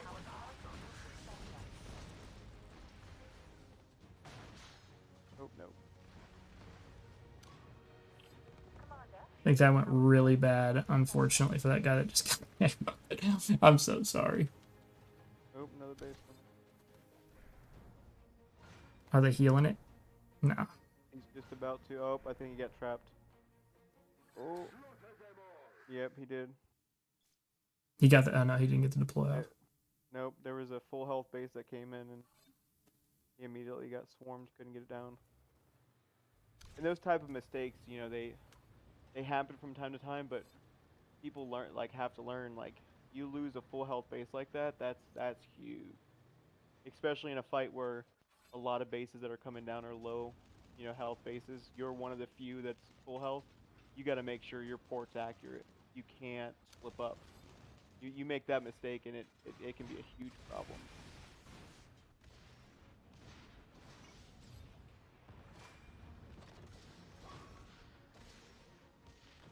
Kin, yeah, I don't know if he's been here and I just haven't seen him, or if he just pulled up here, but he's at about, I would say, 30-35% health. So if we can talk that's the thing. If we can keep the big boys,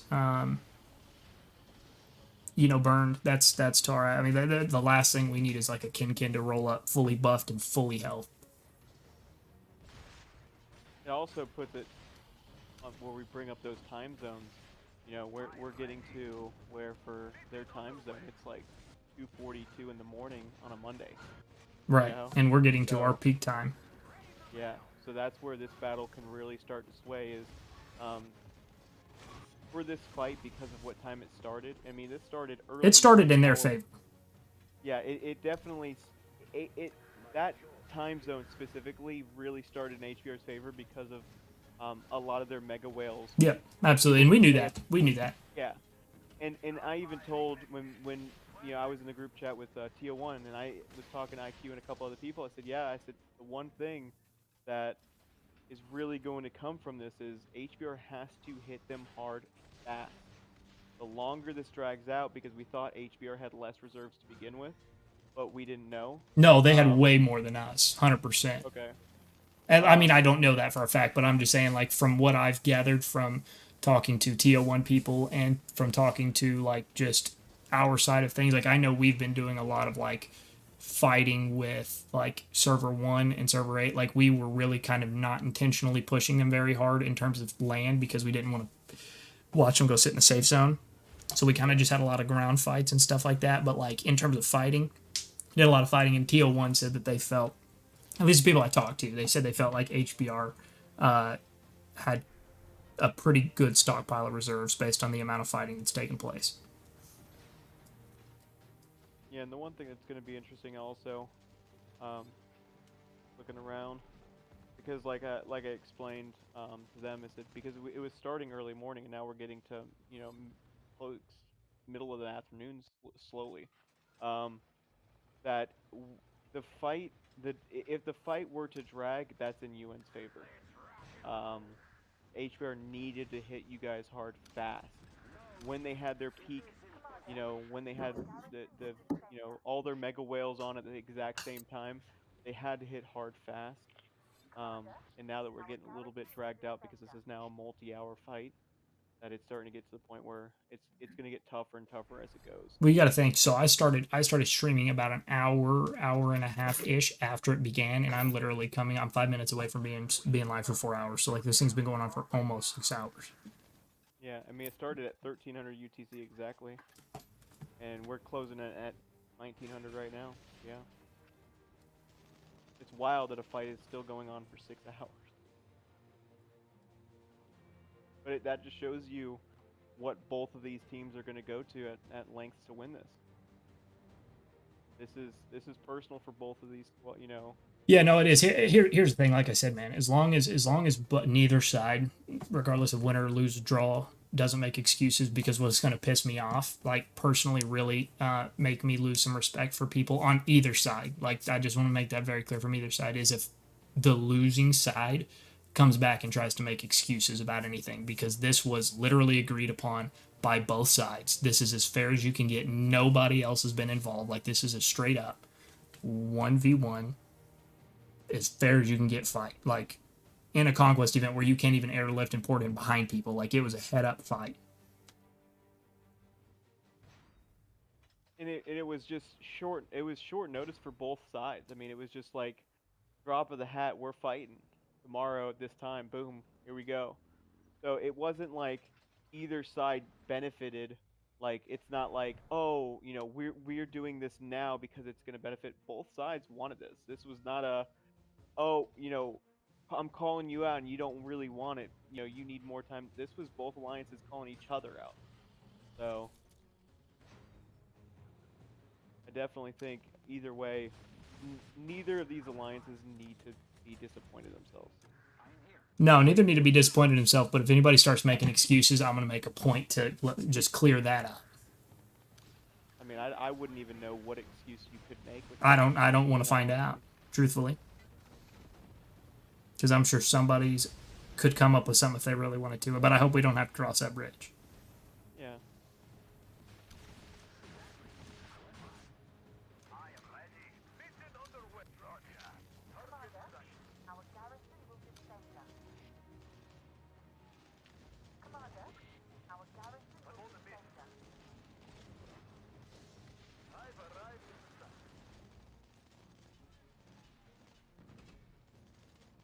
Wait, why did this guy beside me just fly away? What?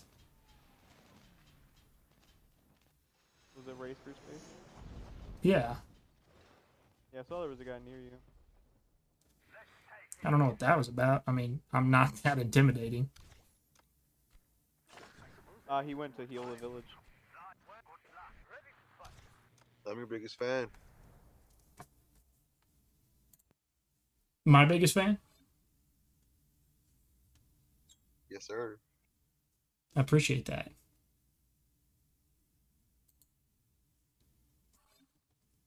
Where is his base at? Oh, okay, I see. Yeah, he's in the village on the top left corner. I mean, all right, cool. I mean, that actually kind of helps me out because now I can push up to the territory. I'll take that. Ooh, and it's a weaker base right in front of me. Okay, okay. 61 million base? Surely that's with no troops.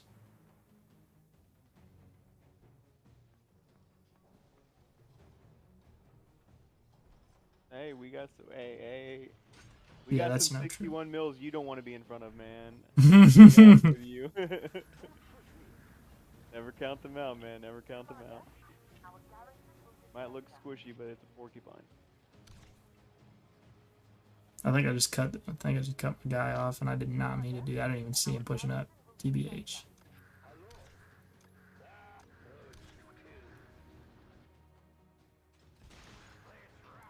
That's funny. Guys are 60 mils you don't want to be in front of. I believe that though. Honestly, I do. There's some dudes that can just scrap it. There's guys that just are with how fast they can move their units. They're hard to, even though they have squishy bases, it's hard to get up, uproot. To say, there's a couple guys in our alliance I wouldn't really want to get them down just for the sheer power, but like I said earlier, God forbid they were the same size as me, I would not want to fight them.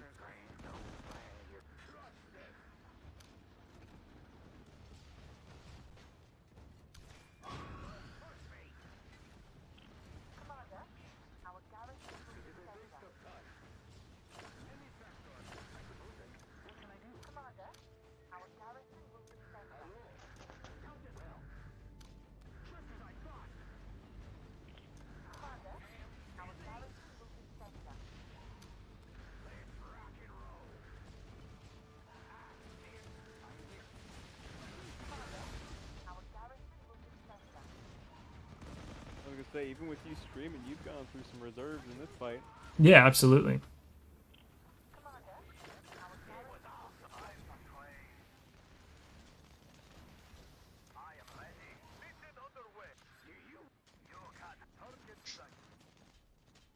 What's up, guys? I wonder. Hey. Well, so far, HBR has one village on fire. And then... Oh, damn. Yep. This fight's been going on for so long. Still going, huh? Oh, yeah. Wow. Yeah, That's Willie's at least that I know of 4th airdrop in the past hour. Little Willie. Yeah, Willie will come down. I mean, he will, even if he's out of airlifts, he'll drive back. He likes to. Oh, I have no doubt, especially with him being the head honcho of HBR. He's arguably got more on this fight than just about anybody else in the alliance. Oh yeah.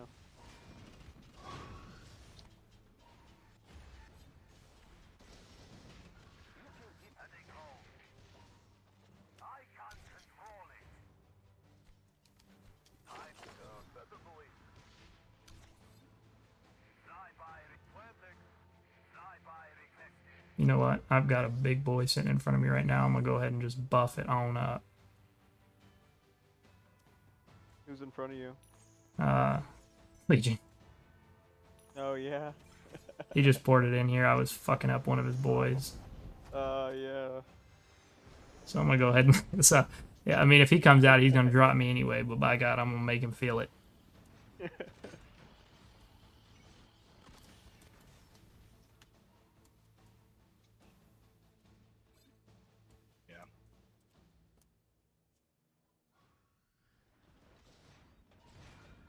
Been a few changes since the last time I was on. We've got enough of a buffer now, though, on this burn that when they're dropping healers in, we've got time to react without it healing itself up totally. Yeah, now the tactic I would do here is similar to what HBR is doing right now, is get bases on those corners and fill AGs around them. and just try to whatever you can. You hold out those. What happened? All the guys, the HBR guys in the south. Looks like wow. Did UN sweep them? Yeah, UN got the bottom and the north, and they started bottlenecking. So HBRs only has their portable land really. So right now, what HBR is doing is similar to what I would want to do in my own shoes, is try to get a base in those corners, fill AGs around them, and just try to hang on to those healers, keep that village up.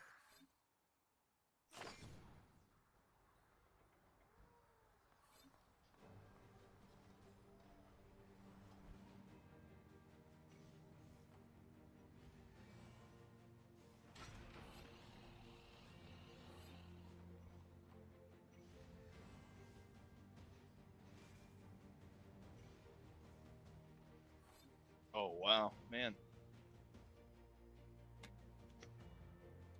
Yeah, probably one of the last hour and a half, things started really playing. For a while there, it was just literally just 2 frontal fights back and forth. Get that back on fire. Oh, they've got one more base. I think by the looks of it, Kin hasn't sent a single troop out in a while, so, and he's right there pretty close to the front line, so I'm going to assume that he's not online.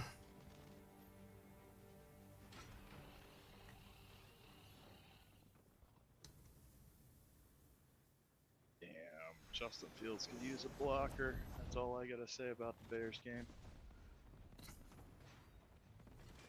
Man, they are just... Dang. I mean, it's to our benefit, man, like, but they are... These bases are crispy. Yeah. I mean, you almost gotta wonder, and I'm literally just spitballing here, but you almost gotta wonder: is it better to keep using these lifts to drop these crispy bases in to try to heal, or is it better to put them back, let them heal, and sure, we gain ground, but it gives time to heal your base a little bit, maybe recover a little bit of Resnick's down. You know what I mean? And like let us keep. I don't know. You can make an argument for either approach here, I think.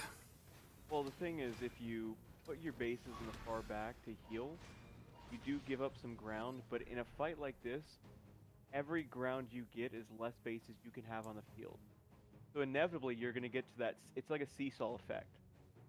Once you don't have enough area to drop bases down and contest the AGs that UN is able to have down, because, you know, whereas HBR can't just create an AG away from the battlefield and bring it in, it's going to get to the point where the battlefield is where they would be wanting to build AGs. So once you get to about 1 or 2 villages down, it's almost going to be almost impossible to get enough groups together based on how much space. Like, you would almost have to port bases. Oh, Kin's online. Far back. Oh, is he? He's running fighters out. Nikos. Well, I guess the priority is the burn, so scratch what I'm saying. I need to send my fighters out over there. So it will be hard because you could port bases in the far back corner and bring them out to the edges again and kind of make a giant wall right at your CC and just kind of funnel AGs through there. But if you don't start that early enough and you only have like 1 or 2 village gap, UN's just going to basically be up to your CC at that point. And once UN gets CC or gets their bases up to HBR CC, that's when you're bottlenecked.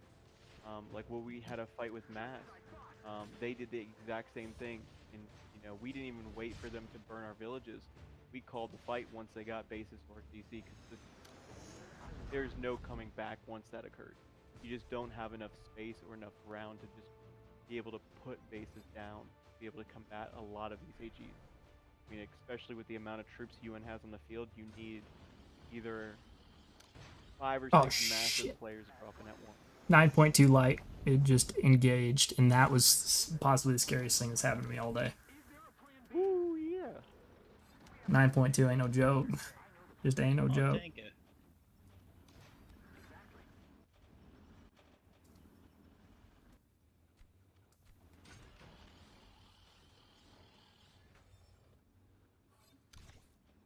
Got a 120 mil drop in.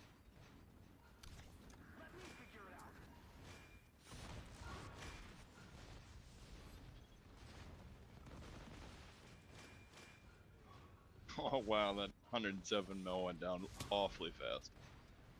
Full health. How much longer we got on this burn? We got 38 minutes, assuming that they don't heal anymore. Which I think we all know is not. Okay, yeah, we're about to handle Kin-Kin. Kin-Kin's about to be out of here. Raider just moved up on him. Cassio's there. Oh, somebody just aggroed freaking Raider. Oh, that was not a good choice. That was not a good choice. There goes that army group. Oh, they got out of there in time.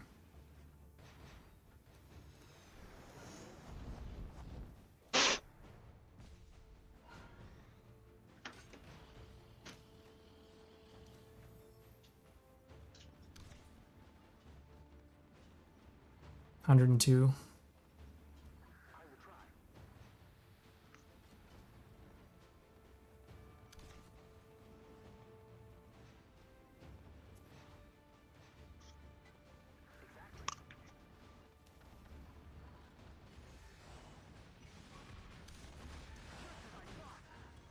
I literally did not mean to just attack this base. That was complete fat finger.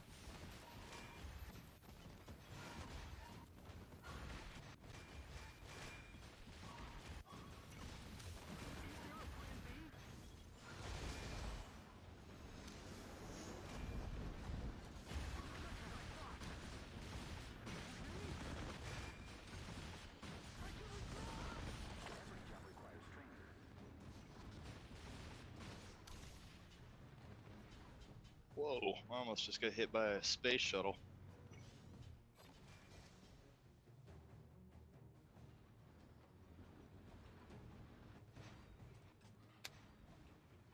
You guys ever done that and scroll around too much and then a new skin? Man, that thing, I'll be honest, that thing annoys me, man. Like, it'll just fly right over, right in front of the screen. Yeah. I don't understand how that works. All right, so how do you guys think I should handle this? So I've got Legion directly in front of me, all right, and he's 220.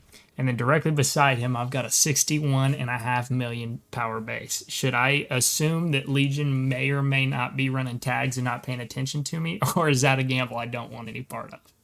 I would test it first. Should I test the waters?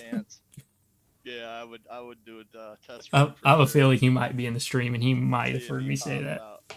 Yeah. The second, here's the thing though, if I test the waters, he's gonna jump on me with everything he's got. Yeah. I'm gonna lose everything, and then I'm a free base to him. I'm a free base to him anyway, but I'm a really free base. Yeah. That's always the. I might do it. I might do it. Just do it for the story. Might as well. We got some UN guys starting to filter base trucks through.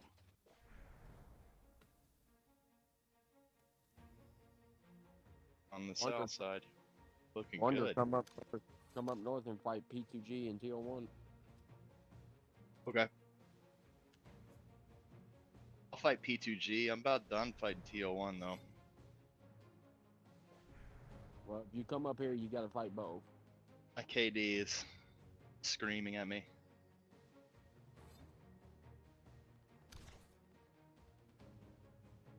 Like I already suck. Oh.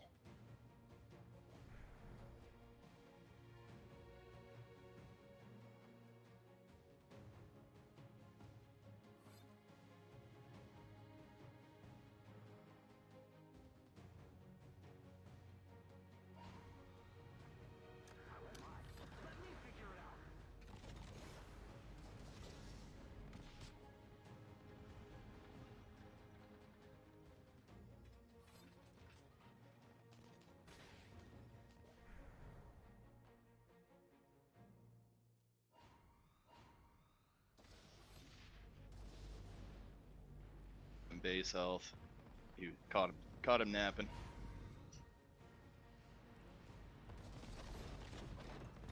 Not entirely sure what this player's doing. There's a player with 5 troops sitting out beside one of our bases.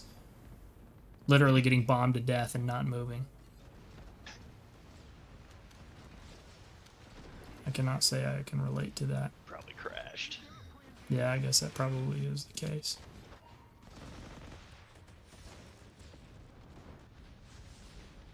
Oh, that was the first base I bombed to death. This Moscow.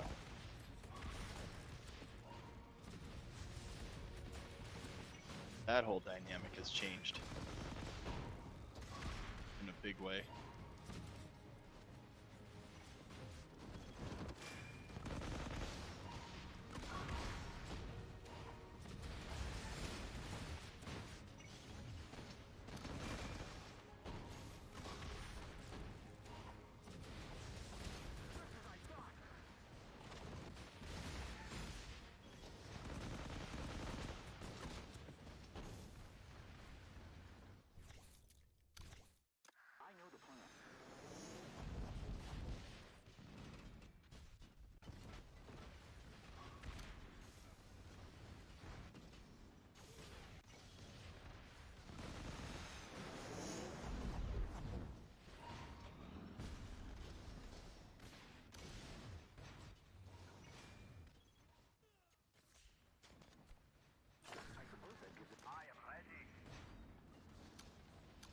Okay, I see you, Legion. Okay, I got you. Okay, I see what you're doing.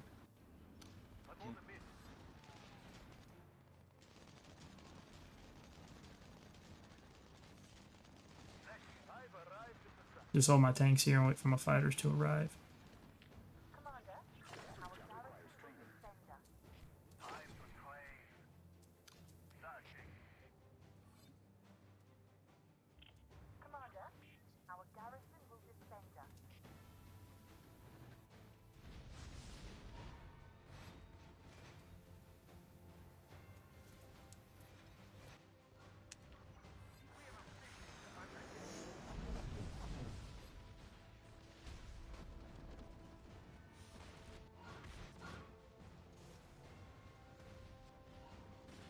Oh, it looks like somebody got that dropped in and got swallowed. Looked like it was full health base too. That's unfortunate. That's really unfortunate. Ow.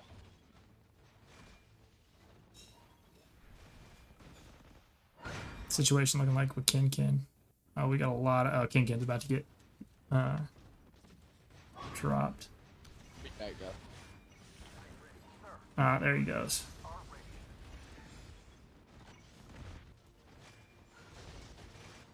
Gosh dang, he is so freaking strong. Yeah. We can get him out of this. Fantastic. There we go. Good deal. Get him back to 0. Or 5% base up.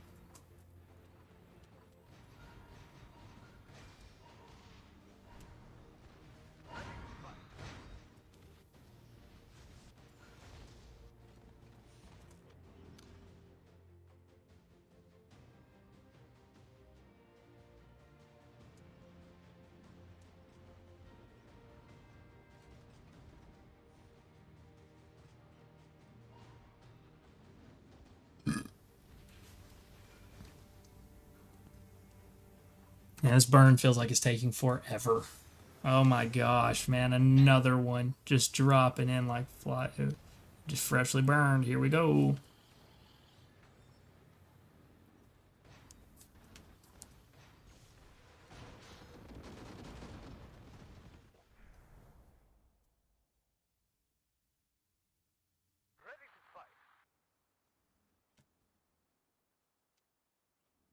Yo, Cap, if you're watching this, bring your troops up by me, man. Let's start dropping these bases around us. We can keep the bottleneck moving.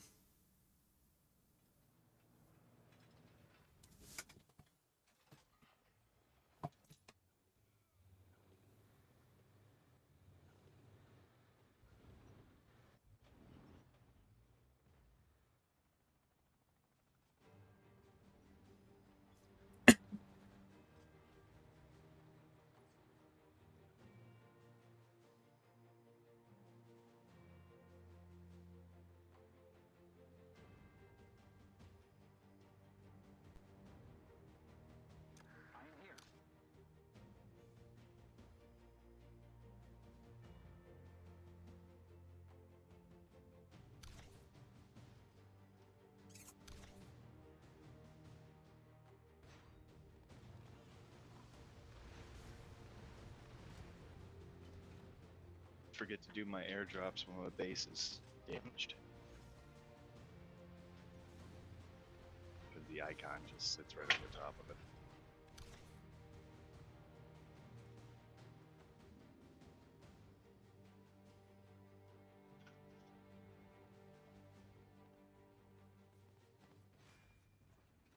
All right, here's the next question. Here's the next question. Do you think at the end of this that this is going to make it to where neither of our teams will be able to work together again, referring to HBR and UN?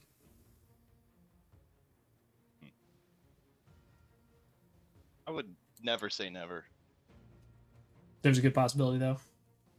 Yeah. That we won't work together. Yeah. No, I mean, I see that's fair. Like I don't know all the details on what's actually gone down, but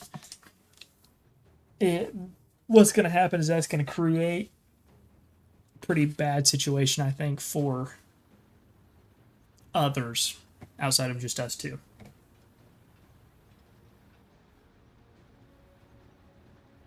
Yeah, I mean, yeah.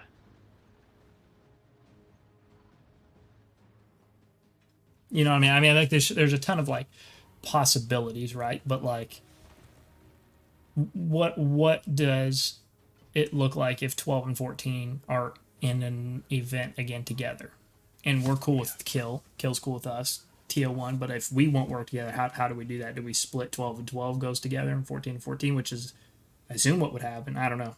A lot of possibilities. Yeah. I don't know. I'm not sure, man. I'll be honest with you. I'm not sure. I mean, Yeah. I feel like UN and Kill have a pretty strong bond. Yeah, no, I mean, I know I've certainly really enjoyed working with you guys. I don't think everybody from our team has really enjoyed it as well. Yeah. Likewise. And I think that, I don't know, we've been bullied a lot by HBR as Kill, but they're bigger than us. They can. But I also think that at the end of the day, we're friends with a lot of them too. Sure.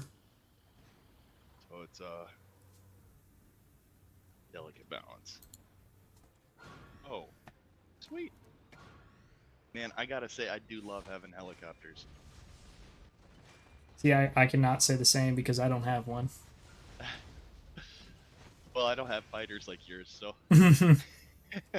Man, I'll be honest with you. I've literally completely neglected any base defense tech, any arty tech, any tank tech. Like, everything I have has gone straight into planes. So, like, I'm very, very weak in a lot of other areas.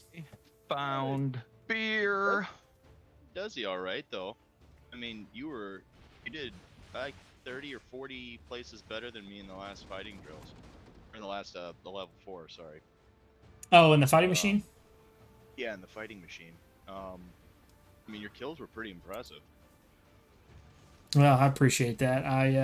Not gonna lie, I was very disappointed with your power compared to your fighting rank. I was very disappointed.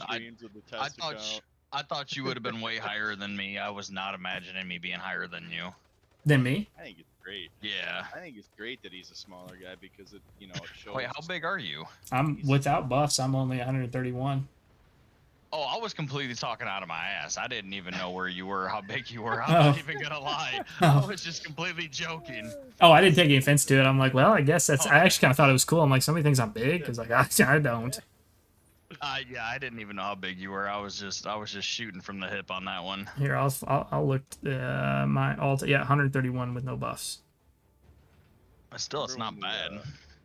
Nah, I think I finished like 198 or something like that. 198, 196, something like that in the last fight. I always try to at least finish top 200. I finished top 30 once, but like, I'll be honest with you, like, between the amount of time I had to spend playing and fighting to do that, like, it was like an absolute grind. Like, I made that a goal. I'm like, I'm getting that medal. It was in Moscow, and I got it, but like, I'm never playing that level of like that activity again. Yeah. I think I had a headache for like 39 days in a row. Yeah. That and honestly, there's no chance anymore, right? Like, I mean, I say that it is possible, but with the new modern units and the amount of strength these mega whales have got. Like they can literally farm kills so easy that it's almost impossible to keep up, because for me to get much going, it takes so many reserves. Yeah.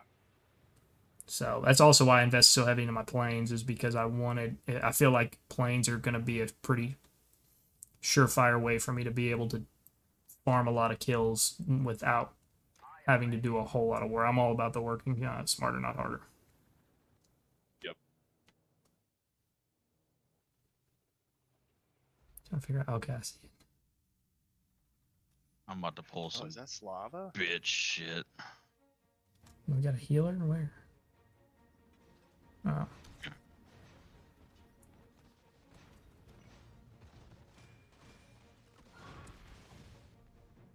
How much time we got left on this thing? 26 minutes. First village to fall is going to be the hardest one. If we can get that momentum, we got some things in our favor. Smitty, kill this base truck with me. Working on it. Okay. Why did this guy just come aggro me? What the hell?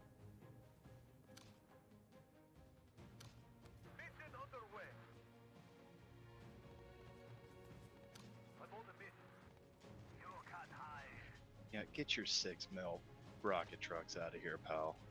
I just took a full volley and didn't lose a unit. Thanks. Bye.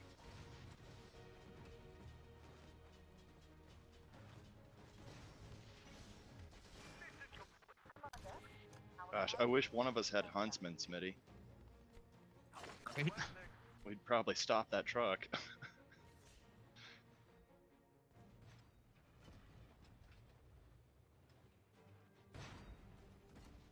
I think base truck kills should count as, like, I don't know, more than one kill.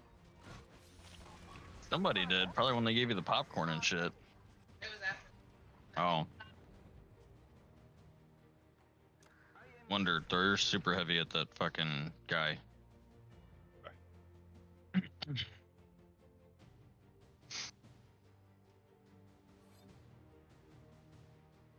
Kinda miss the chunky E100 look.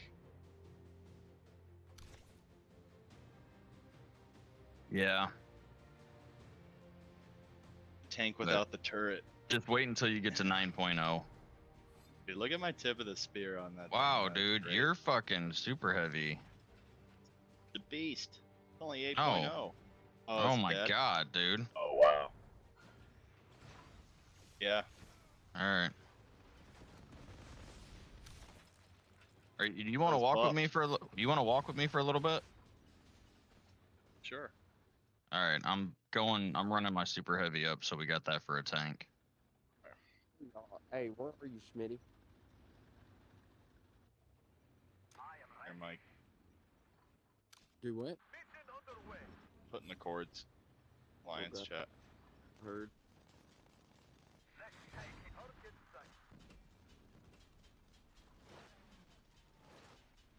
There was a P2G base that was like 2% health right there. I'm planning on moving my base through these guys across the bridge and then just wiping them all the way over to the other bridge. Yeah. So I hope you're on for a minute. I'm down.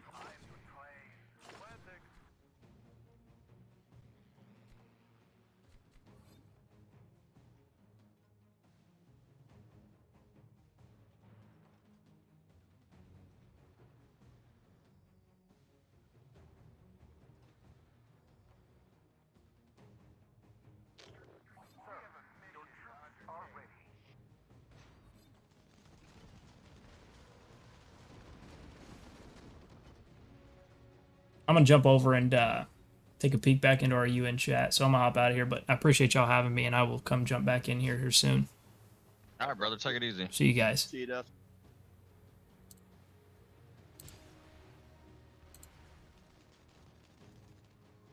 Who just joined our humble Death house? Wish. I'm still streaming. How are you doing? DW, how's it going, bro?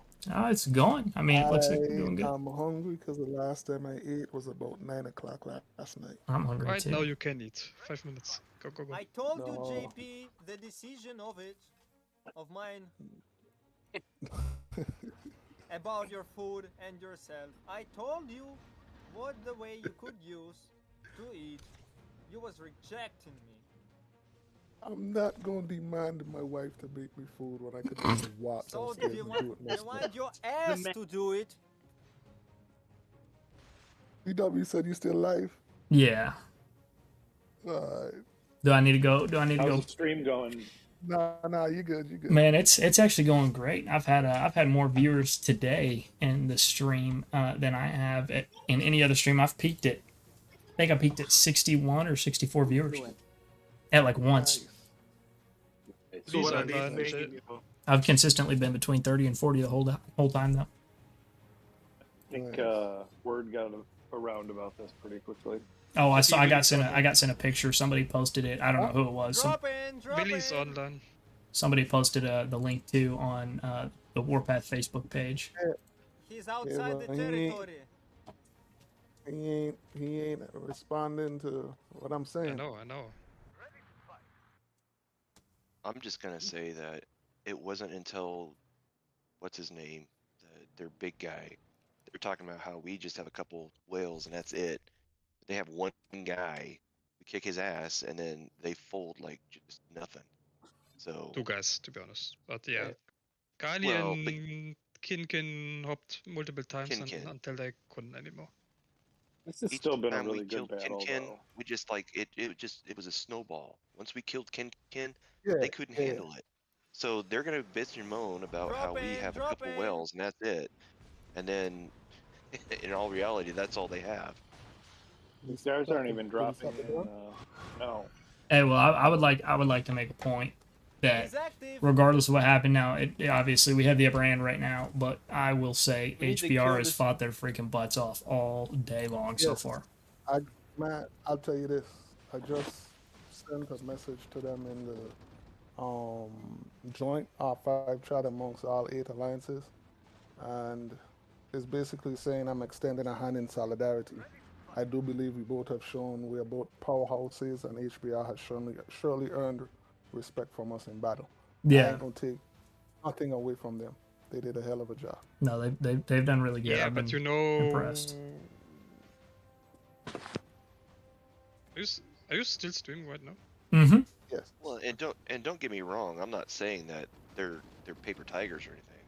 I'm just saying that apparently, what started this all off is their comments that we just have a couple whales and our groups are just nothing else outside that. It's like that seems to be what their thing is. Then no, they played their asses off. I'm not knocking them in any way, shape, or form. I'm just seeing like their knock on us is actually their deficiency.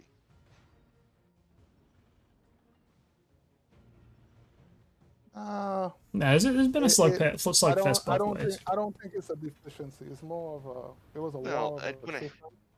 When I say deficiency, I'm like that's what I've seen show up in here is that they have a couple of those what they were claiming against that was our weakness. They're not immune to it. How about that? That's not necessarily deficiency. It's just that they're like, oh, you guys are just this. It's like, well, you guys have that. So when that fails, everyone else just it struggles. That's anybody. And you're right. In fairness to all either side has those assumptions until we actually head up. We had to do the head up to see where we were. And everyone's got their whales, and when the whales go down, it's hard for anybody to compete. So I don't know, whatever. It looks like Carney doesn't have any more troops either. He's only got 1 unit in his base. I also think it should be noted that this is literally a slugfest between two top 5 alliances in the entire game. So like you put HBR, even though we are in the driver's seat right now. I think without a doubt though, you put HBR up against most other alliances, they would probably absolutely wipe the floor with them.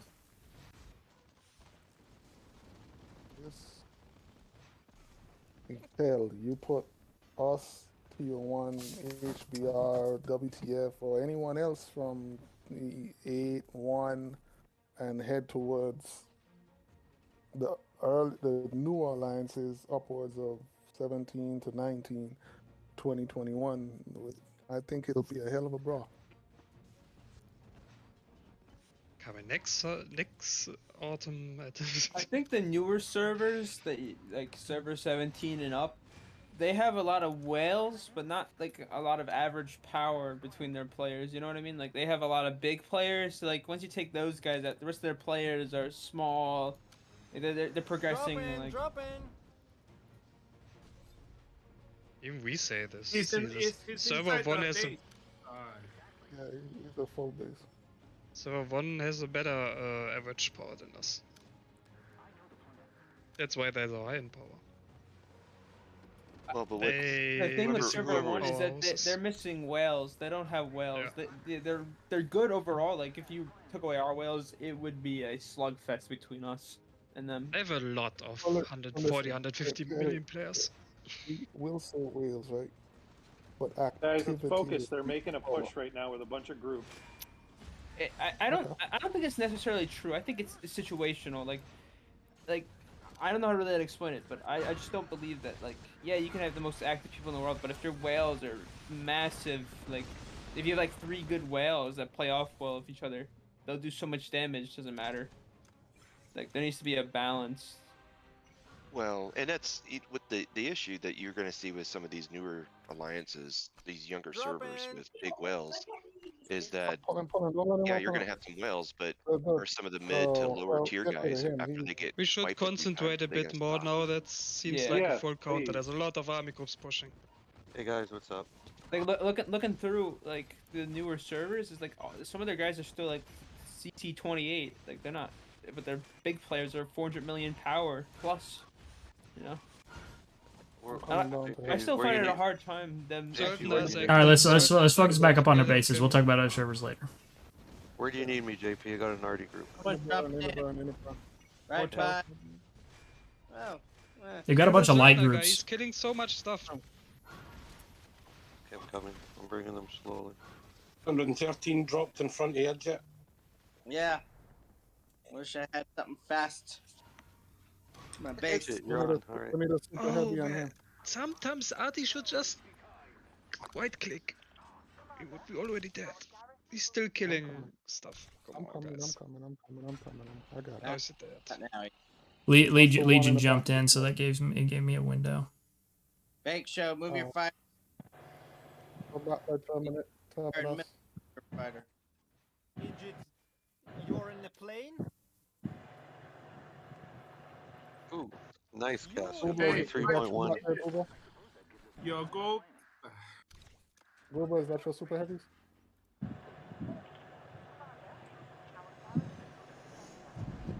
Do I need to send my units out? I don't know. I got RD group if anyone wants to. Why do you hold on so much resources? Like, I don't need to just open all of them.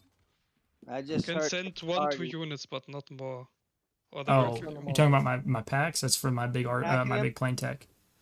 Attack him. Drop in. Bottom left again. Well, no troops. He's got troops. Who's sending me a guy right across the field here? Where are you coming from, dude? Someone send me a guy who's coming right by the troop guy. Alright, I'm gonna turn around. I head back to Just gathering my guys around Expo here. I'm rebuilding my super heavy. Someone can send a super heavy if they want. I don't have one. But if we have a super heavy group, I'm good with that. Yeah, I'm keeping a couple of their groups occupied back a little bit. I'm trying to go base to base, and I'm keeping their focus on me, so that should give the burn some advantage. Has 1 unit in his base. I'll come help you. He's sub 70. I'm also looking at I'm not on the burn, so I will have a group. Actually. Deathwish, you want to burn this guy? Actually, I'll just burn him myself. So someone lands, we don't have to move anybody. I got a group to kind of help. Crap, Brian, stop! Who is even doing that? James, it's you? Dude, I haven't said anything, dude. Okay. No, I'm talking about the You're not scratching. James. Anomaly for some reason his Hey, we gotta fold that corner back up, please. Top right. I don't have any. Anomalies. His headphones are super sensitive. I heard some static there for a moment too. I don't know if that was Yeah, the noise he was hearing. That's what it was. Yeah. JP, you able to quickly check Discord DMs? Okay. Do everyone know where is Bella? I didn't see her quite a while. Gosh, that light took out my. So I have a group by Espo, so if someone lands, I have an arty group so we can help take out without anyone having to move, alright? So we don't have to make more holes for anyone to drop. My group is front side, so if they decide they wanna do that, we can dance. There's still a hole in front of Idrit. As I said, I got a group right behind Espo's now. In front of me? What do you mean? Oh, you want me to put a guy out? I can do that. Yeah, fill in that spot for me, please. Ooh, that 50-50. ATG. James. Yeah. Captain James, make sure you do that for me.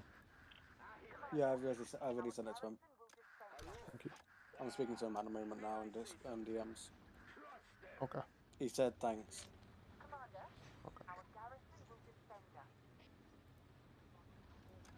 T. Hello. Teacup. Hound. Hey. What's up? Chicken Hound. I've been looking for you all day. Hey, Cap, you gonna come in here and don't say hi to us, man? Yeah, Hound. He's been searching for you, Hound. Yeah, I don't remember hearing hi. Yeah, I got one army or one troop left.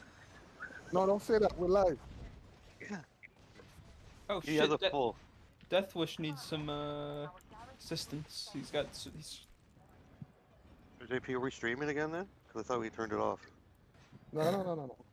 EW came back in with it. Oh, Deathwish, can you kill that guy? You gotta. Oh, you're going down. August is annoying as hell, and I may need to get him more. Deathwish needs help on the left Airways. side. I need a tank group down here.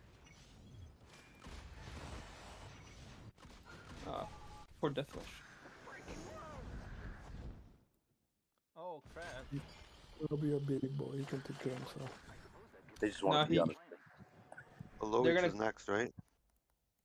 Loesch, whatever. Yeah, Loesch, and then it's gonna be me. And the Galka. I could bring my group that way if you want. I don't know how. It's a light group. What do they have? They have medium tanks. You're not gonna beat their lights. They have a 50 million medium tank. Well, I have Arties only. I don't think. Yeah, I think we need to keep an eye on this south side, guys. They're trying to like put groups over here and try to overwhelm it a little bit. I think to try to push the south side back a little bit. They're going base to base now. They just got Lausch. Well, they're trying to They ain't gonna bait us into moving out this burn. Oh yeah, they have a good big army group there. Bombers. Send bombers. Yeah, there's no air. Goober. No, there is no air at all. No. No Goober. I need. They have a 50 million light tank and a 50 million medium tank with them. Daddy is active now. He's been attacking, clearing out an army group here.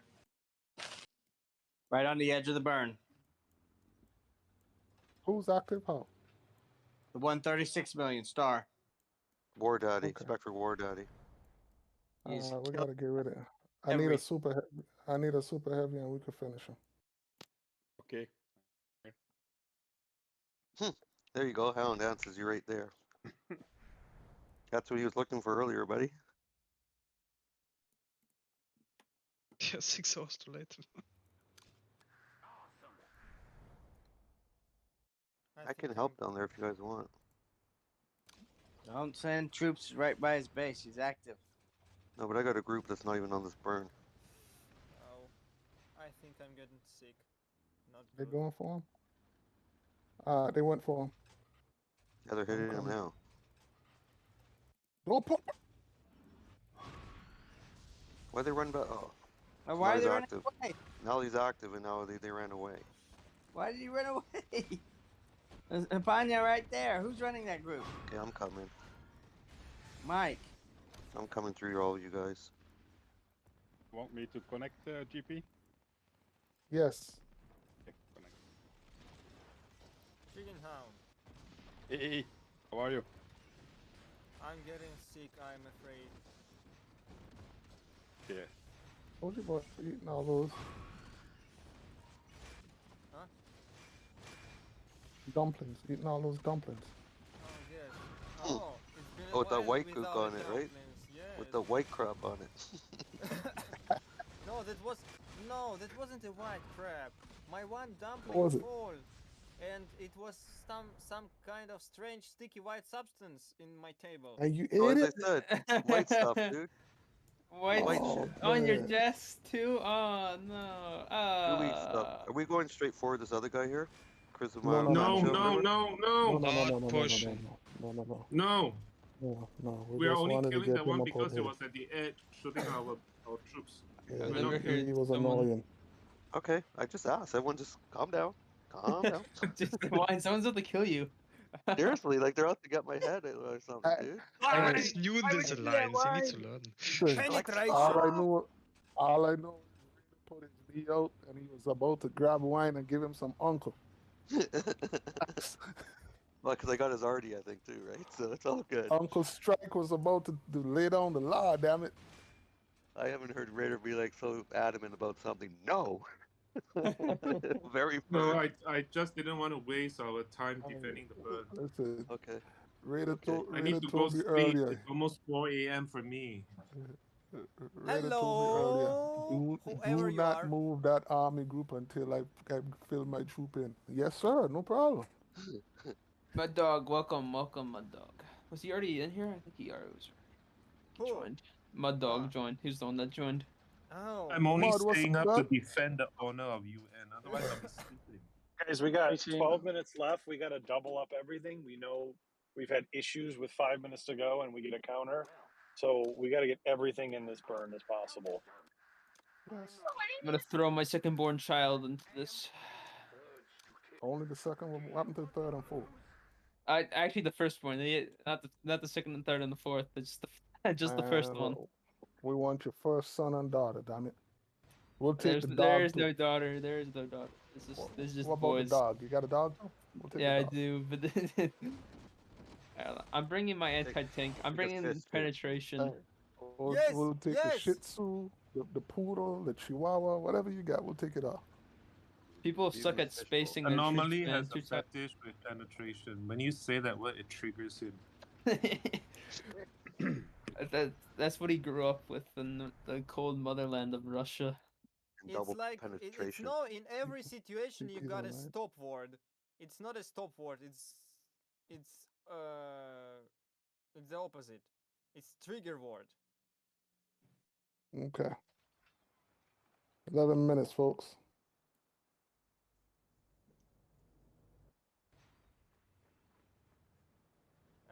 Once that burn is done, we need to make sure we got the proper bases to cover the Mike's army outskirts so group they can't come in and stop. I'm an idiot that got that to die. He just brings his tank into our whole group. We're standing here. Be nice, wine. Be nice. Wine is nice. Right. He's, I am. It's not. It's him trying to help his team, participating. I get it. I get it. The only thing I can't understand about wine. Why Canadian? Why monster? You're not a monster. That's the whole funny part of it. No, because Val. Because of the Sasquatch up in the Canadian. Someone's teleporting. Someone's top middle. Egypt!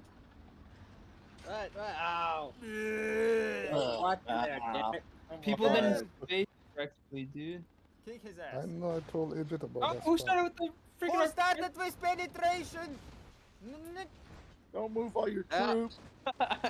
Dude, Anomaly's about to drop a bad word. Yes. He caught himself. Now. Yeah, the guy's funny. He's like, come He on. was so dude. He was about to go back to 1950s America. Because penetration needs to be on timing. And this was just... People need to spread out. Yeah, Plug- dude, 6 plug feet, that hole. 6 feet. Open up a spot. People, there's COVID in the air. Plug that hole. Russia don't have coronavirus because we don't give a shit about coronavirus. Well, that's how it works. Yes, if you don't give a shit about something, it not exist. Ooh, okay. Gosh, that light tank just killed Artie fast. Well, the thing is a beast. Show by the 9.2. It's just I don't know, 43.5 million power. Yeah, it's 9.2. Yeah, that's the 9.2 one. There's a 48 MBT. That stuff's crazy too, but I don't think the guy he spent the money on it, but doesn't know how to use it. I'm sure he probably knows how to use it. There was a guy earlier. It took us a whole army group 2 Agent, minutes dying. to take down the one tank that the guy had. It was a medium. Oh, I have more I fun. haven't seen any of our 9.2s. I'm gonna be honest. We even have 9.2s. I know Espo was close to one. I think We Tiki have had many of them. If we have, what you mean? I haven't seen a single one of our 9.2s. I'm gonna be completely honest. I've seen. Because you've been on the south side doing what you were supposed to be doing. Don't worry about the north side. completely destroyed my art spot, JP. Is Techies it? Huh? Techies is a 9.2, but What, these are what you 30. said, Agent? who Burning was Haunted Way. that? And you're letting that light come in and kill my Artie. Where he's Oh, my landing? bad. He's in the middle. He's gone. That's Attack Apalaka. Apalaka? Attack Alpaca. Strange name. My bad. Attack Alpaca. My guys just were about to shoot. Alpaca? You mean the animal up in the Andes? Incoming bombers. Going. Raider. Yep. In every minute that coming out, you having less and less time to sleep. 8 minutes, folks. Oh, his bombers are gone. I am sacrificing my sleep to defend the honor of UN. That's all. You know how it ended. I'm gonna start eating fingernails soon. Looks like there's still a hole in front of Idjit. What? I don't have any troops. They're all out. There's not much I can do. I can Somebody move. somebody move a troop there. There Damn. you go. That, There you maybe. go. That's a little better. Yeah. Raider, first thing you need to do is take your Helicopters are coming in by Raider. Oh yeah. Yeah, Raider, kill them. Raider, take him out. Take him out, boy. Yeah. Kill him. And him too. Hey, where are you running? You can kill him too.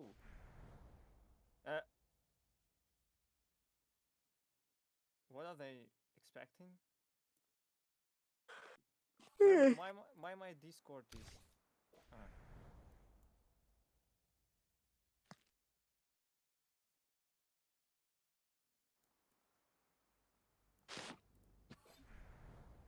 Oh, this is. I'm gonna get ganked. I marked my chords in chat, and if any groups are free. I want to break free and penetrate free. They have no air support, so feel free to send your bombers to me.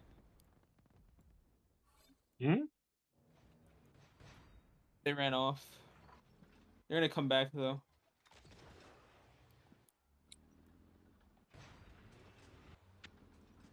Oh. Hey, fill that gap right there. Pull forward a little. So they can't just land right. Who's this guy? What's he doing? So you're in the rocket truck. What was that bullshit? Maybe we kill him. Oh no, we can't. That was a suicide attempt. Yeah, I was just wanna get. Oh, Cassie. Oh, sorry. There's a hole right there. Pull forward a little bit. Who's opening that hole? What's up with this? Where'd it go? Let them drop. You said the more airlift than use. the better thing is gonna to us. Why are people They've moving? used Yeah, a they can do lot of this in the second airlifts. village, not this village.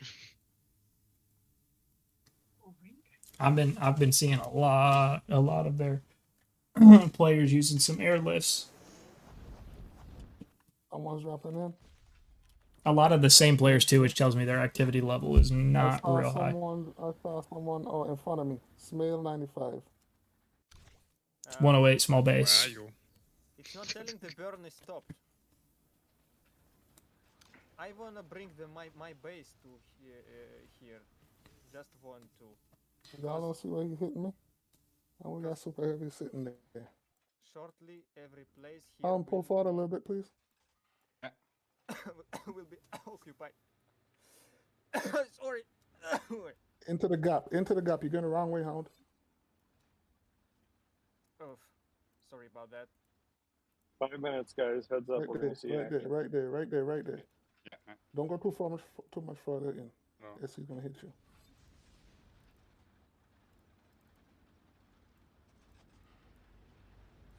Yeah, between the amount of airlifts that a lot of their key players have been using and SOSs and all those things. Burn, done, push first, build, construct later.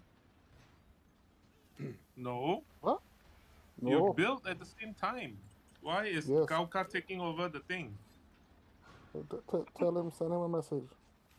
You said I'm not an R5 anymore. Yeah.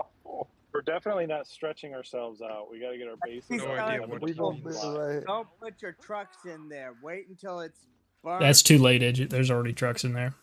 Are we I able to know, get I- Esco to get online to move up to the front? But he's trying to tell people to get your trucks out of there. Stay in base mode, not truck mode. Or you're gonna have to reload. Oh, sorry. I already.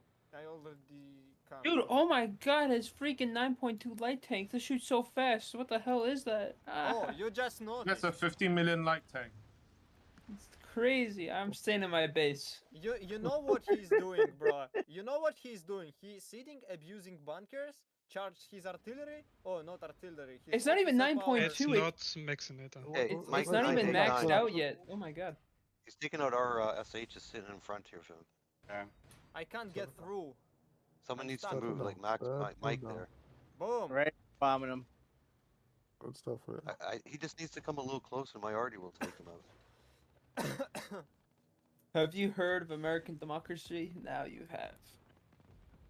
Oh, now he hides. Now he pull his shit back in. You heard about Wrong American alliance. Wrong alliance. Raider, you are dying. I think democracy is another alliance we can Okay. I sacrifice just to get them away from our land units. Okay. But he's not doing it. Is They came Goober on? back out. Pound. Oh. Yeah. When I tell you roll, let's roll. Okay. I go straight for I'm here, but I'm in the middle. What do you need? Smear. Now stay right there. Me and Hong gonna roll when this burn is done. Yo, is that Mud Doggy in here? I don't know if I've ever seen Mud Dog in here.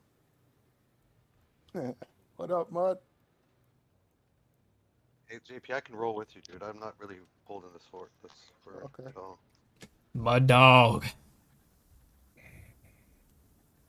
I see you unmuted. You better acknowledge me. Adam, for not acknowledging you. Idget, you always acknowledge me because I ask you the stupidest questions. You can't not acknowledge me. And I'll be honest with you, I was kind of upset with you yesterday because I understand what Ngaoka means. I had a really good First question for push you and with you our weren't here. tanks to the other side and then move our base, because if we move Yeah, all our yeah. bases, all the army groups will destroy us. Yep. They are waiting for it. Okay, hey, I got a question for you, Idget. I got a question for you. Uh-huh. If you could pick one superpower to have and you could only have one, what would it be? Didn't you already ask me this question? No. The previous question I asked is if you could travel backwards in time. Wait. Sorry. Dahl, who is co-leader with Willie of HBR, says All right, we're gonna let y'all burn it, and if we can't save it in the next 2 minutes, we'll call this puppy onto you and your leadership team. Well done, and that was great, and tons of respect. And to you, Doll, and the whole HBR family, team, alliance, along with Willie the leader, y'all did a hell of a job. And I'll be honest with y'all, I expected a brawl, but I didn't expect a back and forth like this. Hats off to you and your whole team. Now you guys may proceed. Was this in the coalition chat or where was this? Joint R5 chats of all 8 alliances in. I'm not. What kind of chair is it? I'm in the market for some comfy to sit. This is a GTR racing chair. Honestly, I have no idea what that is. I just saw it online and it looked comfy. It's got this. You can't see it, but it's got this like little lumbar thing, man. If you're looking for something comfy, man, this is the move, man. This is the move. It wouldn't start this whole thing if someone just, I don't know. To be fair, someone need to get his mouth shut when it Bill faces. Oh, okay, wait, hold on, JP. So you said if they couldn't save it, then we win? Yes. Okay, so now like we're done. Like HBR has declared we win this. All 95 is under attack. We're killing them right now, right? Connecting. Is that? We win? Are we gonna build or no? Wait, what if HBR just called it? I just want to make sure that I understand, so I don't give out any misinformation. If they didn't give up, they should post. They should remove their village. It's pretty obvious that that they give up. Then remove the CC back, yeah. Can someone move a 10 group that's blocking my way? Probably put a treaty in. See if they'll sign a treaty. Or let them remove the CC so it's everyone sees it. There's the enemy. Base pig's back. Okay, connecting. Okay, they said they'll send out a peace treaty now. Oh, so we're done? So should we pull back? Yes, Anomaly. Just wait, until the peace We'll keep the pressure on them until the peace treaty gets in place. Why would we stop? Are we gonna go fight one now, or what are we gonna do? We'll set back up. Just tell me what's the rest of the day? There we go. There's the peace treaty. Here we go. Treaty's on deck. Treaty's done. Hey,